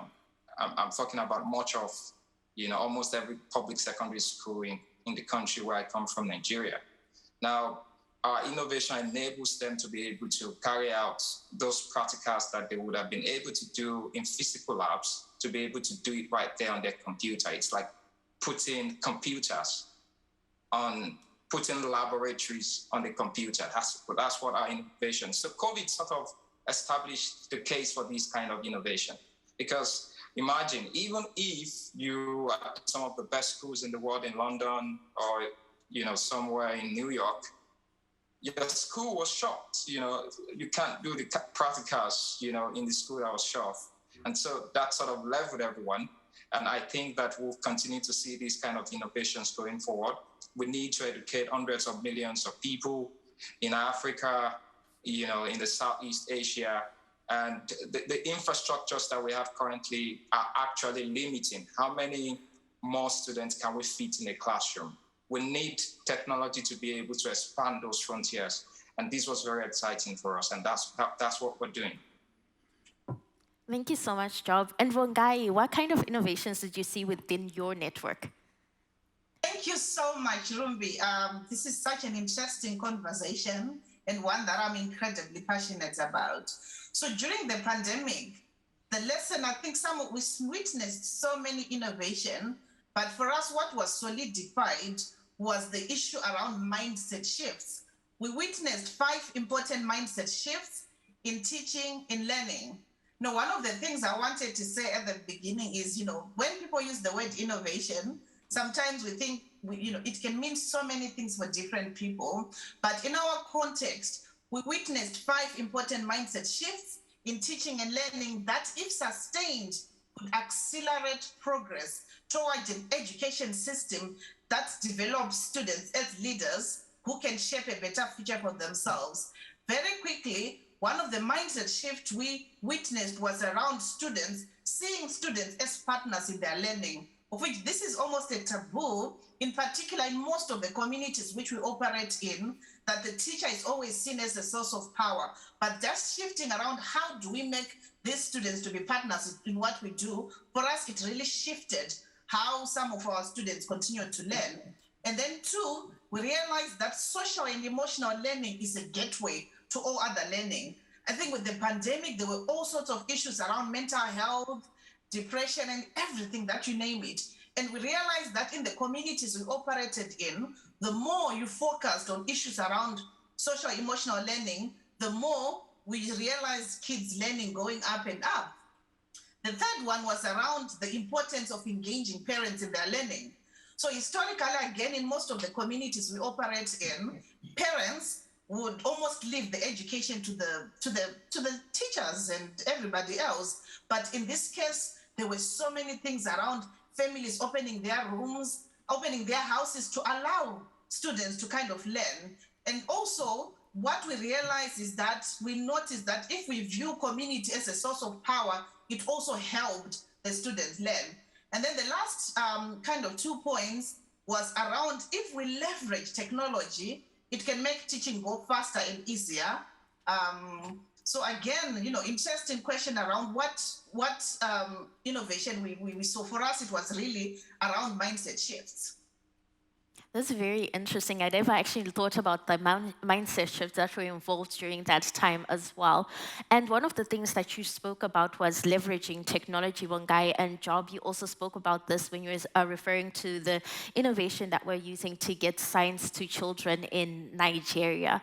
But one thing that COVID-19 also highlighted, and this was also in terms of education as well as health, was inequity. Right now, UNESCO is predicting that we're probably not going to meet SDG 4. By 2030, we'll still have 84 million children out of school. And there were a lot of disruptions to learning during the COVID-19 pandemic. We spoke about tech innovations, but some children were unable to access these. So how do we then address these gaps that existed because of COVID-19? And I'll start with you, Rukmini. So I think we have to accept that the world, even before COVID, has a lot of inequalities and a lot of things that needed to get done. In my own country, in India, we see that children who are already spent 4 or 5 years in school, but often are not able to even read, simple things or do simple math. So the COVID arrived on a very unequal terrain. And then we have to deal with the fact that the impact of COVID was also quite uneven across different kinds of places and different kinds of people. One teaching learning methodology that we had been using before COVID, which I think is even more relevant today, is that start at the level of the child. In countries like ours, and I think in many others as well, there is a very rigid linear curriculum that says that if you are in 4th grade, that you study from the 4th grade textbook. But many children in 4th grade are actually still struggling with something that's a lot simpler. So this approach, which we call teaching at the right level or learning at the right level, and I think that COVID taught us, in addition to all of this, I completely agree with what Wangai has been saying, we learned to reach each other at the right level. We were not at that point concerned about the usual structures of curriculum and of examinations, but wanted to reach out. And I think that even now that schools have opened, reaching children, teaching them at the level at which they are, and helping them to go forwards. I think if that approach is used, whether face-to-face, whether using digital, we will be able to perhaps, I would like to think, create a much stronger and better foundation today than perhaps we had before. Thank you. And Job, you spoke about leveraging technology and how that can improve education outcomes. But what sort of investment is needed to sort of address these equity gaps? Thank you so much. I want to echo first the word of John Chambers, who is actually, sorry, I think I need to position myself right. Okay, great. So we echo the words of John Chambers, former CEO of Cisco. He said there are two levels in life: education and internet. And I think that we need to sort of declare internet access, digital access, a basic human right. So when it comes to how do we do this, I would opine that if you look at Africa, there is something that Africa has done well, maybe better than even the developed countries in the world. You can send money to anyone in Africa, and in minutes they're going to get it. What enabled that? Technology. But it was led by both the public and the private. It was called the fintech revolution. I think we need an edtech revolution. I think that the telcos, play an important role in order to drive this kind of revolution. The question I would ask telecom companies is, you have a fintech strategy.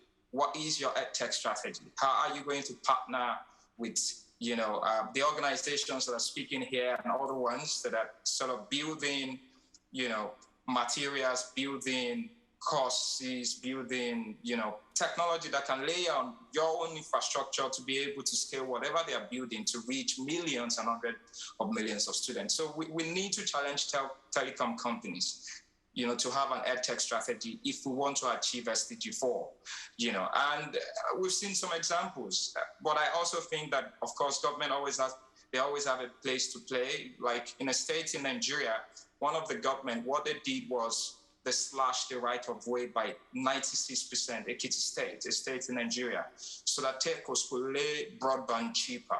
So if we have this kind of public-private partnership, it could drive so much of the digital access that is not currently there and enable students, no matter their background, to be able to access quality learning.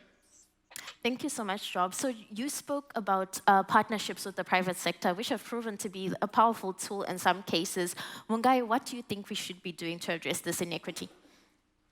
I think there's so many, for us to address these inequities that are happening, we need to make sure that everything that we're doing has to be sustainable one. And for our activities and actions to be sustainable, we need to work with teachers, students, parents, and the community members to co-create the solutions. I mean, we also need to focus on what we call the role of localization, where those closest to the problems can create the solutions to fit their context. And Teach for All is what we call locally rooted and globally informed, because the approach is, that approach is how so many mistakes that have been made over the years could be turned around. So just to give you an example, I'm sure some of you on this call knows about it, that when COVID happens, this wonderful philanthropy offered over 3,000 gadgets to this community so that kids can learn through it. But because they acted emotionally, they did not consult the locals. When these gadgets were delivered, they realized that the children could not even use them because A, there was no power in the community. They could not charge these gadgets. So for us to really shift some of these inequities in education, we have to be very, very careful around how we work with the people that are affected. In this context, if the communities are coming up with solutions that are usually sustainable. So I always say innovation has to be anchored by the local leadership, because these are the people who can champion and create sustainability and also take a lead going forward rather than us always making assumptions around what works for particular communities. Thank you so much, Mungai. I like that idea of locally led solutions.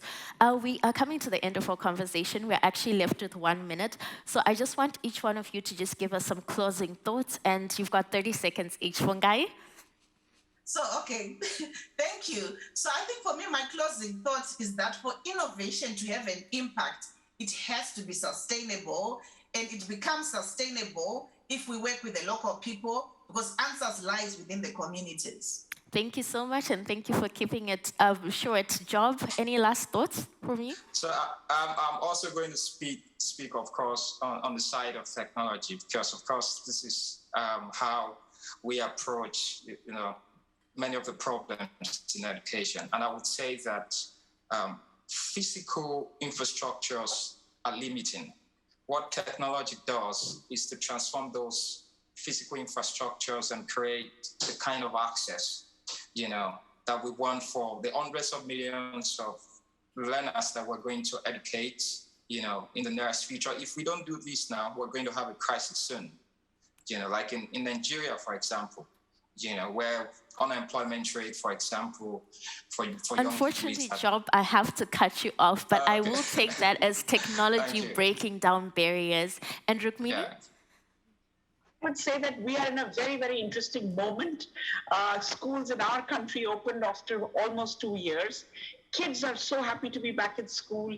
Teachers are absolutely delighted, and parents are a new set of parents because they have engaged with learning.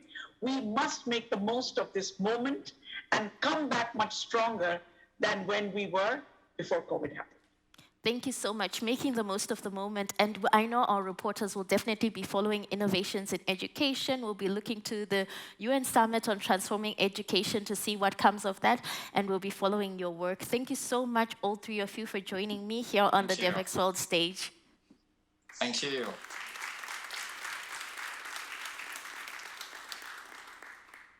And we've come to the end of our session on innovation at scale. I want to thank each one of you guys for joining me here on stage on this Fichandler stage, I believe. If you guys are interested in some of the work that we're following, let's continue to engage. You can find me on Twitter at Rumbichakamba. In addition to that, if you're interested in global health and some of the discussions that we had here, I do recommend that you sign up for Devex Checkup. I actually recommend that you sign up for all our newsletter, but I'll just give you some of the most important ones from the conversations that we've had here today. If you're interested in transforming food systems and how innovations can help with that, I recommend that you sign up for Devex Dish, which is our food systems newsletter that comes out every Wednesday. And then if you're very interested in how we're going to pay for everything, I suggest you sign up for Devex Invested, which is our development finance newsletter, which comes out every Tuesday. And if you'd like a lovely summary of all the things that we cover, I suggest that you sign up for the Devex Newswire, which is our daily newsletter that comes up with a summary of all the stories that we publish. Thank you once again for joining me.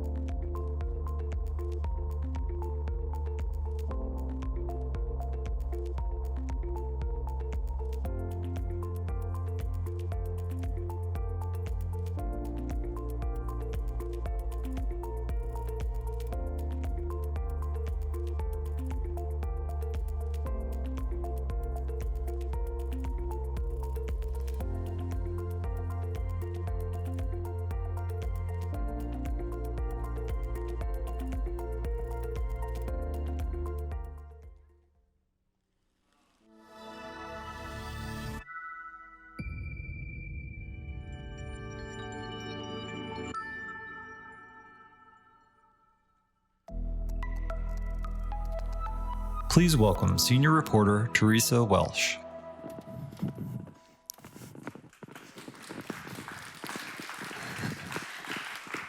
Hello, everyone. Thank you so much for joining us. I'm probably the umpteenth person today to say I'm so excited to be here in person and getting a chance to finally catch up with people, run into folks I know, meet new people. So thanks so much for being with us. Welcome also to our virtual audience. We're excited to have you here for our conversation.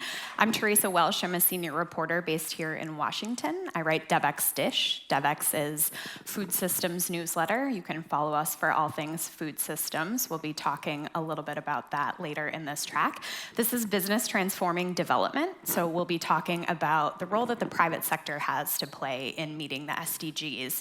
My colleague Stephanie Beasley and I will be bringing you a group of panels to talk about different industries and how we can make them more sustainable and focused on the SDGs. And you'll also have the opportunity to hear from some of our partners today. So thank you so much for being with us today. And without further ado, I would like to welcome our first panel on stage.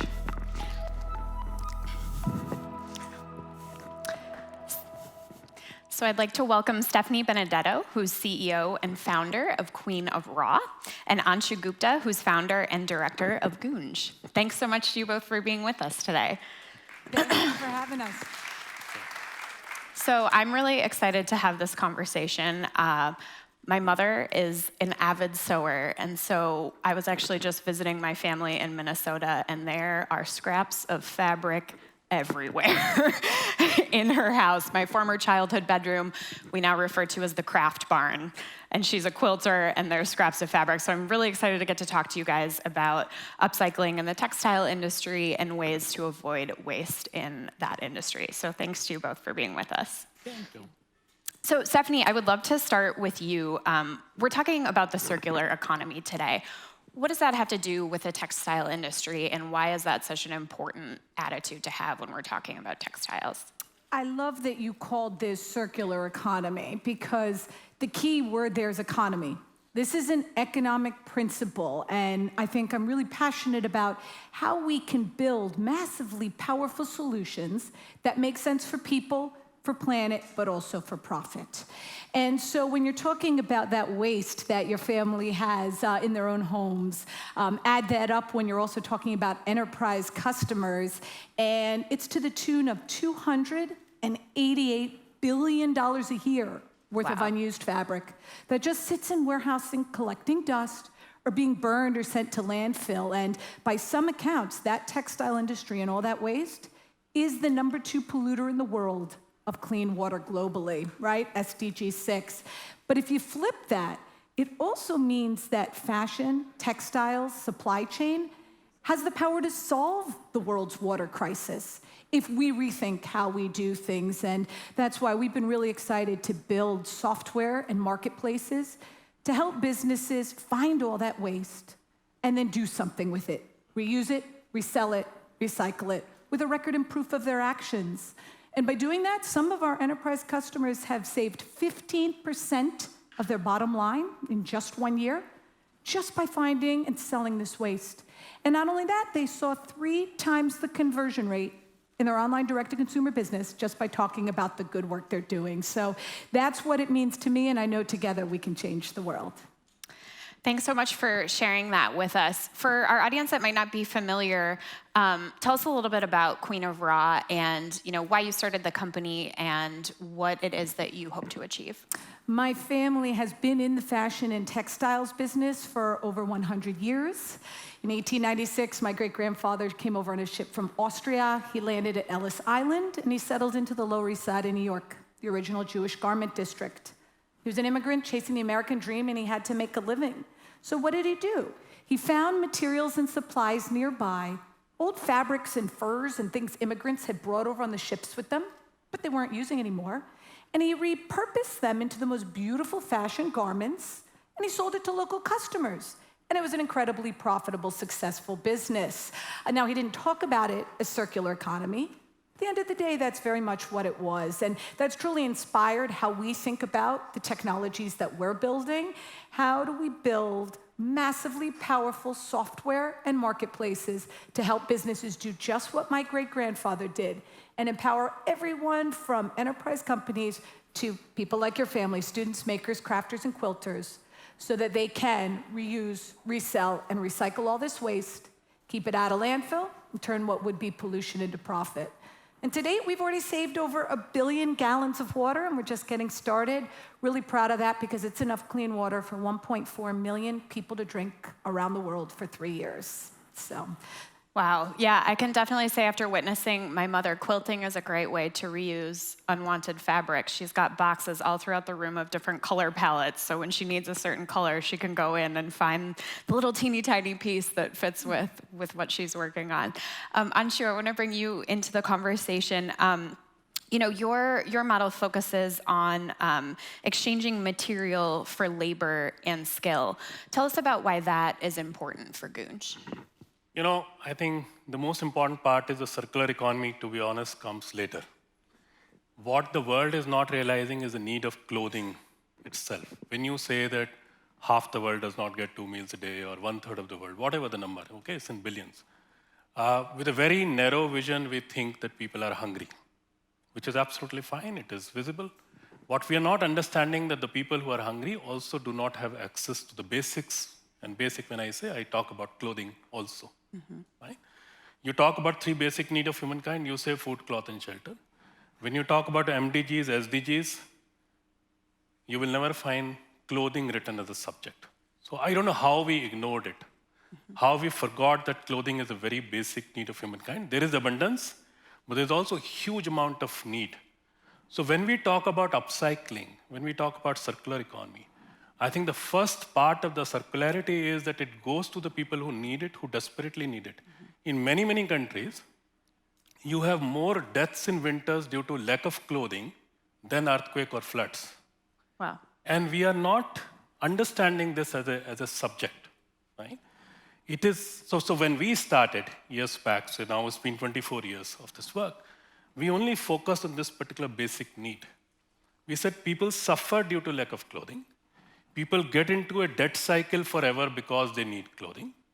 Today, I mean, if you have bread here and if I'm not wearing any cloth here, there is food, there is cloth. The first thing which I'll pick up is cloth.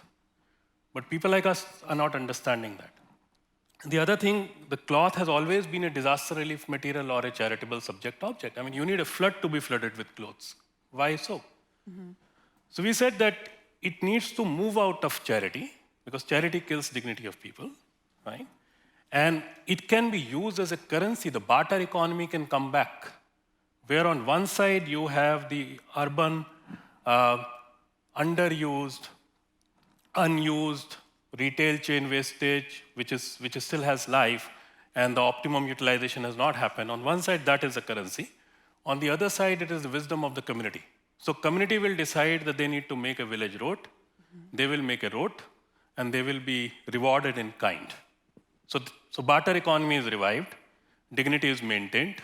Fine. Decision-making is in the hands of last person. So that's the whole model of reviving the barter economy by using second-hand goods we're doing. Whatever is left over, whatever is non-usable, is converted into products and hundreds and different kind of products, but we are not upcycling for the people who can pay a huge amount of it. We're actually upcycling for the people who cannot afford. So old torn jeans, instead of just becoming a fashionable bag, can also become a school bag for millions of kids. Fine? I'm carrying something. I wanted to carry a pack. What is this? It's your own cotton, torn, used cloth, which is the best possible, cheapest possible sanitary pad in the world. Right. Right? Millions and millions of women are using sand as jute bags, rugs, rags, cow dung, anything and everything. Yeah, that's not clean. Yeah, and this can become a solution. So what I'm saying is that circularity means first, let's take care of the basic need of humankind as cloth itself, as material itself. And then whatever is not usable, use it for the larger population of the world not to sell just in the shops of New York or New Delhi. That's the whole idea. Exactly. That sounds like really the true meaning of the circular economy, right? You've got all pieces of it coming back around. Stephanie, I want to talk a little bit about scale. How do you think about this issue, whether it's, informing new vendors that Queen of Raw exists? How do you get your name out there and get companies to be thinking about this as something that can be successful at scale? I love that you use that word scale, because I think for so long, people thought about sustainability and the circular economy as a nice to have, right? And that it wasn't scalable. It was only good for little pilot projects or little eco-conscious collections. But in order to drive massive impact environmentally and economically, we need to build solutions that are massively scalable across industries and around the world. And so when we first started Queen of Raw in 2018, we would go around in the New York City fashion district to all the big brands and retailers, tell them about our solution. And a lot of times we ended up only talking to the sustainability departments. And don't get me wrong, they are your brand champions. They're incredibly powerful, probably even more today than ever before. But at the time, they didn't have a lot of direction in the business. And they weren't fully integrated. They didn't have a budget. And fast forward to today, of course, these issues have become a top priority for every C-suite around the world. What we have since seen is that we need the participation of all the C-suite in order to bring out that change. We need the CEOs setting the corporate agendas, the CMOs doing the marketing and the storytelling, the CFOs who deal with this waste and financial liability every day, the COOs who deal with the operations, supply chain, procurement. And when you get all of them in a room together, and when you show them massive technology that can help them automate and scale these solutions, it's a win-win-win for all their stakeholders. How do you say no to that, right? And so we spent a lot of time building really powerful partnerships in order to drive that scale on a national level, on a global level, but also on a local level. During COVID, we formed the New York City Circular City Initiative. It was backed by the NYC EDC. We joined with H&M, Unilever, Cisco, Goldman Sachs, the Ellen MacArthur Foundation, and a number of really powerful organizations. And we created a white paper that's available on circularnyc.org, showing how many good jobs could be created and how much money could be saved and made by New York City going circular in the coming years. And not just about what laws need to change on the books. It was about, here are the solutions like Queen of Raw that can help businesses offset that coming legal liability and drive true change. And I think we need more of those kinds of cross-industry collaboration and partnerships with now the technology of blockchain and machine learning to really be able to drive that change and communicate it to the world. And I think, more and more you have employees of those companies too who want to see that. My family apparently is just obsessed with fabric, but one of my cousins is a designer in New York. And that's something that she struggles with in the fashion industry is, okay, I'm working for this major designer.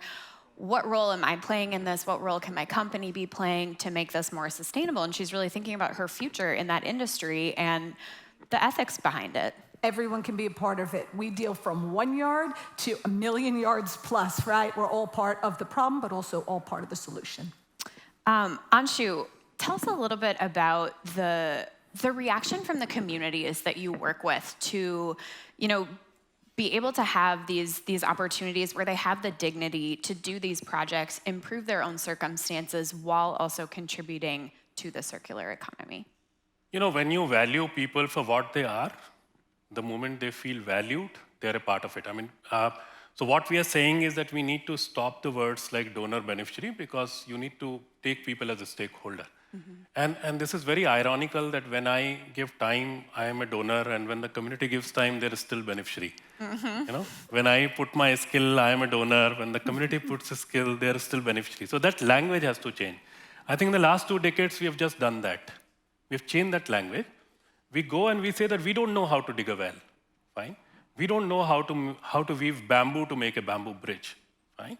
And I'll not come with a solution of a concrete bridge, fine, because that's not in my hand, but you know it, fine? You work on it. If I give you a trouser today and come tomorrow and say it is mine, you will say it is yours.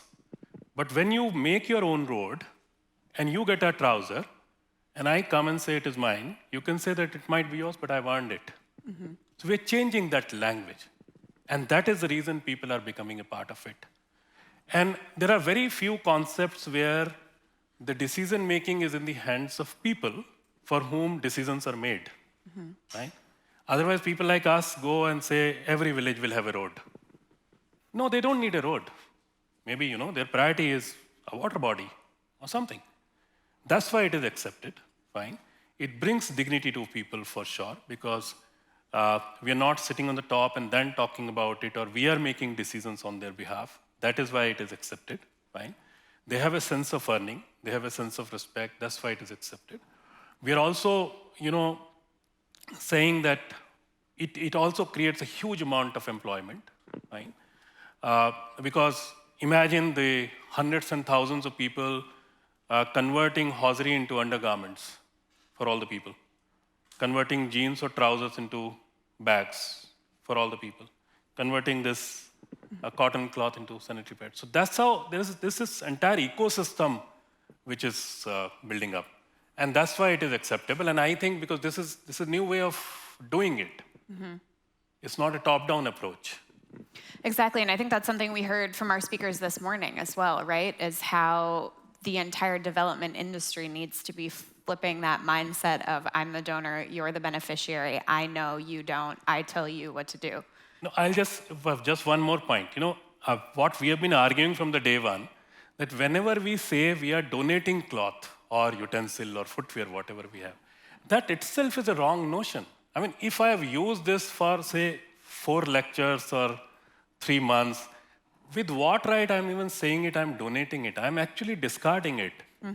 I need to be thankful to the person who is using my second-hand goods, because that's the person who is the keeper of my emotions, my hard-earned money, the time which I took in a mall to look for a nice shirt or t-shirt.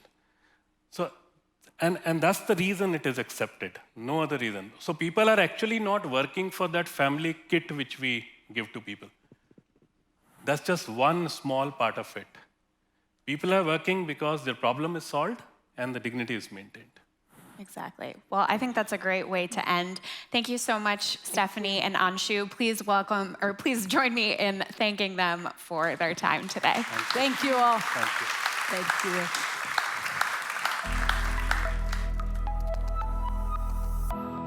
Please welcome senior reporter Stephanie Beasley.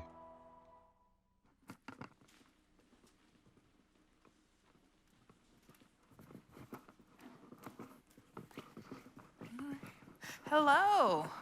Welcome, welcome. So let me just start out by saying that I am not an expert on fashion. I cover global philanthropy here at Devex, but today I will be joined by 3 experts. We have Sandra Zhao of Zuri. We're also going to have Robert Young of The Cloth, and we have Aaron Houston of Wear Well. Please welcome me in joining them. Join me in welcoming them.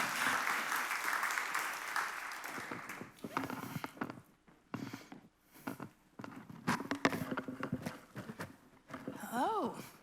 Thank you so much for being here. So, as I said, I am not an expert in fashion. So for me, I think I wanted to start out by hearing from you what you mean when you say ethical or sustainable fashion, what that means for each of your brands. And so, Sandra, could we start with you? Great. So I think sustainable for us is really sort of like a holistic approach. So I think when we started, a key value for us was that we wanted to create a business that sort of intrinsically had value because we were making things that people really wanted. Because if they want it, they'll keep buying it, and that enables us to keep growing and to create jobs that are stable, that are salaried, and that will sort of continue to sort of perpetuate and allow workers in the larger community to be able to plan and have sort of sustainable livelihoods. So I think that that's very core to us. I think sort of expanding a little bit more sort of there's also environmental sustainability. So I think in our production, we sort of use rainwater collection, and so sort of we're sustainable in that way. We are sort of working on expanding our solar sort of power. So right now, our production is 25% solar supported. And so I think that yes, it's like a very holistic idea for us. And what is rainwater collection? What does that mean? I guess. Oh, like a catchment system. So we do our production in Kenya, and we're on the Kenyan coast, which gets lots of rain. And so we just have systems sort of above the factory that collect water and allow us to use that for all of our textile washing. So we aren't reliant on sort of water from like the water system. And I think sort of that's beneficial sort of like for the environment, and then also we're working in sort of like a country and like in a town that has sort of unpredictable water systems, and so it allows for sort of greater stability in our production as well. Right. And Robert, I know that you are based in the Caribbean. Yes, based in Trinidad. Right, and you've been doing this for quite a while. So I want to know, like, how the definition of ethical and sustainable maybe has evolved for your brand? For the cloth, we try to embed messages that are part of the eco-cultural system that people understand. So we apply onto fabric stories that people have a nuance for it, that there is some message there for them. Because in our societies like ours, where the systematic oppression has happened for so long, a lot of the messages are hidden. The history of the space is hidden in artifacts and in the music, like in the pan and in the calypso. So I try to draw from that and put it onto the clothing. So that is respecting the cultural space of the people that wear the clothes. And also to tell the Caribbean story of resilience, that the society is the first society that has people been brought, dragged to a space to extract from their bodies. So we are trying to dress those bodies, encode them, protect them, cocoon them in a way that is like a spiritual piece of clothing, that you wear something to celebrate your spirit. So that's important for us. The way we work with workers, one of our plans, we've been trying for a while to get a worker-owned cooperative off the ground. So ethical in the sense of how other humans are treated. And the pieces that we have to see about, like, Trinidad was the first extractor of oil on a commercial basis. At a point, we supplied 70% of the natural gas, the seaboard of the United States. So embedded in our laws is to stop us from doing environmental things, like solar, like extraction of water on your own. All those things are controlled by old, archaic colonial laws that have protected the extraction of the oil. So we have to figure those things out. And ethical for me also is letting the workers lead the space. They make decisions of how the workshop should run. And empower people by basically saying this is what you need to do and try to figure it out. Those are some of the things. Right. Yeah. And Aaron, I know that you have worked in the global development space, and I want to know if you could talk a little bit about how you connect sustainable, ethical fashion to global development. There are issues like Robert mentioned of fair wages, labor rights. A lot of these areas people are concerned about. How does that connect to the work that you do?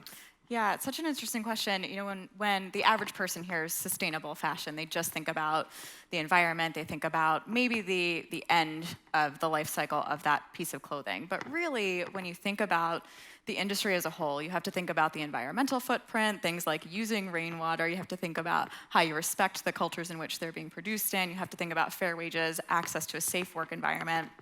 And if you look at that at scale, there are about 80 million garment workers around the world today, and often underpaid, often in unsafe working conditions. And so really, when you're dealing with sustainable fashion and you're dealing with ethics in the fashion industry, you're really talking about access to better livelihoods for people. And when you're talking about lowering environmental impact, we know that that is a global development issue. It disproportionately affects people in developing communities. But the thing that always brings me back is that 85% of garment workers are women. So it's also a global women's issue to be working on fair wages and environmental sustainability in the fashion industry. And so, as I mentioned, you know, this is ethical fashion, sustainable fashion. This is something that I feel like a lot of people are just learning about. Do you feel like this is a movement that is growing? And how popular have you found it to be with consumers? Like, who are your consumers and what are you hearing from them about the work that you're doing? Sandra.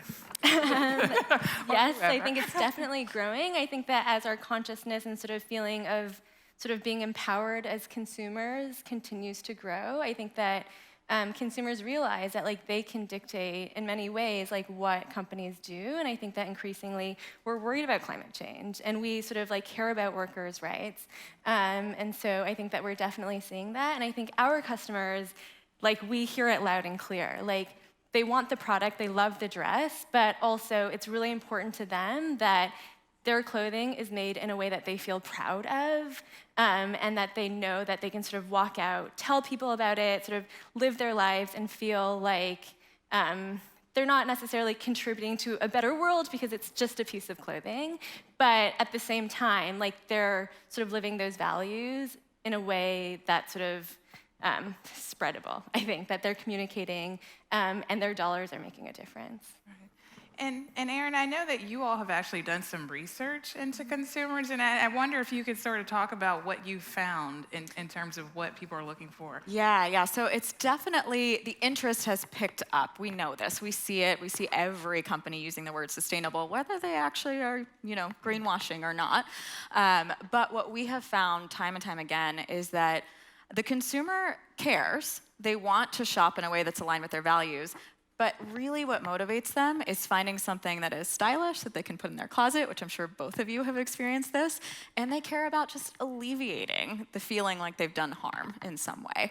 And so what we found time and again is that really where real change can be unlocked here is starting to shift a business, whether it's a small one or a larger one, to incrementally improve their supply chain, to focus more on fair wages, or to focus more on worker safety, or focus more on using organic materials, because it's a story that they can start to engage the consumer with.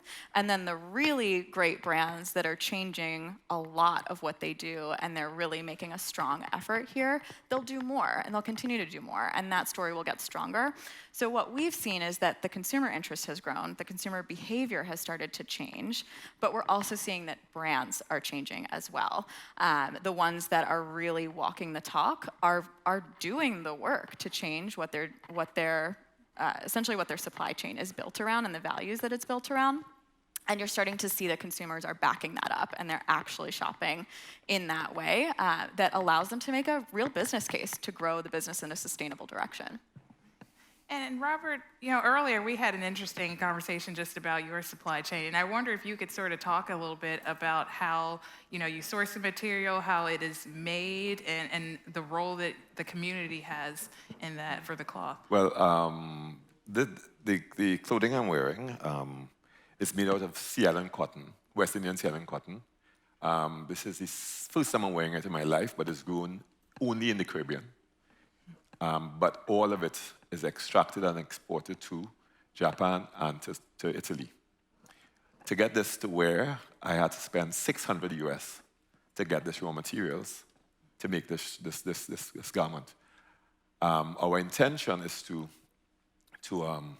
maybe in 10 years, get a supply chain in the Caribbean where the Sea Island cotton is woven and spun in the region, and used by designers. So designers here in the Caribbean can produce not only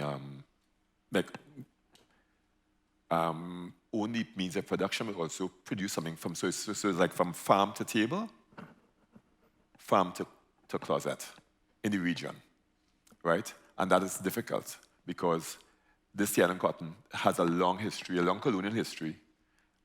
Say, for instance, 500 pounds of Sea Island cotton can make 1,400 shirts, and those shirts are sold for 400 pounds per shirt. The worker gets $5 a pound. The governments get $10, so that's double it. And so it's like worse than crack cocaine, the value. And to bring that chain back in, but right now I import from Lithuania and I import from India, from the Bhuj region. We get khadi in, hand-woven fabric. I made a trip and then I noticed something was missing. There was a weaving technology that we might have had, but we feel like we didn't.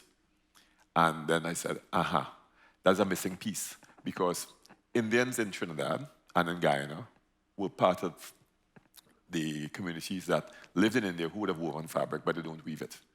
Africans also would have had a weaving tradition, and the indigenous would have had a weaving tradition. They weren't running around the road without clothing. They would have made fabrics. But the extractive culture of the thing, but also one of the things about sustainability is how do we change those relationships where we feel that we are connected to the environment in a way. Some indigenous cultures think that the environment is part of you. That's my hand, the earth. And if we could think about it like that in some way, we'll think about, but we also have toxic relationships with ourselves, so we can understand why we could treat the environment the way we treat the environment. So, sort of building off of what Robert was talking about, one thing I am interested in, and I know, Sandra, we also spoke a little bit about equitable partnerships. I am wondering, like, how do you make sure that the community in which you are working is involved with your brand, that you're actually considering the impact that you might have on that community? How are you sort of incorporating their voices, and also how are you working with the workers that are coming from those communities? Yeah, I mean, I think communication is key. I think that we try and be completely transparent at all steps of our production with our customers, and sort of like our customers to our partners. And I think we very much think about every relationship that we have in our supply chain and production as partnerships. And I think that goes into the idea of sustainability, in that sort of like fair and equitable partnership sort of like last, because we have like a mutual understanding and a mutual respect. And I think that enables us to grow, and it allows us to really invest in our partners as well. And so it sort of goes both ways. Like, I think we try and avoid sort of this idea of it just sort of like being a transaction, right? Like, we don't just buy fabric and take it and that's it. Like, we very much commit to our partners. And so the textile manufacturers that we've been working with, we committed when we started, like, we're gonna build this, like, we're gonna do it together and we're gonna grow together. And I think that we're really proud that 5 years in, sort of like the Batik Dyer Cooperative that we work with in Ghana, that we started with in 2018, like, we continue to sort of like have rolling orders with them throughout the year to now. And so we've been able to sort of like see their business grow and their facilities grow and their workers grow. And they've seen the same with us. And so I think that it just feels very much like it's very important for us to all feel like we're on an equal footing, and that like our success is their success and vice versa as well. So I asked about the role of consumers, and I'm wondering where you see government coming in with helping to push ethical fashion, or if there have been challenges that you all have experienced as a result of different regulations in different regions. And so, Erin, I think I'll start with you, because I know we talked also a little bit about this. Yeah, so this is because Wearwell sources from about 50 brands today. This is informed by our brand partners, but also just the perspective of the broader fashion industry. As much as I will harp on, this is something that is in the hands of consumers, and that's how we drive change. There is a huge role for government regulation. What you typically see, and taking us back just a quick step, what you're talking about, Sandra, of having long-term relationships with your suppliers, that is not a small feat in the fashion industry. You have such ridiculously complicated supply chains. Transparency is terribly difficult, but then you also have subcontracting that leads to just like no idea what your producers are doing or where they are.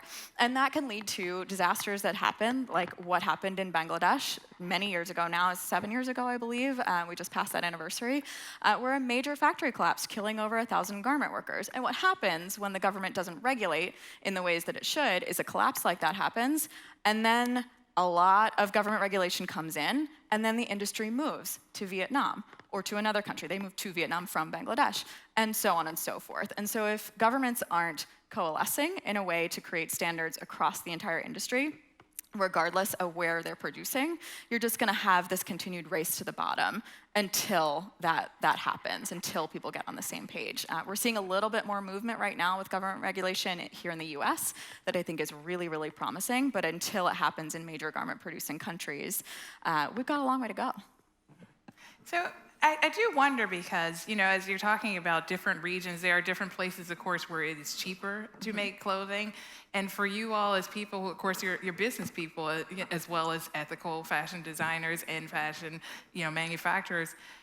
How do you sort of balance, your own costs with your desire to promote equitable partnerships, ethical fashion, sustainability, work, so that you aren't, damaging the environment? How do you sort of find a good balance for yourself in pushing these ideas and still, remaining profitable? I can go. We made a decision to produce in the Caribbean. That's it. So we produce in Trinidad right now at whatever cost. We produce, I meet customers who talk about something they have for 25 years that they're still wearing. So we make clothes that last. Ethical fashion is also slow. And the fabric's supposed to last long. And it's not supposed to be making people feel so bad that they need to get into the new trend. So those are the things. You have to make a decision what you're going to do, where your commitment is, right? And also where you keep human technology, like weaving. Everybody should have it as a practice. It's like a meditation.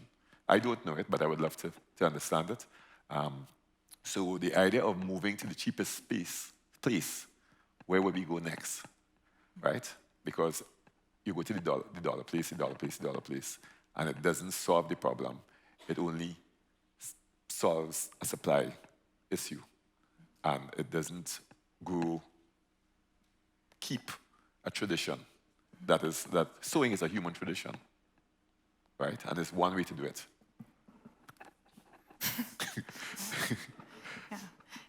And Sandra and Aaron, I wondered if you also wanted to weigh in on this. How do you sort of factor all these things in?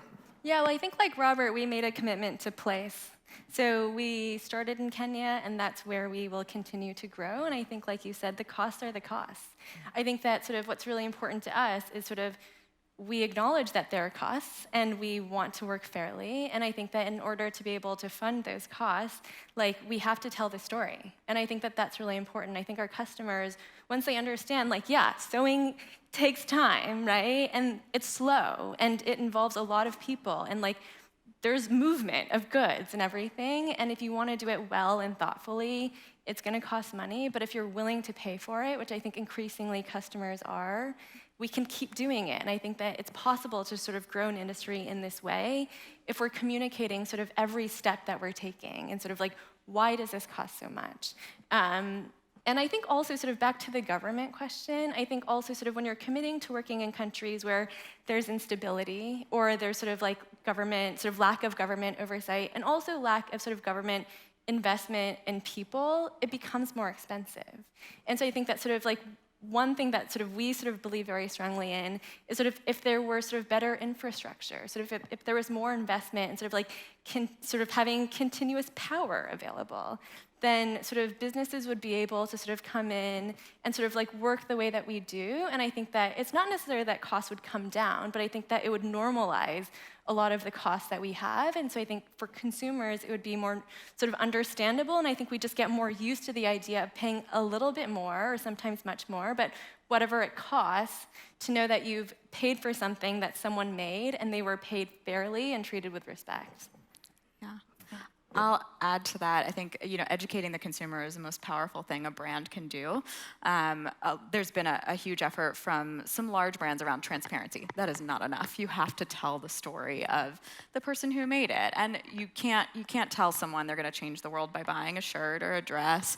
Yeah. But telling someone that what they are buying is contributing to this bigger thing is really compelling and really powerful. One thing I'll add as well is that, just speaking again from that brand perspective, we've built our company in a way that it's meant to support the growth of brands like what both of you are building. And do it in a way that doesn't price gouge the brands themselves. And that's really important and also missing from the fashion industry on a broader level. And I think that's a really important piece that, that has not yet fully been addressed, where brands that are doing things the right way, they don't necessarily need to grow to be, several $100 million companies or $1 billion companies. It'd be great if they do, but we need more brands that are growing and able to thrive. That is also going to make pricing more accessible for people and make people think, okay, if I spend a little bit more on this shirt that is well made, that's gonna last forever, and it contributed to these great things, that's gonna be a lot easier to get more people on board with. The laws, like what I mentioned, a lot of the laws in the Caribbean are still old colonial laws that we don't understand why the law exists, and we just take it for granted. So like the observation about the petroleum in the Caribbean, I'm in Trinidad, and the laws that say you can't put a solar panel on your house, right? So those laws, to investigate those, and there are many. Just recently, we removed the law that cocoa growers could make chocolate because Nestle's invested there in the 60s in Trinidad. And to do that, they said, people who grow cocoa shouldn't be making a product. So the government, just after independence, 6 years is coming up just now, allowed that policy. And only just, 4 years ago, removed it. So chocolate is made in the region. And because we hear about Swiss chocolate and French chocolate and Dutch chocolate, but none of it, no cocoa trees go there. Right? Yeah. Right? So it is understanding that uncolonizing, decolonizing approach of ourselves also, how to, and that's where the emotional work has to happen. A kind of emotional competence to know that I could say this here, also to say that there are things that we need to fix, and the only way we could fix it is when it feels uneasy to figure out why, and still try, and do whatever it is that makes you feel uneasy, because those are the things that stop men, and stop us from men as in male humans, that's doing the things the way we do things, and as this space messed up. Okay.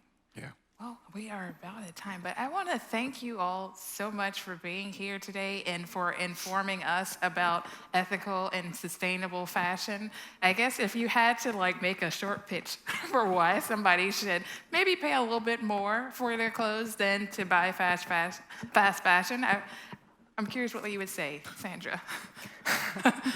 Well, first of all, it'll last longer. You'll feel better, and lots of other people will feel better too. We borrowed money for the entire COVID period to keep the staff employed. We need to sell. Fast fashion brands have 52 seasons a year. You don't need to dress for 52 seasons. Think about your impact and support the brands that really need it. Great. Thank you all so much, and thank you all for being here for this.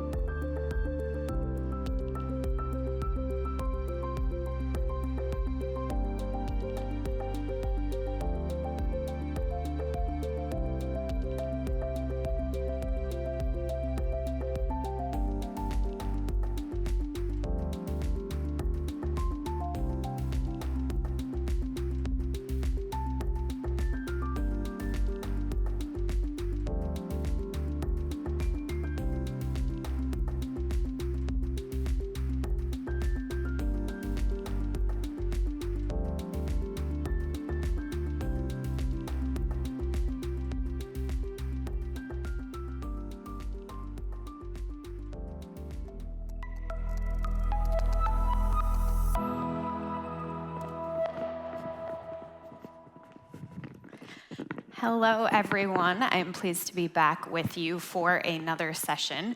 We are going to be talking about revolutionizing the food industry.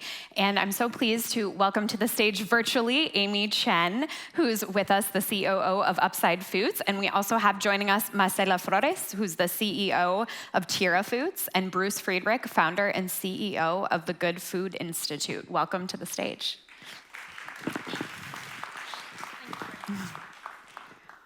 Thanks so much to all of you for being here. Amy, it's great to see you virtually. I'm really excited to have this conversation.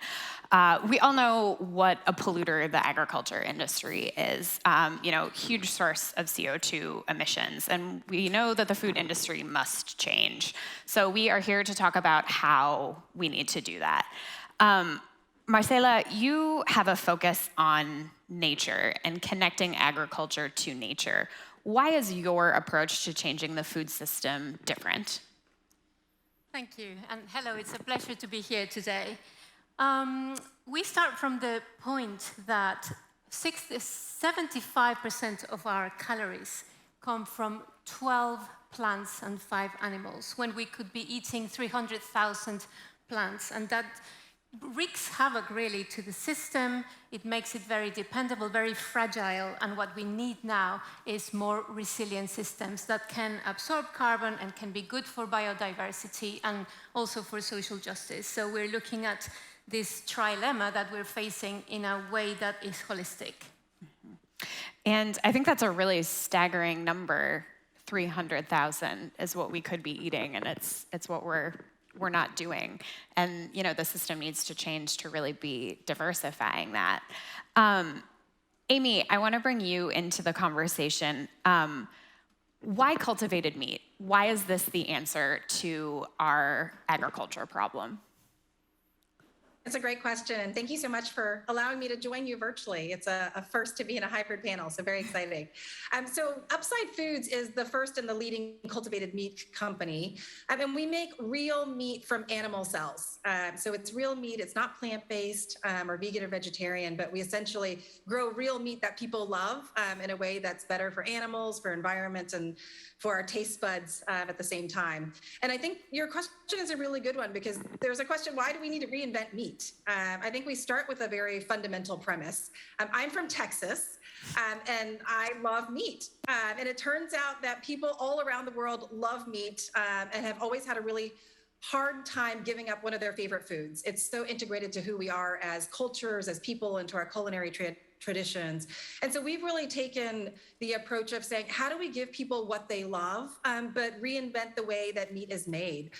Marcela was talking a little bit about some of the impact of crops and certain animals. If you think about the impact that our meat system has on the world, it's a tremendous amount, as much as 1/6 of all greenhouse gases, 1/3 of arable land and water. It is simply not sustainable for us to think about doubling the population in the next few years and our demand for meat and doing it the way it's made now. So we believe that we can make meat in a new way that gives people everything that they love, but without the compromises that are required in the system today. And I also think, in addition to loving meat, it is an important part of people's diet in much of the developing world when you're looking for protein sources. With the first Lancet report that came out a couple of years ago, that was probably the most controversial finding, as they encouraged a movement towards a plant-based diet.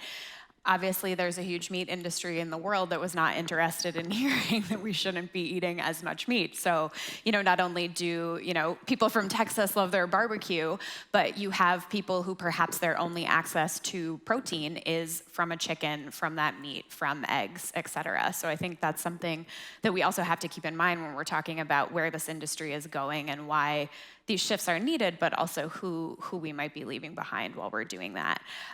Bruce, I want to bring you in. Good Food, also does cultivated meat, but also plant-based meat. Tell us a little bit about sort of your approach to both of those things and the difference that you hope to make in changing the industry. Yeah, thank you very much, Teresa, and thanks to all of you for being here at Devex. It's such an important and exciting conference, and so great to meet all of these people who are focused on making the world better.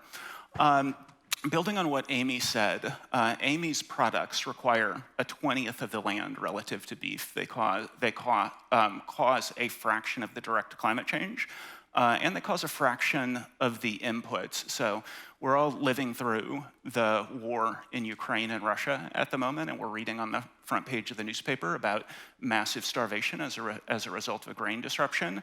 It's 50 million metric tons of grain that are being disrupted by that war.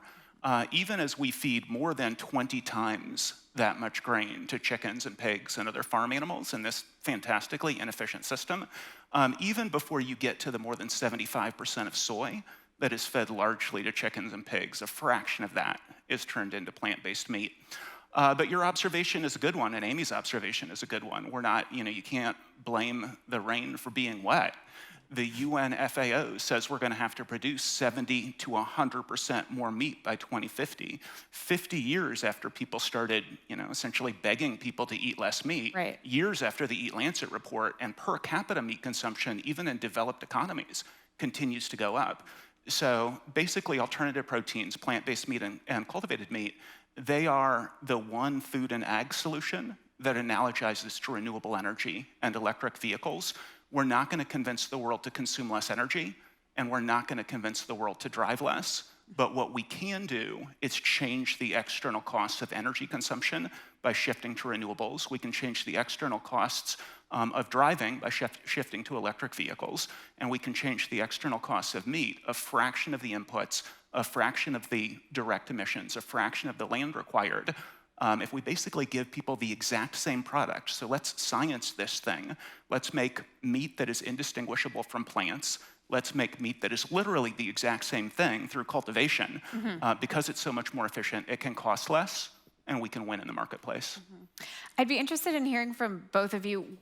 What's the most common reaction you get when you say cultivated meat? I mean, what do people think that is, and how do you make them not freaked out about it?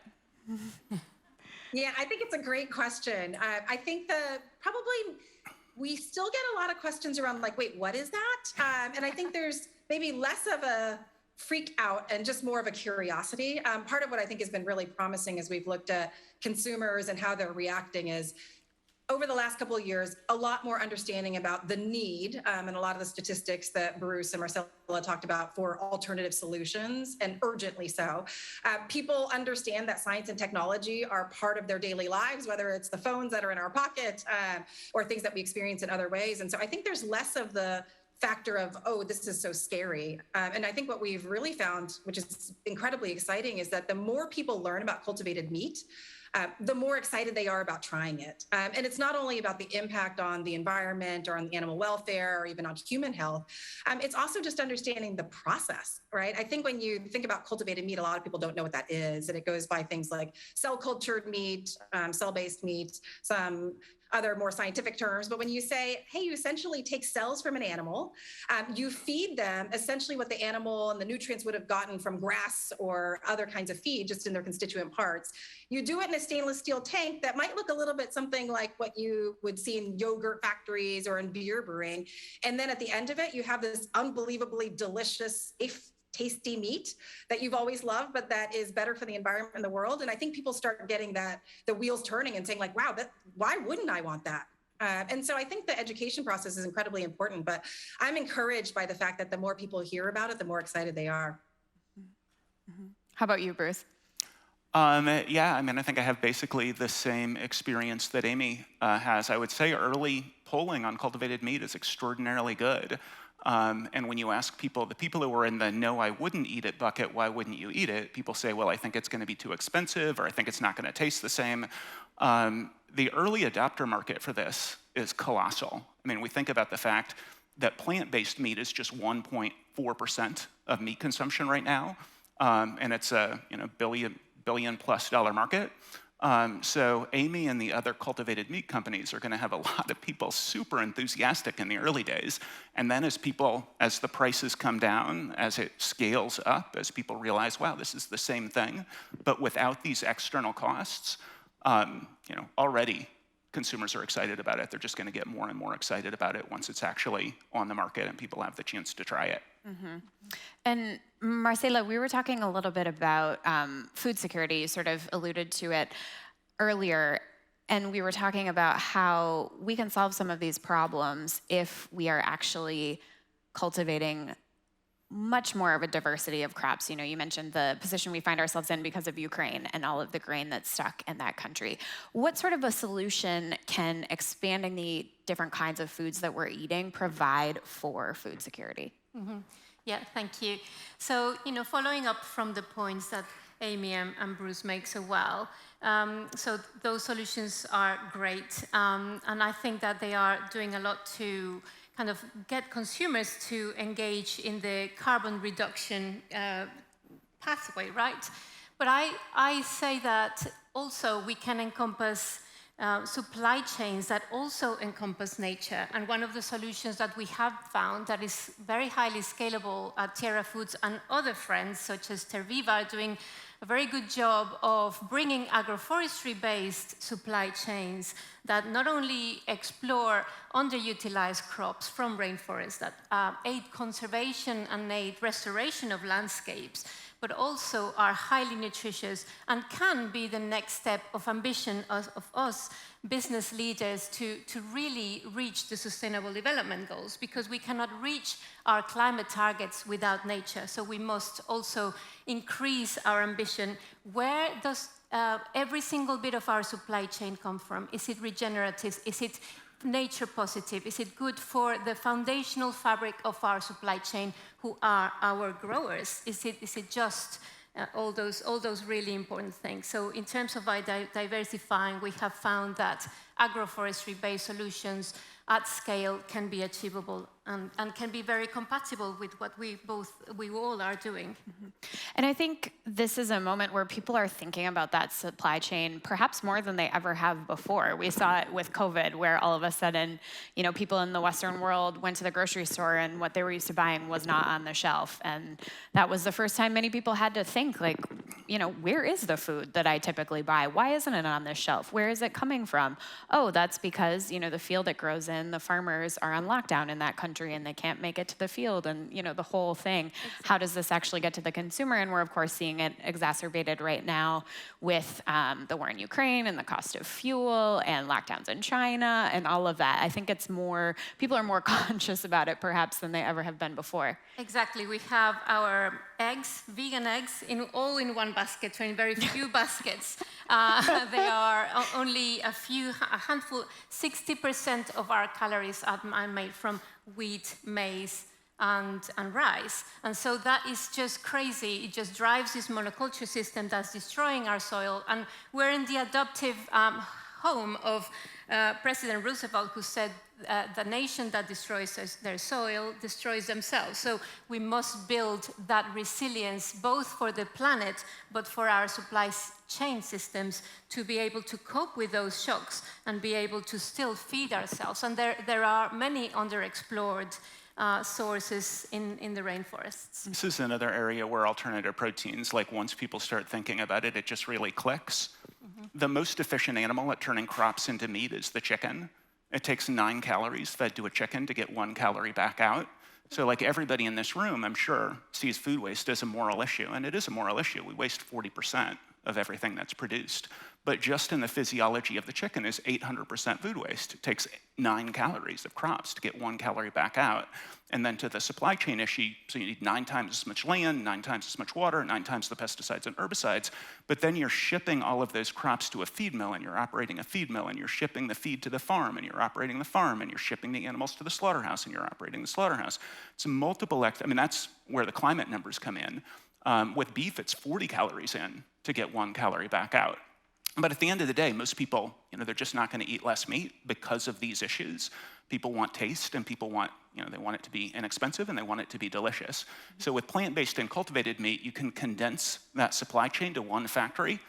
This is the one food and ag solution that Bill Gates is excited about and how to avoid a climate disaster. He says, this is electrify everything. For meat, you just concentrate it into a factory. It also that entire supply chain is extraordinarily diffuse, extraordinarily fragile.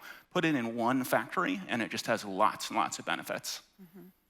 And Amy, what can other companies, both in the food industry and outside, learn from a company like yours? Yeah, no, I think it's a great question, and one where we're never going to stop learning either, so we learn every day. I think it's really pushing the limits of how we can rethink the way that everything is done, right? I think we are in a world crisis right now that requires creativity and problem solving and challenging all the assumptions, right? And if you think about the way meat has been made for the last 10,000 years, it hasn't changed that dramatically, except perhaps with the introduction of factory farms and some of the industrialization, which might be going in the wrong direction. But I think it's really pushing the boundaries of what is possible, rethinking that. I love, Bruce, the conversation you just had around having everything under one roof. As we speak, I'm sitting in Emeryville, California, which is just a stone's throw away from San Francisco, in the world's most advanced cultivated meat facility. It's in the middle of a neighborhood. There's apartments next door, and it's not exactly where you would expect a slaughterhouse, but we can now offer local meat that goes from cell all the way to a chicken fillet or a steak, all under one roof.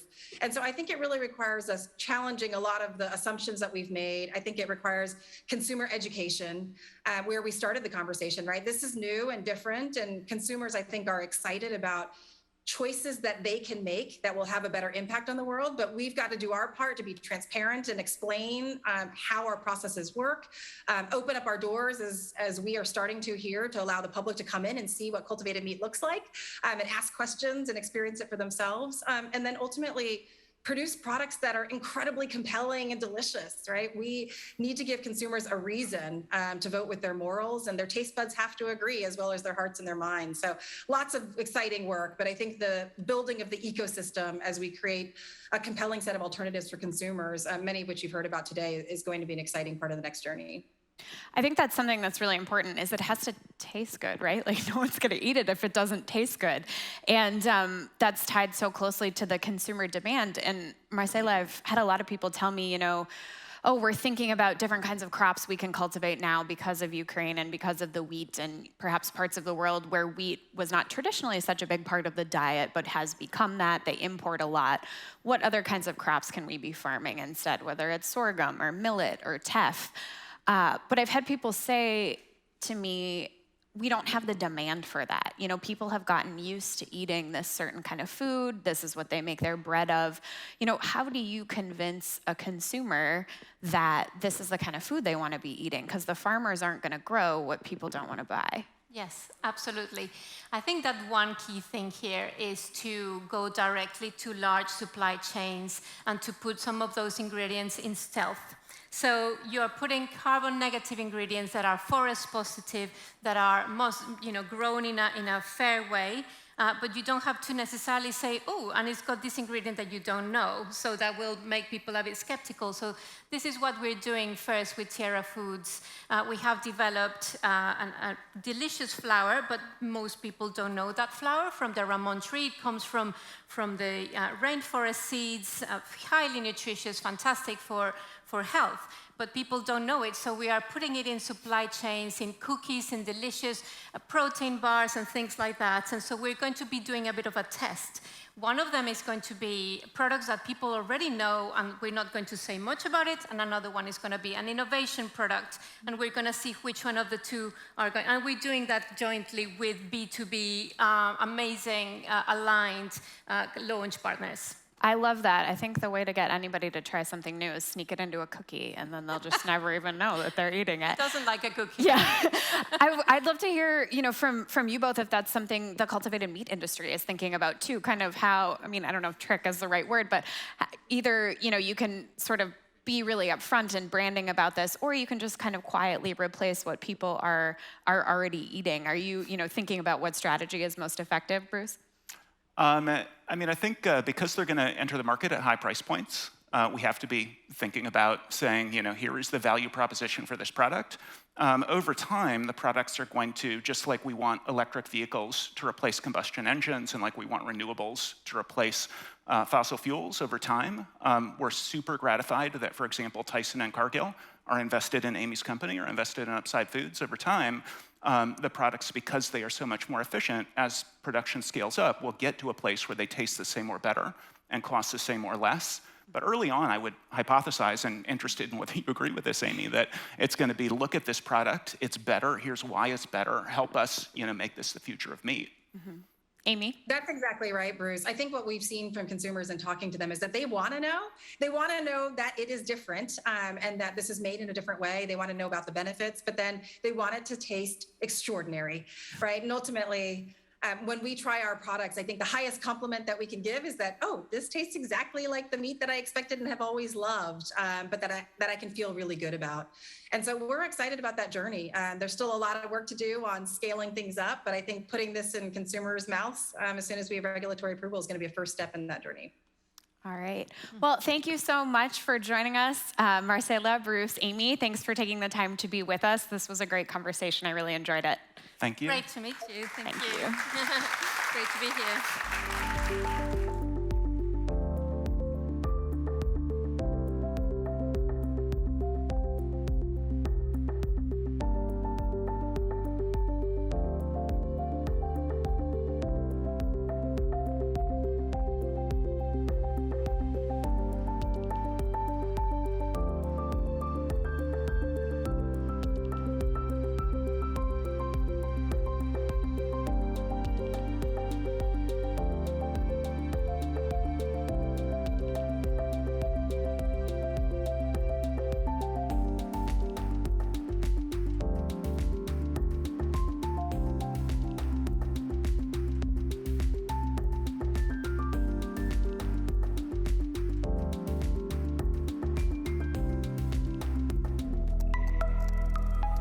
Please welcome Editorial Director Richard Jones. Welcome, ladies and gentlemen. It's great to be back with you here on the Devex World stage. My name is Richard Jones, Editorial Director at Devex. I'm delighted to be joined virtually by Edgar Sandoval, who is President and CEO of World Vision US, who joins us from his home office near Seattle, Washington. Edgar, are you there? Yes, hello, Richard. It's good to see you and hear you again. Good to see you again, yeah. How are things in Seattle? Things are good. It's summer, the rain stopped, and we all love that. Well, welcome to Devex World 2022. It's really good to have you here. Let's get straight to it. Given where we find ourselves, staggering inflation, food prices all over the world going sky high, what are you seeing in your work in terms of rising hunger and fragility? The short answer is that we're seeing unprecedented levels of hunger. Right now, Richard, there's approximately 49 million people worldwide that are facing starvation if nothing is done. And the root causes of this situation, the drivers, if you would, are three things: conflict, the unpredictable weather patterns, and the global pandemic. And as if that wasn't enough, the new conflict in Ukraine is having a ripple effect on the entire world. And all of this is leading to staggering global statistics that are all at record levels. And I just want to point three out for you and for your audience. There's 306 million people in need of humanitarian assistance today, 100 million people who have been forced out of their homes. And as I said, 49 people on the brink of famine. I was in Turkana, northern Kenya, just last week, where there's the worst drought in years. And I met families, well, that they have had to watch their livestock die one by one. I saw acute levels of malnutrition in children. The rates are skyrocketing. It was truly heartbreaking, but it's not just East Africa. It's a global crisis. It's affecting many regions, including our neighbors to the south in Central America. Well, exactly, and talking of Central America, I know we want to talk about the Northern Triangle. For those that aren't aware, that refers to Guatemala, Honduras, and El Salvador, parts of the world that you're very familiar with, Edgar. How are these global challenges playing out, particularly for young people in the Northern Triangle? They often see migration as the only alternative to the hunger and unemployment that they may be facing in their own countries. Can you walk us through that situation? Yeah, of course, these drivers that I mentioned of conflict, climate, and COVID, the way they manifest in the Northern Triangle is a perfect example of this awful perfect storm. Let's take Honduras, for instance. There's prevalent gang violence. Unfortunately, there's also growing gender-based violence. There's been 3 years of a drought. This before COVID. Then COVID hits and everything shuts down. And then in the middle of COVID, they were hit by 2 major hurricanes, a Category 4 and a Category 5, within 30 days of each other. Now, add to this the conflict in Ukraine, and as you mentioned, the supply chains disrupted, the higher prices on most basic commodities and fuels, and keep in context that these were places where fragility and vulnerability were already high before any of these new factors started to take hold. And so what we have is a dire situation becoming a desperate situation. Coping mechanisms have fallen short. People try skipping meals, selling assets. But even with the availability of humanitarian aid, sometimes it's just not enough. There's just been too much loss, Richard. Loss of life, loss of livelihood, and most sadly, loss of hope. And this is the context for increased propensity to migrate. And that's why my strong belief is that no one wants to leave the people they love and the places they know. But families and communities are being stretched beyond what they can reasonably absorb without more support. No, thanks for that, Edgar. And I mean, as you know at Devex, we're all about solutions. So not only why this issue is important right now, putting things in context for us, but also thinking about some practical solutions that our audience in person and online around the world can take away with them. For those who are seeing migration as their only option, as you've just characterized, to overcoming poverty, the lack of opportunity that you mentioned, what are some alternatives that World Vision has seen that are really offering viable, sustainable solutions and real impact on the ground? Yeah, we believe that it starts with building back the hope that's been lost. And we build back hope by building in resilience, so the families can stay and thrive in their communities. And World Vision has a comprehensive approach that does exactly that. And we call it, not surprisingly, Hope at Home. Hope at Home, building resilience in Central America. And our programs address the root causes of forced migration at the individual level, family level, community level. But the key ingredient is our partnerships. Partnerships with the local community, with local government, national government, faith-based organizations, and civil society. Those are key. And also the private sector, which I'm going to speak to in a minute. Yeah, well, one of the things we've implemented is an early, I was going to ask Edgar, you know, what is the role of business? What is the role of the private sector here? We've talked about it a lot at Devex World today. Could you put it succinctly for our audience? Absolutely. I'm going to speak to 2 programs that we are seeing are actually reducing the likelihood to migrate.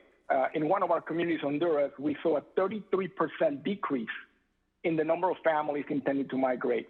These are programs that we're working in close partnership with the private sector. The first one is called Youth Ready.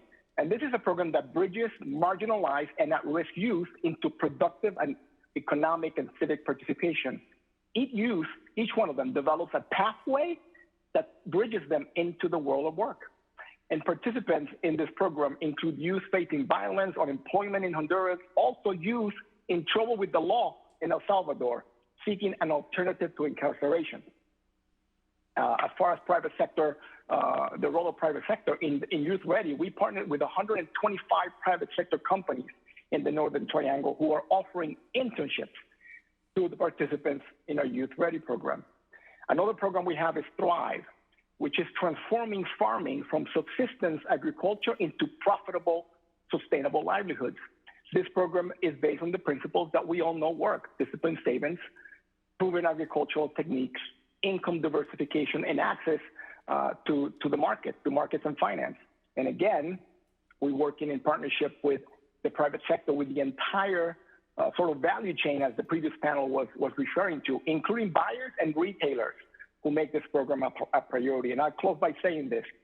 Our pilots, when we started to pilot these programs, they were initially funded by private donors who were also corporate executives and business owners themselves. So the private sector is critical part of the puzzle. No, thanks, Edgar. I mean, we're running out of time fast here, but I'd like to ask you for a final call to action to the development community watching, and particularly those operating in Central America and this part of the world. What's the key action that you'd like the audience to take away with them? And what's one thing that really will help to accelerate progress here? Well, if there's only one thing I can ask for, Richard, it would be to see a stronger collective will and funding commitment to scale and expand the programs that we know work and those that are sustainable. At World Vision, we have tested community-led approaches that we know work. Others on this call, on this conference, have proven solutions as well. And I believe we need a collective effort to ensure that adequate funding is committed to scale up these solutions. They're ready to scale. Corporations and foundations should contribute their fair share. NGOs like World Vision should inspire private donors to do their part, right? At World Vision, we are commanded by our faith to love our neighbors. Well, I can't think of closer neighbors than Honduras, Guatemala, and El Salvador. They're right in our backyard, right? International funding, that part of our budget that is less than 1% of the total federal budget, needs to be protected and increased based on escalating needs. So many on this call know what works, and this is why I'd like to see a stronger collective will and funding commitment to scale up the programs that work so that families in the Northern Triangle can have the one thing we all want for our own families. Hope at home, Richard, hope at home. Edgar Sandoval, thank you very much for joining us. It's been a pleasure. Likewise, thank you. Thank you.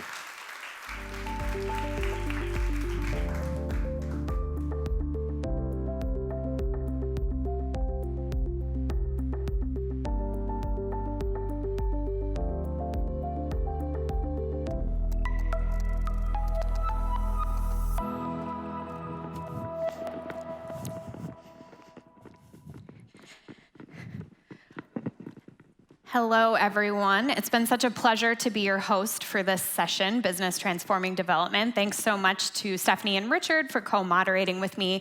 I hope you all enjoyed this and are now thinking a little bit more about what the private sector can be doing to help advance the SDGs. We've got our plenary session, final closing plenary, coming up at 4:15, so we hope you will stick with us for that. We've got some big names that you won't want to miss, including John Nkengasong and Mark Malik Brown.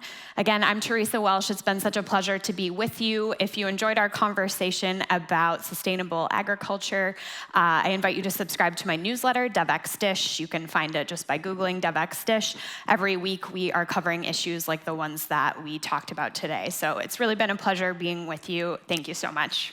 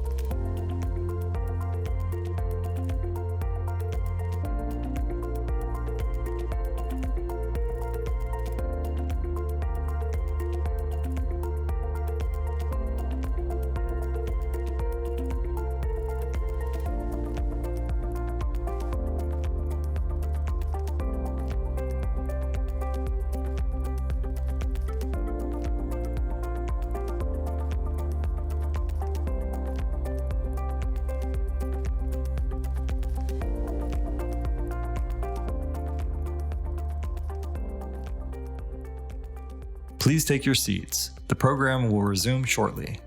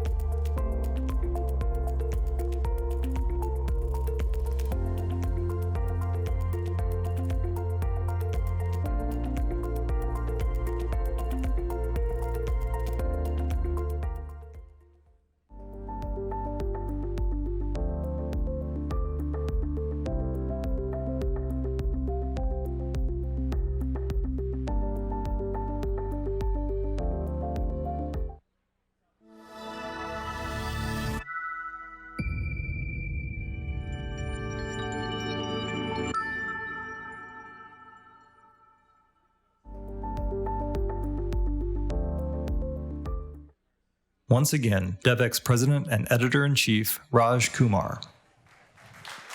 Good afternoon, everyone. Is everyone feeling inspired? You see that in our tagline for Devex World. I can tell you I do. It's been an incredible day. I've heard and learned so many things. I hope you have as well. It's just been great to get to meet many of you, and you're in for quite a treat in this closing plenary. So for those of you who are just coming in, before we go any further, I just wanted to tell you a little bit about the gifts that you just got. Anybody have one of those you can hold up so everyone can see it, the people who are not here maybe on camera? So these products are made, these bags are made by a group called Gunj. Is Anshu Gupta in the crowd by any chance? Anshu, stand up if you are. There he is, Anshu Gupta, who has come here all the way from India. And who leads this incredible organization, which is, we talk a lot about localization. It's truly local, it's truly grassroots. And part of their vision is they take what for many of us would be trash, things we'd literally just throw in the garbage, and they see value in it. And they think, how do we transform these products? And so the things that are in your hands now, those beautiful bags, would have been destined for a trash bin. But they were turned by the volunteers, the incredible people who work at Gunj, into products with real value. And they use those products to provide funds that do things like build thousands of miles of roads in India, infrastructure projects generated by local communities. It's an incredible group. We're honored to have you here, Anshu, and we thank you for these fantastic gifts.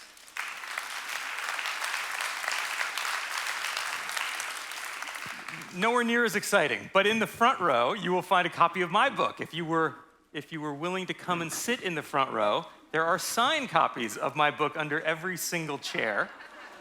We have done this because we want to get you in close for what is going to be a really exciting closing plenary session. And because I hope that you find my book, which is very much connected to the themes of Devex World, I hope you find it a chance to be a little bit provocative about this question we're asking ourselves. What is the future of global development? What is this better normal? This is what we've been talking about all day. And it's what I try to tackle in this book, where I give you a bird's eye view on how the global development industry, how the aid industry itself is being disrupted. Like we talk about Uber and Tesla disrupting the automotive industry. Our own sector, I argue, is being disrupted. And I try to detail a little bit about how that happens. Now, the disruptors are an interesting bunch. Many of them are in this room. Many are people that we wouldn't normally consider part of global development, but now we do. Our sector has really grown and expanded. And it includes the person I want to show you in a moment, a very short video clip of. And his name is Ray Dalio. He is the founder of Bridgewater Associates. It's the largest hedge fund in the world.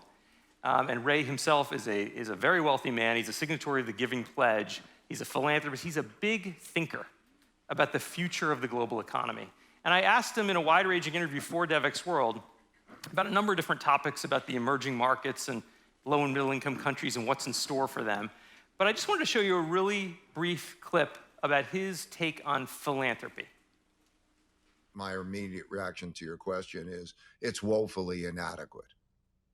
it's woefully inadequate. My generation has given the next generation a lot of debt, a broken down education system, and a broken down infrastructure. So that's going to require a lot. I think that there's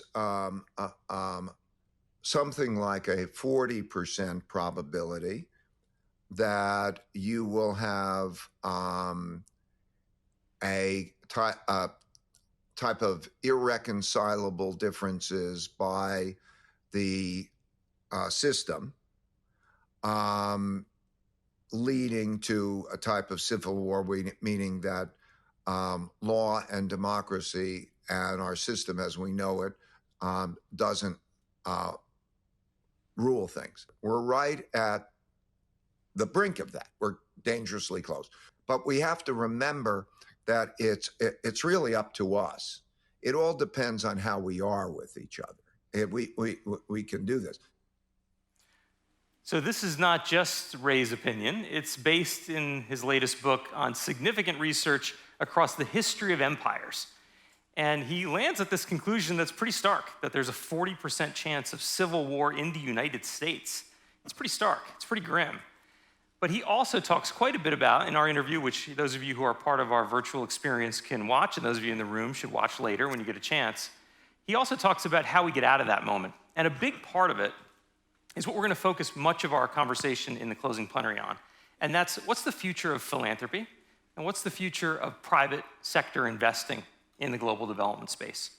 We're going to have some incredible speakers, and I'll be back on with you later on as we continue the discussions, including we'll close out with Mark Malloch Brown, who is, of course, the president of the Open Societies Foundation, one of the world's biggest foundations with $1 billion annual budget, and a foundation that is very directly connected to this issue of democratization and rising authoritarianism and what we do about it. But first, now it's time to hear about the future of global health.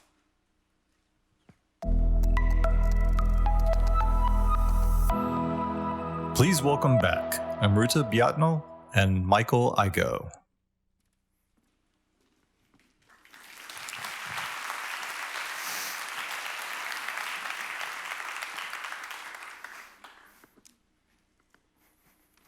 Hello, everyone. I'm Amruta Biatnal. I'm a senior editor here at Devex, and today I'm joined by my colleague, senior reporter Michael Igo. And together, we're really excited to talk to Ambassador Dr. John and Kengasong. John, I'm just going to take a moment to sort of acknowledge this moment that we're in right now. The way I see it, there's three things at play. COVID-19 has highlighted deep inequities, and some of which you yourself were fighting on the front lines as the head of Africa CDC. You're here now in your new role with PEPFAR's 20-year anniversary coming up, and you're the first Africa-born leader of the US Global AIDS Program. Do you see that as a pivotal moment? It is, indeed. And let me perhaps start where you initiated a conversation about the inequalities and inequities that COVID exposed. Just this morning, I was reflecting on when I left the Africa CDC just 5 weeks ago, what COVID taught me. It was, one, the connectivity, that a disease can emerge anywhere in the world, and within 2 months, it is a threat everywhere in the world. That is connectivity. Vulnerability, that at any rate, regardless of where you are in the world, that disease threat makes you very vulnerable. If you look at the Global Health Security Index, it's very nice mapping of where countries are, and countries that were greenish in color, which means they were supposed to have strong systems, were as impacted as countries that had red dots all over, showing that they didn't have system. And lastly, the inequalities, not just between the North and the South, but even within developed countries. I mean, you saw that. So the commonalities between pandemics, whether you're dealing with COVID-19 pandemic or the HIV pandemic, is that you fight them with the same principles, which is you have to understand your virus, what I call the pathogen, the first P. You have to understand the people, that is the population you're dealing with. You have to understand the policies, right policies. You have to understand the politics, and you have to understand the partnerships. So if you bring those 5 Ps to play into the new world that I'm playing it, which is, I call it the old new world, because before I left the US CDC to go to the African Union to set up Africa CDC, I've spent more than 25 years since 1988 in the fight against HIV/AIDS. You have a lot of commonalities there. So I think it's a new way we have to reimagine our fight against HIV. Is getting tougher. Dr. Bex just talked about the low-hanging fruits of HIV in the previous session. As you fight any pandemic and you move towards the end, it gets harder. It gets more challenging to bring it to where it has to be. Right. You mentioned your 25-year journey, John, in this battle against HIV, and this latest step for you to become U.S. Global AIDS Coordinator, to lead PEPFAR, the U.S. government's flagship, really global health, not just HIV initiative. It's clearly a significant role to take on, and one that I think a lot of advocates were hoping to see someone named to a bit sooner. You just moved back to the United States 5 weeks ago, I think you said, which is more than a year after the Biden administration started. Can you tell us, maybe pull back the curtain to whatever extent you can, about your conversations with the White House, what sort of mandate they gave you, and what you learned about the Biden administration's vision for PEPFAR specifically, but maybe sort of the architecture that PEPFAR is part of more generally? So when in summer of last year, I was still in my old role, thinking about the COVID response on the continent. I had briefed the head of states on the continent of Africa almost 15 times, because almost every month you were pulled and put at the center and to describe what is going on with the pandemic, what the response is. So I wasn't thinking of PEPFAR, rightly so, because you were consumed with. Then an email came from the White House saying, we need to consider you for this new role as a PEPFAR coordinator. Initially, I thought it was a scam. I mean, maybe, and I showed that to my wife. It's a very specific scam. Yeah, so it took me a week to reply to that, because as you can imagine, I saw with my 25 years experience in HIV/AIDS, I knew that the war against HIV/AIDS was still on. It was a pandemic that was still going on and impacting a lot of, and exposing a lot of the inequalities that we described and inequities that we described there. Then I had to make a judgment call. And at that point, I said, how do you leave a continent that was in the middle of a pandemic to jump ship? But I did an analysis, and I said I had secured 400 million doses of vaccines, the Johnson & Johnson vaccines, through partnerships with the private sector, Strive Masiyiwa, Benedict Orama from the Afri-Exim Bank, under the instructions of the AU chairperson, President Ramaphosa. So we had that covered. With a partnership with the MasterCard Foundation, I had raised 1.5 billion to help with the vaccination. And so it occurred to me that even if I left, the continent was in a good place to roll out vaccination. But you know what I did? I turned to the President Ramaphosa. I said, President, you are the chair of the AU. This is what my president has asked me to do, because I was on loan to the African Union. I mean, even my 5 years and a half there, I was secondary staff from the US CDC too. So I said, this is what the White House has said. But if you think I shouldn't go, it is up to you to call the White House and tell them that I cannot leave. So I left it at that. So that was that conversation and it was difficult. It's a good card to have in your pocket, yes. Yeah. You mentioned that you were engaged in helping to really build these health systems on the African continent to respond to COVID-19. We heard in the last session with Dr. Birx about how PEPFAR really pivoted to also be sort of an all-hands-on-deck initiative or effort to leverage its capabilities to respond to the pandemic as well. At this point, do you see PEPFAR as an HIV initiative or as the foundation of something much broader than that? I think we still have to remember always that why PEPFAR was authorized. I think I've always described PEPFAR and the Global Fund as the best expression of humanity at best when we apply ourselves to the right problems and solve it collectively for the common interest. So that purpose should always remain visible because the fight, as I said, against HIV/AIDS is far from over.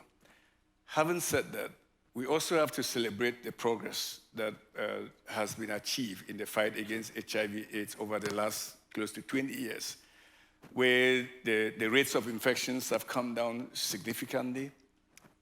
It is not where it has to be, but remarkably significant. But the platforms that have been established because of PEPFAR, and in the last session you heard Dr. Bergs talked about laboratories systems that she and I conceived, and I worked for her for 10 years, and I was her lab person, go-to person, and I'll pull her from Atlanta and say, look, we have to run around the continent. We have to go to Southeast Asia because we moved a long time ago. We said we shouldn't be referring to these laboratories as HIV reference labs, but public health labs.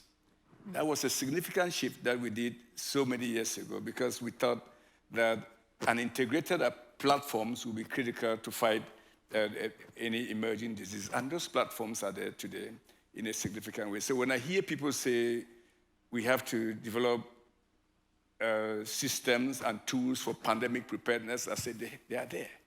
They are there abundantly. What we need to do is how do we leverage them and elevate those platforms to be able to fight other emerging disease threats. Right. I want to slip in a question there about regional institutions. Our colleague Sarah Jerving recently reported on, the WHO's sort of push to limit Africa CDC's power. And given that regional institutions are so important, what do you think about this dynamic that is still playing out in the global health world? So when I walked in here, I saw on the screen the bold or big ideas, right? I think COVID has taught us that we have to reimagine global health architecture, that we have to look at it at three levels. From my standpoint, we have to look at the global institutions, what role they can play, unique role they can play, and an underlying unique role, and what regional institutions can do, and what local institutions can do. Those are three layers of a global health security architecture that will work for everybody. We have to be very deliberate in that we disrupt the systems that are currently in play positively, because the world has changed a lot since the current systems were put in place. I mean, when structures like WHO were put in place in 1947, the world was 2 billion people. Today, we are close to 8 billion people. The regions are aspiring to take ownership and leadership of their own health security and make it closer to where they are. We should listen. I think it is that act of listening and respectful partnership and listening that will transform the way that global health is reimagined going forward for everybody's collective security. So the discussion with Africa's CDC and WHO, for me, is irrelevant. The question should be, do we need both institutions? The answer is a big yes. You have that in Europe, where European Union created the European CDC and is working very closely with the European WHO, right? And we also have to listen to the aspirations of each region. The ASEAN states are creating their own public health agencies. The Gulf states are creating a Gulf CDC. And I've been consulting, advising, and providing input on how those structures should be set up. So that will only help the world be a better place.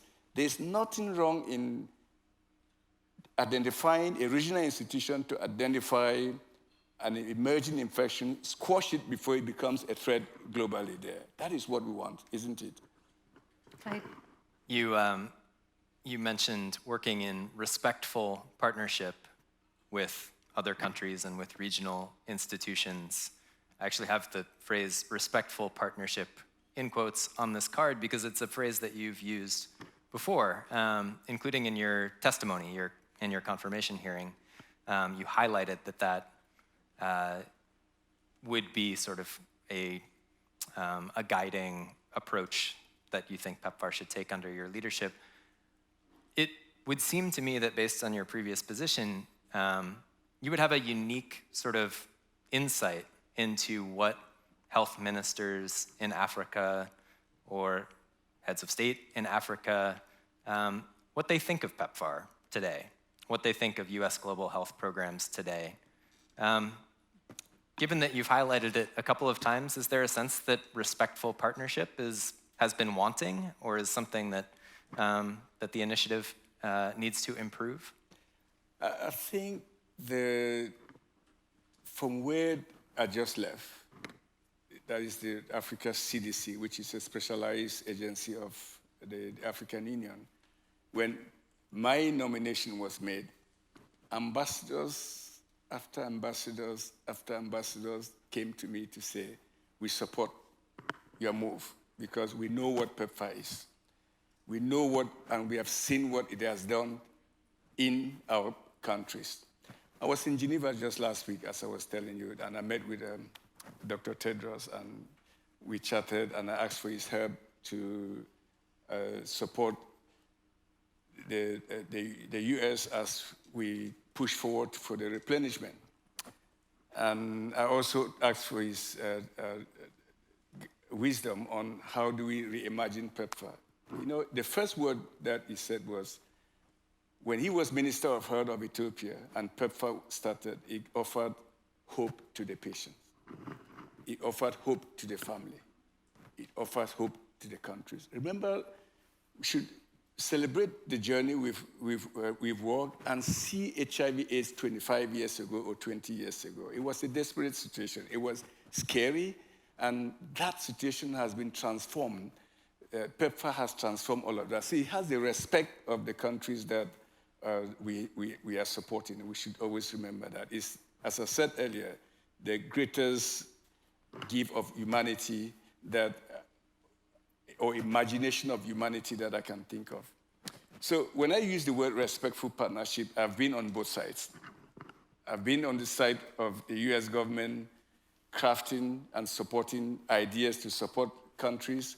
I've been on the receiving end, where people can talk to you, and they talk to you with the ideas that they have, not necessarily the ideas that you want.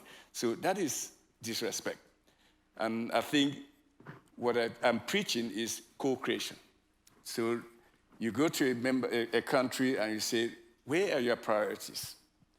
And then you start discussing how to work together to meet those priorities so that you co-create a journey together. I think that's the respectful partnership. And if we do that, then we are speaking directly to the concept of sustainability. You don't come in with an idea and you try to implement the idea, and then 5 years down the road, you say, well, I'm done, you take over and you run over. Of course, look, if you go to any country in Africa or any development, you say, well, I have $5 million to do, to fight TB, and I want to work in this and that clinic, they'll accept. And after 5 years, the funding is over. Of course, it was your idea to do that, not their idea. So that is what I mean by respectful, action-oriented partnerships. John, what you just described to me sounds like a buzzword that all of us here have heard, very often, at least, in the last couple of years. It's localization, isn't it? And the way to achieve that is through sort of this process of decolonizing health, decolonizing global aid. But the way I see it, there's no one-size-fits-all approach to achieving localization. And like you said, you've seen it from both sides. Launching Africa CDC was one way to do that, and PEPFAR's priorities also sort of outline localization in a big way. As you're taking on this new role, how are you sort of seeing localization kind of play out in the next few years? I think localization in my view, is making sure that there's an appropriate mixture between what others can do for you and what you can do for yourself. And we should be very deliberate as we support countries to fight these infections, to say we're building capacity locally and enabling that capacity to do the work. And I'll give you an example. It is, if I say, well, I'm putting out a request for proposal, and I say I want it to be competed between African countries and any institution in the West, of course, you know where you end. But if I say, I'm going to sit down with you, walk you through the process of how this is done, enable you and support you to compete for that, then I'm deliberately building the capacity. And sustainability starts at that level. If we truly want the efforts to be sustained, then we have to invest more in those systems. And it's a win-win for everybody. When COVID hit everywhere, guess what? The HIV programs were stalled because there was nobody from the international partners to work, say, in Africa or in any developing country. There were no flights were running around, and there was embargoes for people to travel. So the local partners were the ones doing the job. Okay, they were the ones doing the job. So we should really take a deliberate approach to say that a way to actually appropriately invest our resources is to make sure that we have enough local partners there. Right. Thank you so much for that, John. We at Devex will be following what you do, and we'll keep reporting on it. Please subscribe to Devex Checkup, our global health newsletter that comes out every Thursday if you haven't already. Thank you so much, Michael. Thanks, everyone. Thank you.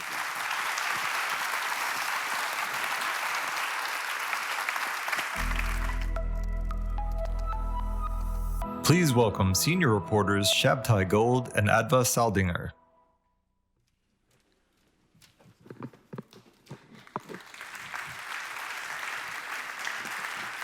Hi, everyone. My name is Adva Saldinger. I'm a senior reporter at Devex, which you just heard. I cover all things development finance, and I'm really excited to be here today with my colleague Shabtai Gold and with Mokhtar Diop, who is, as far as I know, the IFC's first managing director who's also a bass guitar player, which might not be how you expected me to introduce him. But I think it will kick off a really lively conversation. Mokhtar, it's a real pleasure to have you here with us today. Thank you so much for being here. Thank you so much, Adva. It's a pleasure being with you today.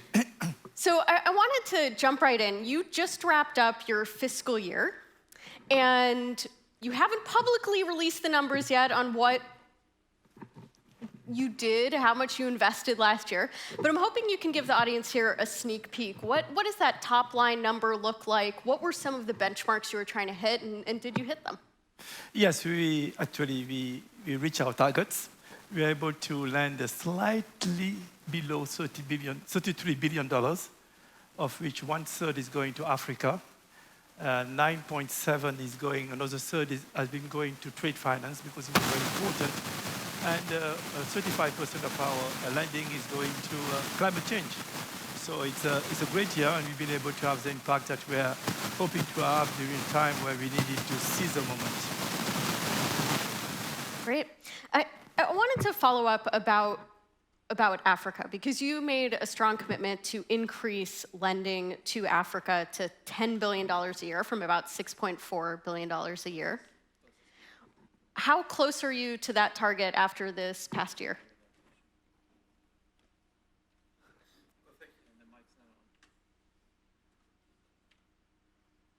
Thank you.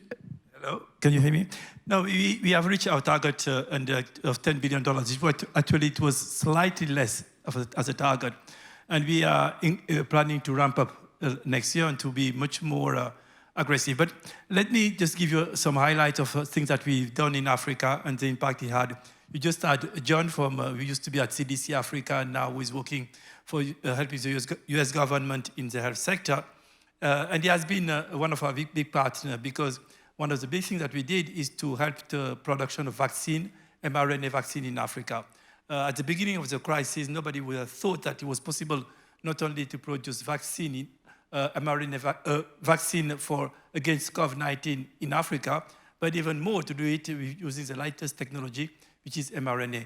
I just came from Rwanda, where BioNTech has just inaugurated a new facility for vaccine production. Another thing that we did is that we are entering an area in climate change which has been underfunded, which is the blue economy. In Thailand, I signed with clients like Indorama, blue bonds, which allows company to be able to remove all this plastic pollution that we have in the ocean. So these are a couple of examples of things that we've been doing, but also we've been working on supporting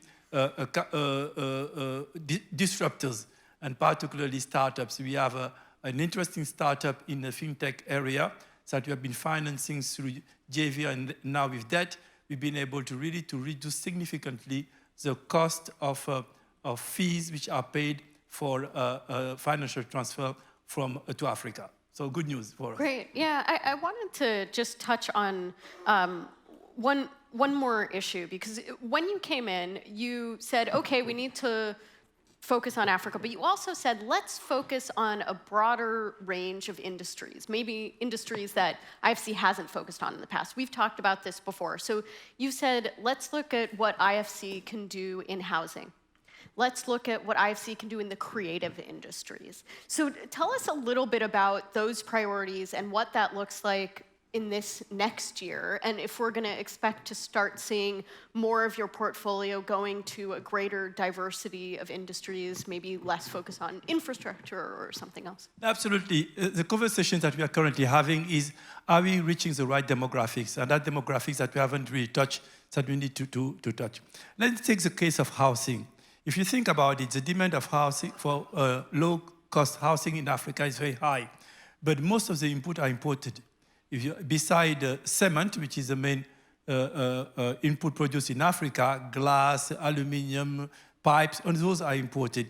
So one of the questions that we are discussing now is to create a supply chain in the continent, to have an industry which is using a resilient supply chain in the continent. And I think that we have a good opportunity with the Africa trade agreement, which have been signed recently by head of states, and which will allow free movement of goods and no tax between countries. And we can do a little bit what happened in Asia, where you have had a very solid and structured supply chain which allow to produce cheap goods and to be able to export them. So that will be something that we'll be doing more. Not only will we be working on the production side, but also on the developers. When you talk to the developers in Africa from low-cost housing, they tell us that the main constraint is that they don't have often skilled labor. It's surprising. They don't have access to long-term financing. So we will be working with the financial market to help them financing. And lastly, we will be working around the mortgage market to develop it, to make it deeper. Another area is to continue our effort in health. Vaccine was just one part of the story, but we are looking at the ecosystem for drugs, for pharmaceutical products, but also for the supplies of medical services in the continent. As you know, a lot of people are transferred outside the continent if they need to get decent health services. So all these are new demographics, and obviously we are entering the area of creative industry, but I cannot say more about it because it's still work in progress. So maybe I can jump off a little bit what you mentioned there about the supply chain issues, because speaking with a lot of people here today, one of the things that's top of mind is always the food security crisis that's going on in the world. And I was wondering, what are you hearing from African leaders in particular about the food crisis? What's worrying them? What's their outlook? And what is the IFC doing to try to help mitigate that, the food crisis, also fertilizers? There's a few things happening at once in that space. Absolutely. When there were a meeting held in Dakar 4 days ago, it was a meeting of head of states around IDA. IDA is a part of the World Bank which is supporting the low-income countries. And the idea was to get feedback about how IDA 20 could be helping countries better. One of the things that they highlighted is access to energy, food production because of the impact of the crisis in Ukraine, and so to do more on digital and to be able to bring more services at a cheaper cost. On these three areas, we are doing quite a few things, and we want to do things also differently. When we look at the agricultural sector, one of the main constraints is the lack of insurance product for the farmers, and secondly, the access to long-term financing for farmers. As you know, the return in that sector, the payback period is very long, and there is a lot of uncertainty linked to climate event and so forth. So these are two important elements. Currently, we are taking more equities in some banks to be able to attract more long-term financing. Secondly, we are working with them to address some of the challenges around land tenure and this type of constraints that farmers are facing. At the same time, we have other element of the input supply chain, which could be moved to Africa. We know that phosphate is abundant in Africa. We have companies like OCP, like Dangote, which are producing, but we don't have the same on the component of fertilizers, particularly those which are using gas. So we are talking to companies to see if we can transform some of this gas into fertilizers to be able to. Lastly, we should not do things the same way we used to do in the past. There are a lot of crops which are what I would say forgotten crops in Africa: millet, sorghum, fonio, cassava. And there is no reason why we should not invest more on this supply chain so that countries are not depending only on wheat, but use what they used to eat in the past before colonization, most of them, which was a very rich staple. Fonio has the same characteristic as quinoa. There is no reason why fonio cannot be as present on your plate and my plate as quinoa.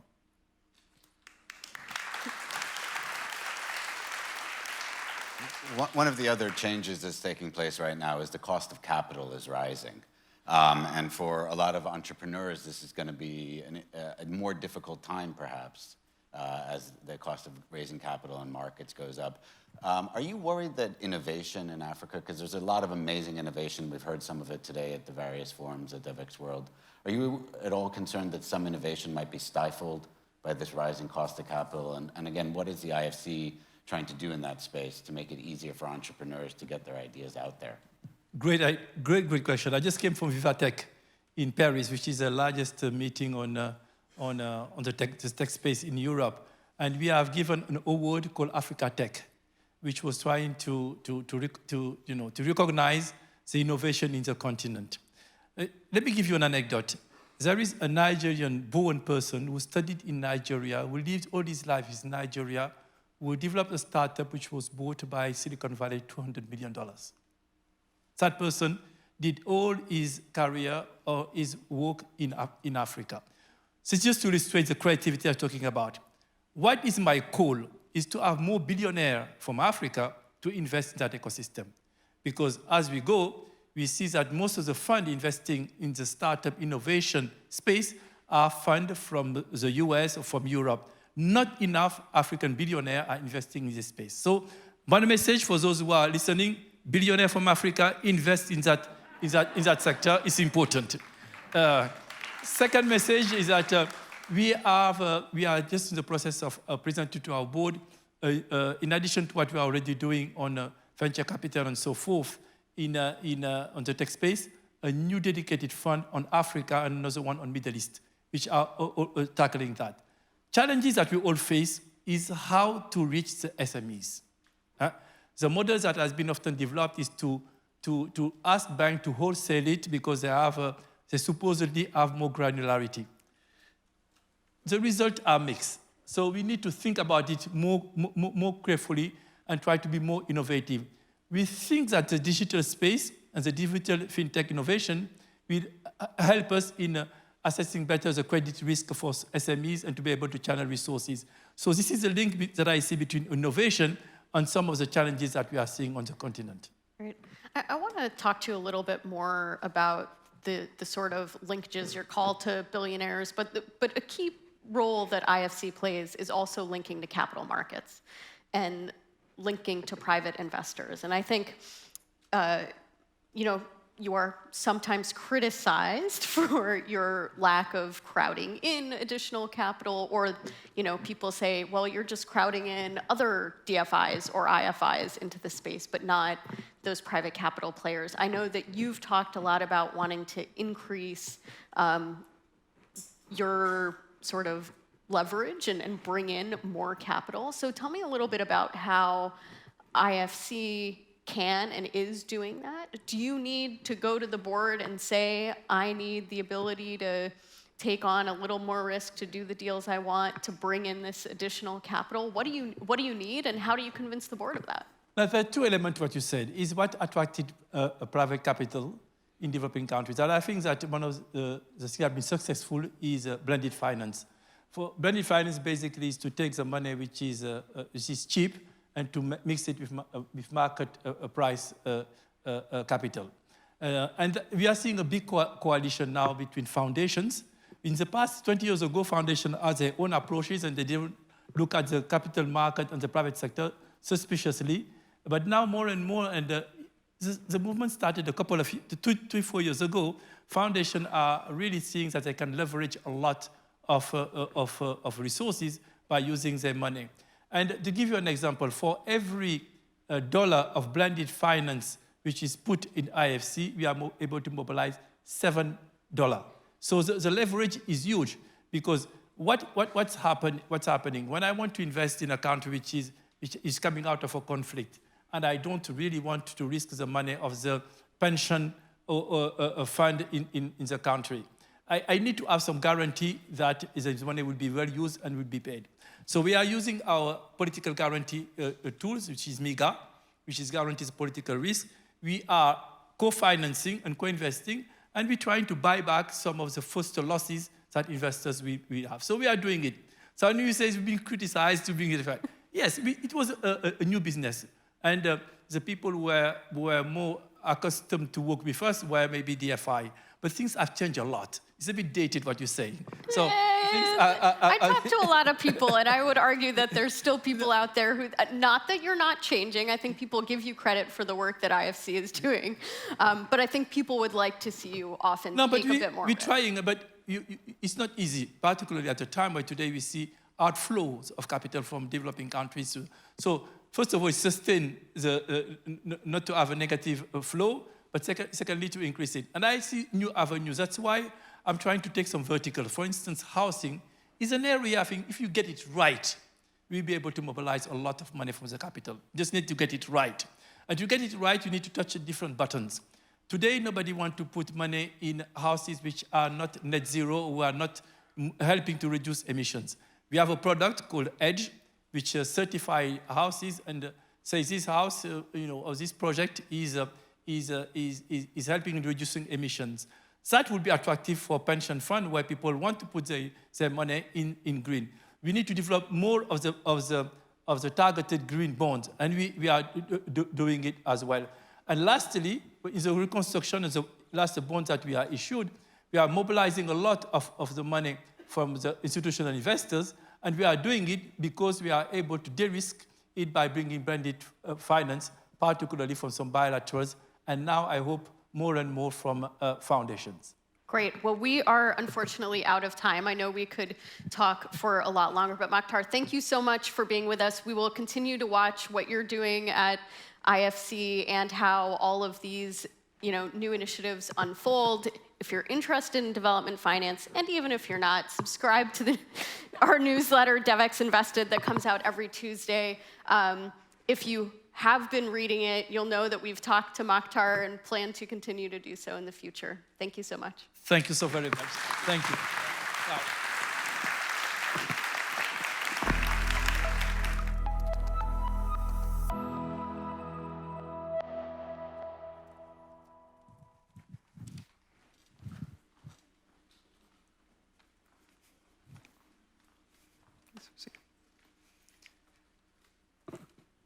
So we are back.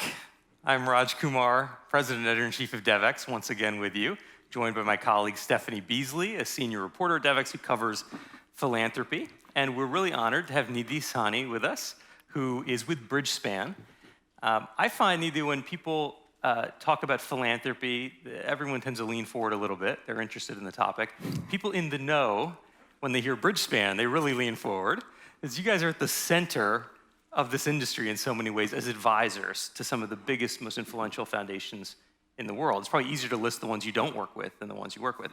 But briefly, Bridgespan is known certainly for working with the Gates Foundation. Your CEO is now on their independent advisory board, with Mackenzie Scott, with just about every major foundation in the world. You lead the US practice, you're a partner there. You personally worked with Rockefeller, Ford, Primji. You have an incredible background in South Asia, Southeast Asia, and Africa. So we're really honored to get a few minutes with you today to talk about where philanthropy is heading, and particularly this idea of trust-based philanthropy that you at Bridgespan are really focused on. So maybe we could just start there, and Stephanie and I will bounce off of each other here a few questions. What is trust-based philanthropy, and why should the folks here at Devex World be paying attention to it? I have two mics. Is this working? It's working. Perfect. It's wonderful to be here and to be part of this in-person engagement. So first of all, thank you all for organizing this, and to all the people behind the scenes. And thank you for all the conversations that happened all day today. It was so energizing. I was telling someone it was my plant-based chicken soup for the soul. Even before we talk about trust-based philanthropy, I think just a few things that I want to echo some themes that have happened that I think are really important context for that is, I think what we've all observed is this enormous increase in wealth. Over the last 2 years, wealth accrues wealth. And we've seen that happen even despite, the potential recession or the signs that we are seeing. People have accumulated a lot of wealth, and giving hasn't kept up. Giving has gone up by some measures, perhaps 5% across the board, and wealth has accumulated over 50%. And so I think the context of all this is that a lot more we are hoping will be given to the social sector. And when we talk to philanthropists, and I believe them when they say they actually do want to invest in social change. They want to invest in long-term transformative change. And so then what's holding them back, right? And I think one of the things that's holding people back is this idea that they want to really understand problems and spend time getting it right, because this fear of getting it wrong. And I think that's where trust-based philanthropy comes in brilliantly, because what trust-based philanthropy tells you is that actually you don't need to have the answer. And in fact, for some problems, you cannot have the answer because you do not have the lived experience. You have not been in the context. You have not faced the oppression. So actually, it is, in some cases, arrogant to think you're going to have the answer, and the answer lies outside your walls. And you need to be able to trust others who have the lived experience of the problem and the lived experience of the solution to guide the way, and you need to follow, and you need to resource them. So I think that's where trust-based philanthropy comes in. And sometimes unhelpfully, it gets pegged against strategic philanthropy. And I think we and a lot of people in trust-based philanthropy would agree that trust-based philanthropy is actually very strategic. It's really a matter of whose strategy are you resourcing? Are you resourcing the donor's strategy, or are you resourcing the leader on the front line strategy? They're both strategies, and they're both strategic. And so I think that's one difference in trust-based philanthropy and what might be called the traditional philanthropy, which is also important and has a space, and that's why we have Garvey and some really important institutions we spoke about, because that is also needed in this sector. But it is this resourcing of community-based organizations when you believe others have the solution. So I think that's one difference in who has the solution. I think the other area where it's different is this trust that the leaders who are in the work know how to use those resources. And so trust-based philanthropy often comes as unrestricted funding. And what that says is that the world you're navigating is shifting. And so we are not going to assume that you know today exactly what's going to happen tomorrow and exactly what's going to happen the year after that. And what we're also going to not assume is that you only need to fund a program, right, a narrow program to create the change. Because much like in the private sector, we want organizations to fund their leaders, get the best talent, have the infrastructure to scale and have unicorns. Similarly, in the social sector, your organization's strength is as important for your change as is your everyday work, and you will decide what that everyday work is. So that's the other difference. It's unrestricted. And the third difference really is the multi-year nature of it. Right? We did some research a few years ago to see 15 transformative change case studies, in hindsight, and how long did they take. And our data suggested that the median timeline was 45 years for large-scale change. And here we're talking about like seat belts. and things like that. We're not talking about changing norms that are lifetimes in the making, right? So imagine how many decades that's going to take. And so we need to be able to understand that and say, if we're going to give 1-year, 2-year grants towards change that takes decades, we're losing years, because we're forcing people to be constrained in those 1 or 2 years. And that's where trust-based philanthropy is a complement to traditional philanthropy, where it says, you need the runway, much like in the private sector, we allow people decades before they make a profit. And we throw billions, tens of billions into it because we have eyeballs. And that's our measure of momentum. And so how do we convert to measures of momentum and see the long-term nature? So there are multiple ways in which they differ, and already exciting ways. Stephanie, my guess is some of the community-based organizations in the crowd might be wondering if they dozed off and are dreaming, because this sounds pretty amazing. Yeah, I would say so. I am curious. You mentioned the fact that the giving didn't seem to be keeping par with the growth in wealth, and I'm wondering if it's your sense then if trust-based philanthropy as a movement is growing. As you've mentioned before, it's not new, but is it growing, and where are you seeing it growing? What are the implications? Yes, so again, I think I'll start with what you said, Stephanie. It's not new, right? I think we've had, especially a lot of, we did recent research on feminist movements and feminist funds. You've had people like Global Fund for Women. You've had people for Urgent Action Fund doing trust-based philanthropy. They've given the blueprint. What now we are hearing is a lot of people with platforms and helpful platforms talking about it and really picking up that mandate and doing it, which we find really exciting. So where we're seeing momentum, we saw over the last 2 years, I think 800 plus institutional funders and funders removed restrictions from their grants during COVID because we realized it was urgent, and this time the problem was in our homes as well, and so we didn't want to delay, and we wanted to get the money out there, and we're hoping that stays. You've got foundations like Forward Build, who've put $2 billion towards funding in a trust-based way. You've mentioned Mackenzie Scott, you have Jack Dorsey, other high net worth individuals. And really excitingly, I think, you've got these funds, collaborative funds, again, following in the footsteps of those that I mentioned, that are aggregating capital. And so what that's allowing, I hope to see more of, having high net worth individuals, where many of them, especially next gen, don't want to build large institutions. They want to be able to give in an efficient and effective way. What collaborative funds can allow philanthropists to do is to transfer that trust and decision-making, seed that power to funds who've actually spent years developing the capabilities, developing the relationships to be able to do trust-based philanthropy from there on out. Maybe groups like Co-Impact you're referring to. Groups like Co-Impact, groups like Black Feminist Fund that gives 8-year grants. These are groups that are doing sourcing in multiple languages. You've got Adelgib in India. There are multiple exciting aggregated funds coming. That actually, going back to the previous part about strategic philanthropy versus trust-based philanthropy, doing trust-based philanthropy well requires a capability and a capacity to do it. It's not, I think there's sometimes, I think an unhelpful, a perception of it that it's like throwing money across the fence and you hope good things happen. But in our experience, actually to do trust-based philanthropy well requires a capacity. And actually it requires capacity to unlearn what the system has made us learn all these years, which is about doing sourcing differently, doing diligence differently, sometimes along the same dimensions, but doing it in an asset-based way. Going out in multiple languages to do your sourcing so you can do it, measuring very differently, so you're expanding your view of what good looks like and how to measure momentum as opposed to just short-term outcomes. You might need special capabilities to do trust-based philanthropy, but surely you don't need, let's say, the 1,700 employees at the Gates Foundation headquarters, right? It's a much scaled-down version of philanthropy. Because you're not trying to become an expert, right? You're very quickly saying that, actually, I'm not going to develop the internal capability to learn over years about a problem and then give. What you're saying is, no, I'm going to do, and I'm going to learn after that or alongside that, and I'm going to learn with others who have already spent decades sometimes. We had wonderful panelists here. We started with Kennedy over here, who his work, there is very little I or anyone sitting in New York or the West Coast can actually spend time learning what Kennedy has experienced, right, in what it takes to have change in communities where the problem doesn't exist in silos.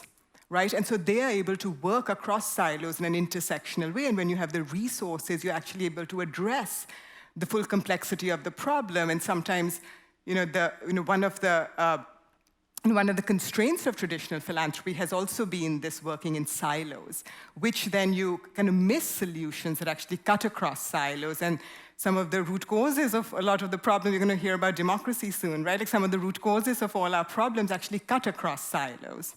Right, and I think that came up earlier when we were talking on the Women in Philanthropy panel just about gender equity and climate change and connecting all of those. Exactly. I mean, if you think about climate change, right, women are 14 times more likely to die in a natural disaster than men. How can you not take a gender lens to that problem?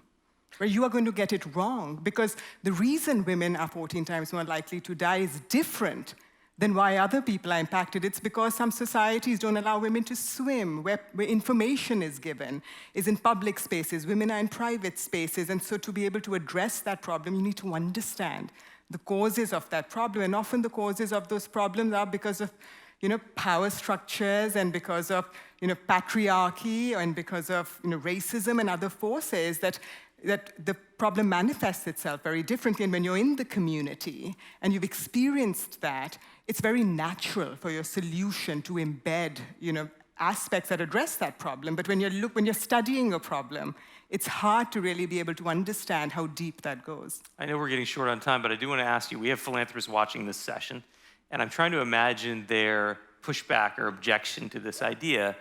And I could see some saying, well, there's only so many of these community-based groups. There's only so many Kennedy O'Days, and some of them have gotten very large checks from Mackenzie Scott. Is there really more room for the next 5 or 10 billionaire philanthropists to come and write large checks to community-based groups? Do they have the quote-unquote absorptive capacity, which I know is a favorite term of yours?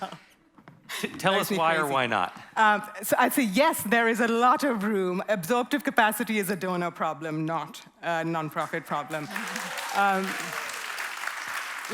We did work on just feminist movements, and we think feminist movements can absorb up to 6 billion more in the next 4 years, more than what they're getting, not including what they're currently getting. And I would say that is true for many organizations. Collaborative funds, those that focus on gender, again, we looked at it, they can absorb 10x. They get thousands of applications, of which hundreds are applicable. And these funds also need to build their capacity, right, to do the work well, and so they need that funding as well. So I think if we can trust others to make the right call, there is enormous more money that can be used. I mean, you look at these, a lot of nonprofits, very often absorptive capacity is, I'm a math undergrad, so mathematically it just boggles me where we talk about future giving and we use the past budget as a variable. It's a single variable equation usually, X of the past budget, and the past budget is a function of the fact that they have not been resourced. So the future will always be constrained by the past if we don't find new ways to think about what people can actually do with resources. In a lot of conversations, we've seen that if organizations were to only do the essential bare minimum of paying their staff what they actually want to pay their staff so they can attract the talent they need, developing the systems they want, building a strong organization, you might not change your programmatic work at all and still just be able to double or triple your budget because the current budget just is not even representative of what is needed to do the work. And so my pushback to those donors is that I'm not sure any startup they ever invested in said, sorry, I can't take your money, don't know what to do with it, right? I mean, we always find there's always more to do, and in the same way, there is enormous amount of work to be done. We are living in a world with compounding crises, and we have to trust people on the front lines to do what needs to be done for this work, and we need people working at the grassroots that are closest enough to the problem and understand it, and if they have the resources, they will create, and they've already done it without the resources. They're out there doing the work, and imagine what we can have happen if they had the resources. I think, unfortunately, we have run out of time, but I would just say if there is going to be a revolution in philanthropy. I think we know who the leader of the revolution is likely to be. Thank you very much. On that note, I will say, everyone here, and I speak for Bridgespan, we have learned and unlearned with everyone else in this sector. We have learned a lot with people like Global Fund and the feminist movements and a lot of the social entrepreneurs here, where we were behind the curve on some of these things. And I am so grateful to everyone who has, taken the time and the burden sometimes to actually be able to help us learn and, more importantly, help us unlearn. And I hope we continue to do that. Thank you for taking the time to be with us today. Thank you, Nidhi Sani and Stephanie Beasley. Thank you.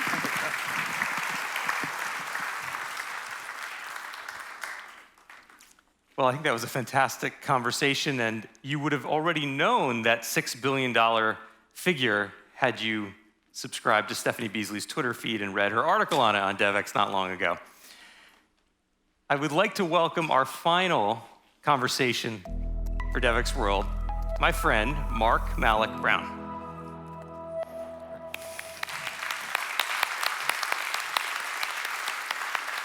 Thanks, Raj. Mark, you're impossible to introduce. Luckily, I think I don't need to introduce you to this group. But you have a resume that goes on and on. I will mention just a couple of highlights. Former Deputy Secretary General, he ran the UN Development Program. You had senior roles at the World Bank. You were a minister in Gordon Brown's government. You co-founded the International Crisis Group. And maybe closest to our hearts at Devex, you were a journalist early in your career. I wonder if you could just take us to the moment when your friend George Soros called you, or called you into his office, I don't know how it happened, and said, I'd like you to run my foundation. How did this go? What did he say? What did you think? Why did you take this role? Well, I suppose my first answer was really. Over many years, I'd been on the board of Open Society Foundations and a great friend of George's. And when I ran the UN Development Program, we were often criticized for being viewed as too much in arms together, sort of fighting for the sort of Central Eastern Europe region after it got liberated in the 90s, working together deeply in South Africa and other places. So it was a long relationship, and at times we'd speculated between us, maybe one day I should run the foundation, but by the time it came, I was surprised because we had a fabulous head of the foundation, Patrick Gaspard, who many of you would know, and he suddenly wanted to move on into democratic politics. So I found myself drafted in, but it's strange because if, like me, you've really worked in development for many decades, for a long time, democracy was adjacent to it, but not necessarily intimately. The two didn't seem to be two legs to the same chair. Now, of course, we find them connected in all kinds of new ways. And so the mission of Open Society Foundation, human rights and democracy, is in many ways, for me, the core defense also of the development agenda I care for. Not so much because you have to be a democracy to develop. We've seen lots of examples of countries that don't necessarily meet that test. But because if the Western donor countries, which have been, the core of the provision of so much both financial and moral support to the development process, have become turned inwards, consumed by the meltdown of their own democratic systems, then you've lost that sort of multilateral bench on which so much international development depends. And so, I'm lucky enough to be doing this job at a moment I feel it's as indispensable a job as it's ever been. So, Mark, if there is a fight for democracy, is it fair to say we're losing? We're not doing great. Freedom House reports the last 17 years, steady declines in democracy, and I compare that to the years I ran UNDP, when the number of democracies in the world actually doubled. So there's no doubt about the trend line. That said, I think it's easy to become quite, overly gloomy because, just latterly, for example, we've seen a rash of elections and more to come in Latin America, which are returning really interesting, progressive, democratic governments to power, from Colombia to Chile and elsewhere, and potentially in Brazil. So, it's not at all a single-size-fits-all problem, and the authoritarian governments we face similarly are a kind of mixed bag of right-wing authoritarians, left-wing authoritarians. But I think if one's looking for a commonality in it all, it is that the social consensus, the acceptance that there were two sides in a democracy, they competed every few years in an election, and both winner and loser accepted the rules and accepted the result.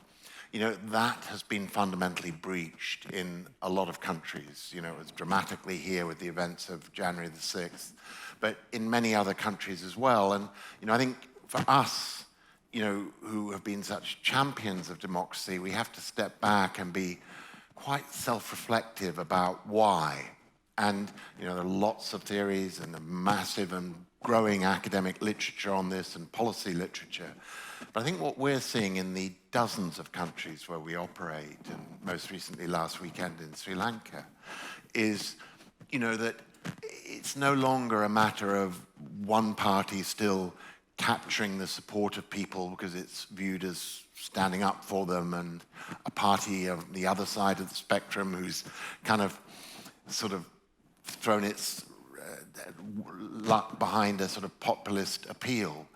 That is to diminish the extent to which all political parties in too many countries, or at least principal political parties, are viewed as captured by elites, as simply not representing the concerns and interests of ordinary people. And in that sense, what people have been living through in America, which often can seem a million miles away from the challenges of, say, Zambia or Nepal or Sri Lanka, suddenly there is a commonality of that challenge. Suddenly Americans are in many ways feeling this sense of democratic dispossession, of ruling elites that no longer represent them, that has been a common theme of politics in so many parts of the developing world in the past. So I'd love to know what you're trying to do about that, right? You run now this large foundation, $1 billion annual budget.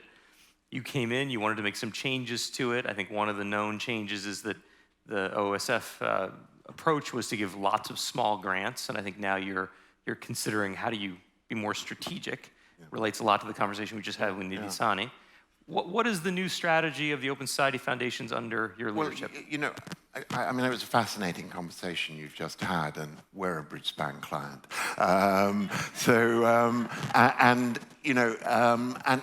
And a very happy one.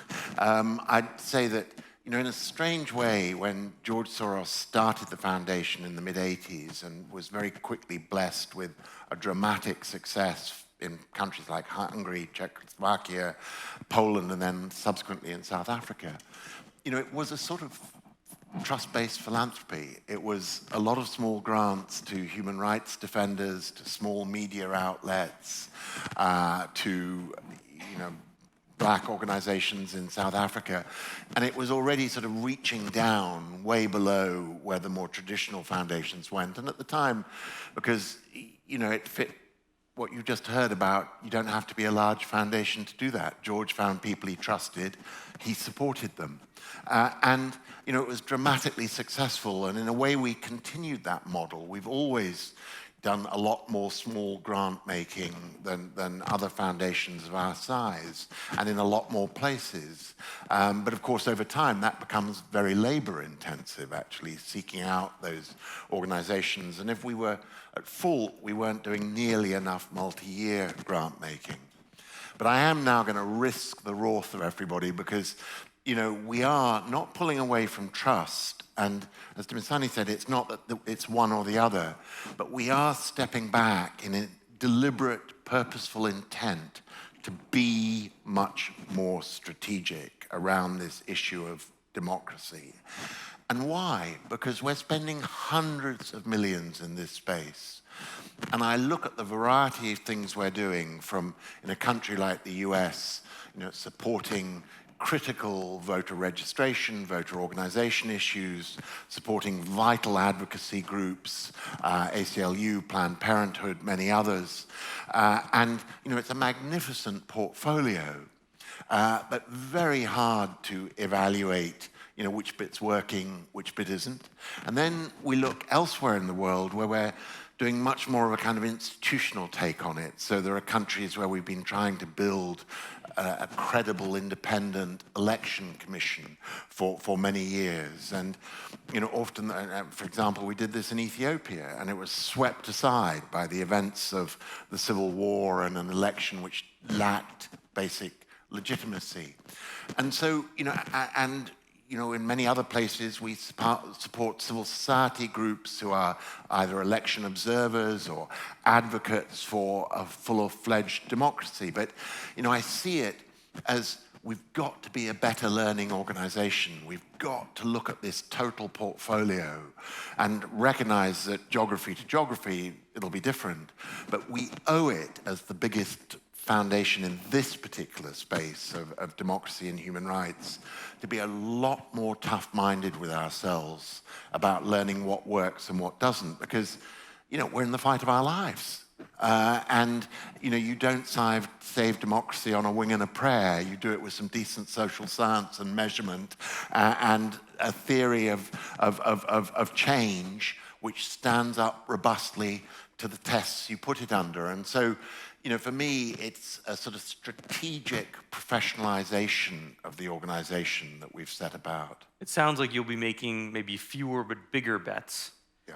And maybe you can give us an example of what those bets might look like. Is it institutions like the one you helped to co-found, the International Crisis Group? Is it finding human rights groups or finding groups that work on democracy building and giving these much larger, dare I say, Mackenzie Scott-esque gifts? How might that strategy actually unfold? Well, there are a number of, critical global rights and policy-based groups, and you mentioned the Crisis Group, which is one, the European Council for Foreign Relations is another, Human Rights Watch has traditionally been one, where we do make big long-term bets, but we also recognize that, and they're part of a sort of wider piece of this, which is, how do we try to strengthen multilateralism? Because the democracy of failure is not just at the national level, it flows upwards from that, because when you don't have strong leadership amongst the G7, et cetera, and where no consensus prevails amongst states, you have a dysfunctional Security Council, an underperforming IMF and World Bank, despite Kristalina's remarkable leadership of the first. And so, we see the support to the Crisis Group and others as part of a network of allies and supporters who are trying to hold the multilateral and international system to account. And we similarly spend a lot here in Washington on different think tanks and policy groups for the same reason. But, beyond that, it is getting down, if you like, into the nitty-gritty of political process, not in a partisan way. But, I would say if this Devex, is to take away one point on democracy, a Devex held here in Washington, it's got to be that the world of C4 spending is here to stay. It's more expensive money, it risks, all sorts of scrutiny from those who don't like how you spend it. But, it's just simply the case that our democratic process needs investment in of a kind which in the US situation takes you into C4, and in other countries requires you to pay rigorous respect for local law to make sure you stay on the right side of it. But unless you can actually get to the level of helping support party building, of building electoral institutions, of helping support voter registration and turnout, there's a feeling this democracy challenge won't turn around. And I think one final piece is that, I've said that I think there's an issue of elite capture leading to a breakdown of social consensus. I think an absolute driver of that and people's frustration is the issue of inequality.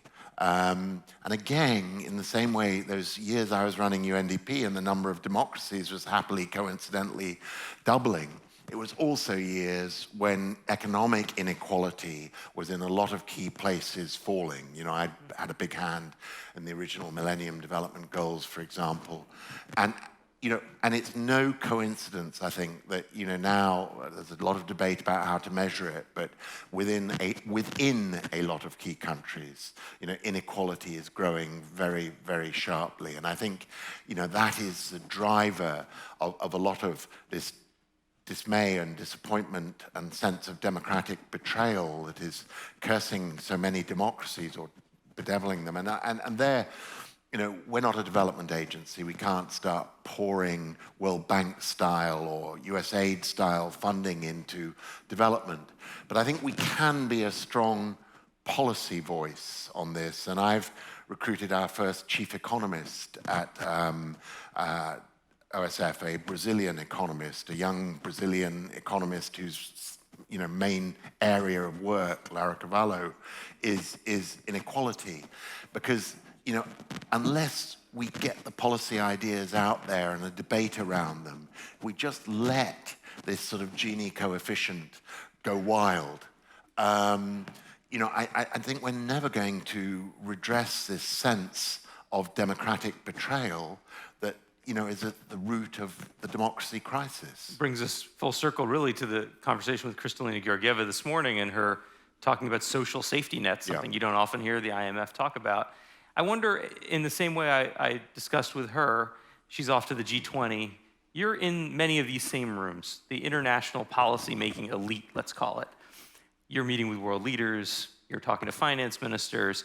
We tried to frame Devex World this year as a contest between a new normal, sort of a series of crises, or a better normal, some way we get past them. How do you think about that, and how do you think about the opportunity to do something different in this moment?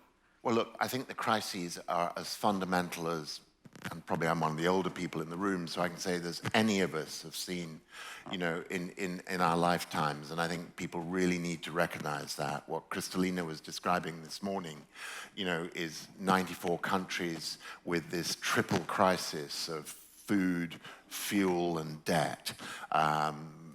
You know, and with, as she said, 60% of the poorest countries really at some risk of serious debt distress, no doubt in some cases leading to sovereign default.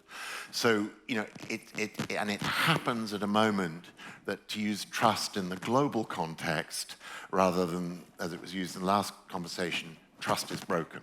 You know, the betrayals of the COVID vaccine inequity, the cumulative sense of a West that looks after itself first and leaves only the scraps from the table for the rest, you know, is now so profoundly built into the politics of a place like the United Nations today that unless we can do a major reset, which is about both a massive upping and bigging up of our economic response to this crisis, but combined with a reset of these international institutions to shift them from their current donor-supplicant model to a cooperative model of, you know, a real sense of a shared destiny in a world that works for all. And do you think we can do that? Well, I don't yet. Well, I think what's hampering it is this democratic crisis at home in countries like this, but the UK, my own country as well, because it's just left leaders with no bandwidth and imagination and will to go there. You know, a President Biden, obviously a decent man, but looking over his shoulder at the threat of a Republican resurgence or a Trump resurgency, you know, utterly just not rising to the occasion of what the world needs, and his team not rising either. And, you know, you look to the European G7, a Macron deeply weakened by his parliamentary elections, a British system which is, you know, January the 6th in comic theatre form without, with thank goodness, no violence. You know, you just see so much democratic dysfunction that, you know, it really challenges people. And I think, therefore, where do we go to find solutions? Really, not least to places like this, Raj, I think, and to foundations and to civil society. And to young political leaders in different countries, because this isn't actually about just encouraging Biden to be a bit more ambitious on what he'll put up to Congress. This is about the kind of generational change of leadership that I referred to in Latin America, which we will start seeing in Asia, and which I hope will come the norm again in Africa.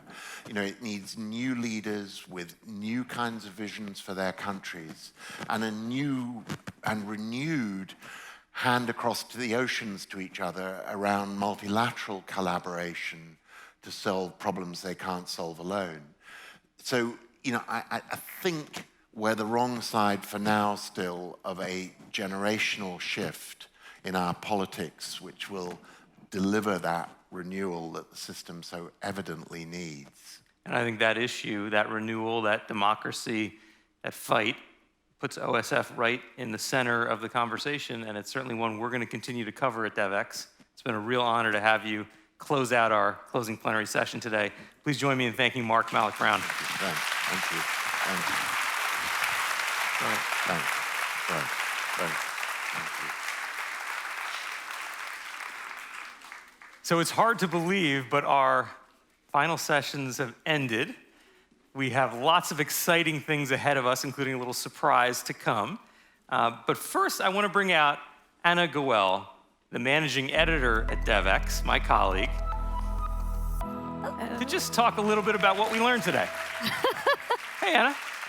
Hello everyone. Hi, Raj. This is your first Devex World. It is my first Devex World. I am coming up on all of 3 months here, so it has been quite a whirlwind.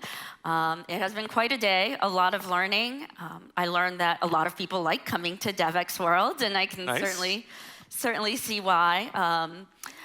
You know, it didn't come as any surprise to me of how knowledgeable all of the speakers are and knowing their fields inside out. I think what stood out for me was the passion and optimism in spite of the daily unfortunate headlines that we're all overwhelmed with.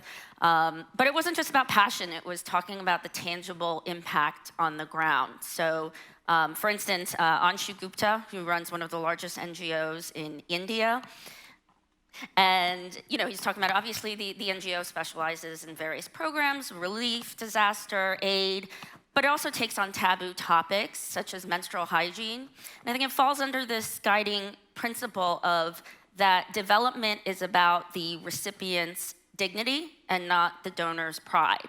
And I felt like that really resonated because so much of what we're talking about and exploring is localization and the need to empower local actors. So that really resonated. That's a fantastic insight. And I wonder, as you think about our pipeline of news stories we will be covering, because of course Devex World is an important event for us, but we have an active newsroom that Anna leads, writing stories every day, newsletters and the rest.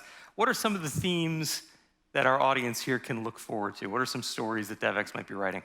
I think it's about trying to get behind the scenes of what we've talked about is these overlapping crises. I mean, we talked often about conflict and climate change, but now we've got pandemic, fuel, inflation, debt, food, which might overtake a still raging pandemic in the developing world. So it's about kind of going behind the headlines and looking at how institutions and development organizations will adapt, evolve, and taking a critical eye to where they're going to be, where they are falling short. So one of the things we've tried to emphasize today, if you've missed it, it's not for lack of our trying, is that all of you should subscribe to Devex Pro, which is our premium news subscription that we put a lot of time and effort and energy into.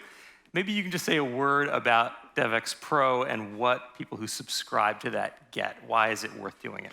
Well, first of all, you always get a wide range of news articles, but Devex Pro really goes into this in-depth analysis, and it's really key for anyone who is a business development professional to get those kind of key insights, to know who's doing what in the industry, and of course for the funding information. These are key details to keep your organization going.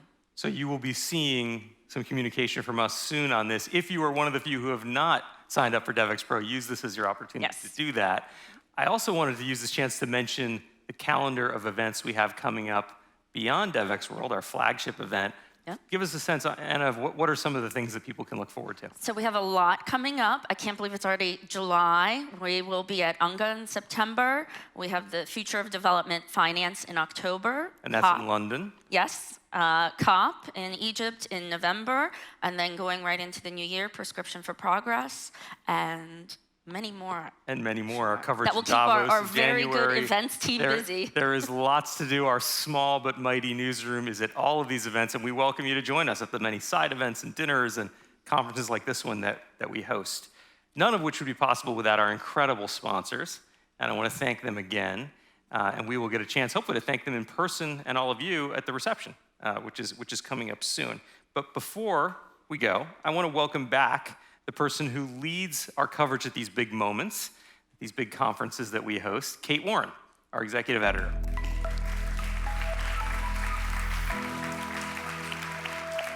Well, we made it, guys. And we did promise you a special surprise. So for those of you who are in the business transforming development track, we did have a sustainable fashion panel. We've had one speaker, Robert Young, representing the cloth from Trinidad and Tobago. So we're really excited to be able to present to you a Devex first sustainable fashion show featuring fashions from the cloth, some beautiful models from Kingsley's Models. So we'll let the show begin, and then we will see you up at the reception. Thanks, everyone.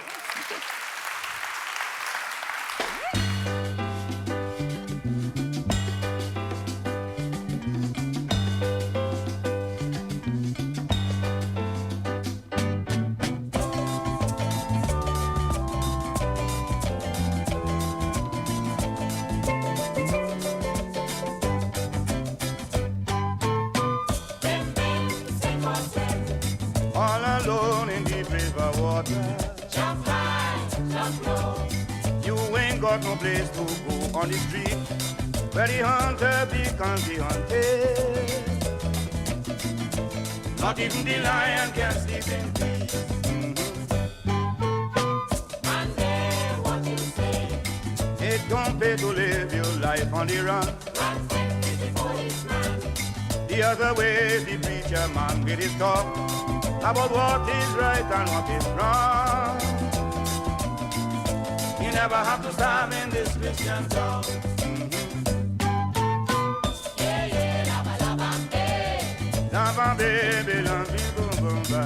Yeah, yeah, lava, lava, hey. Lava, baby, lava, boom, boom, boom.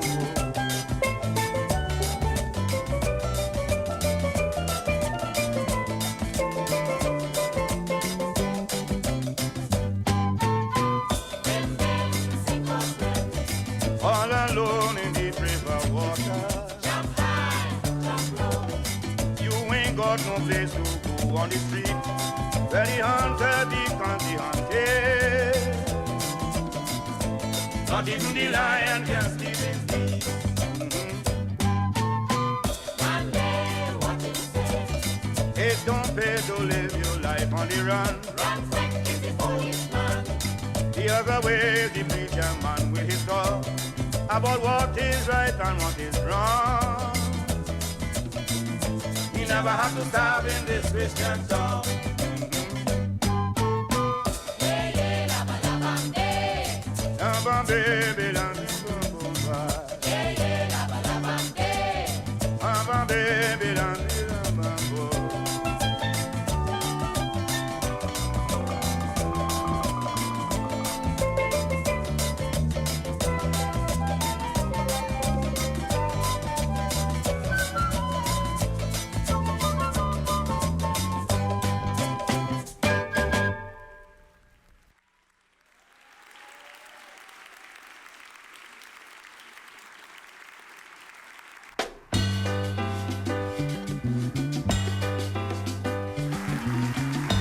It's Robert Young, the founder and lead designer of the cloth.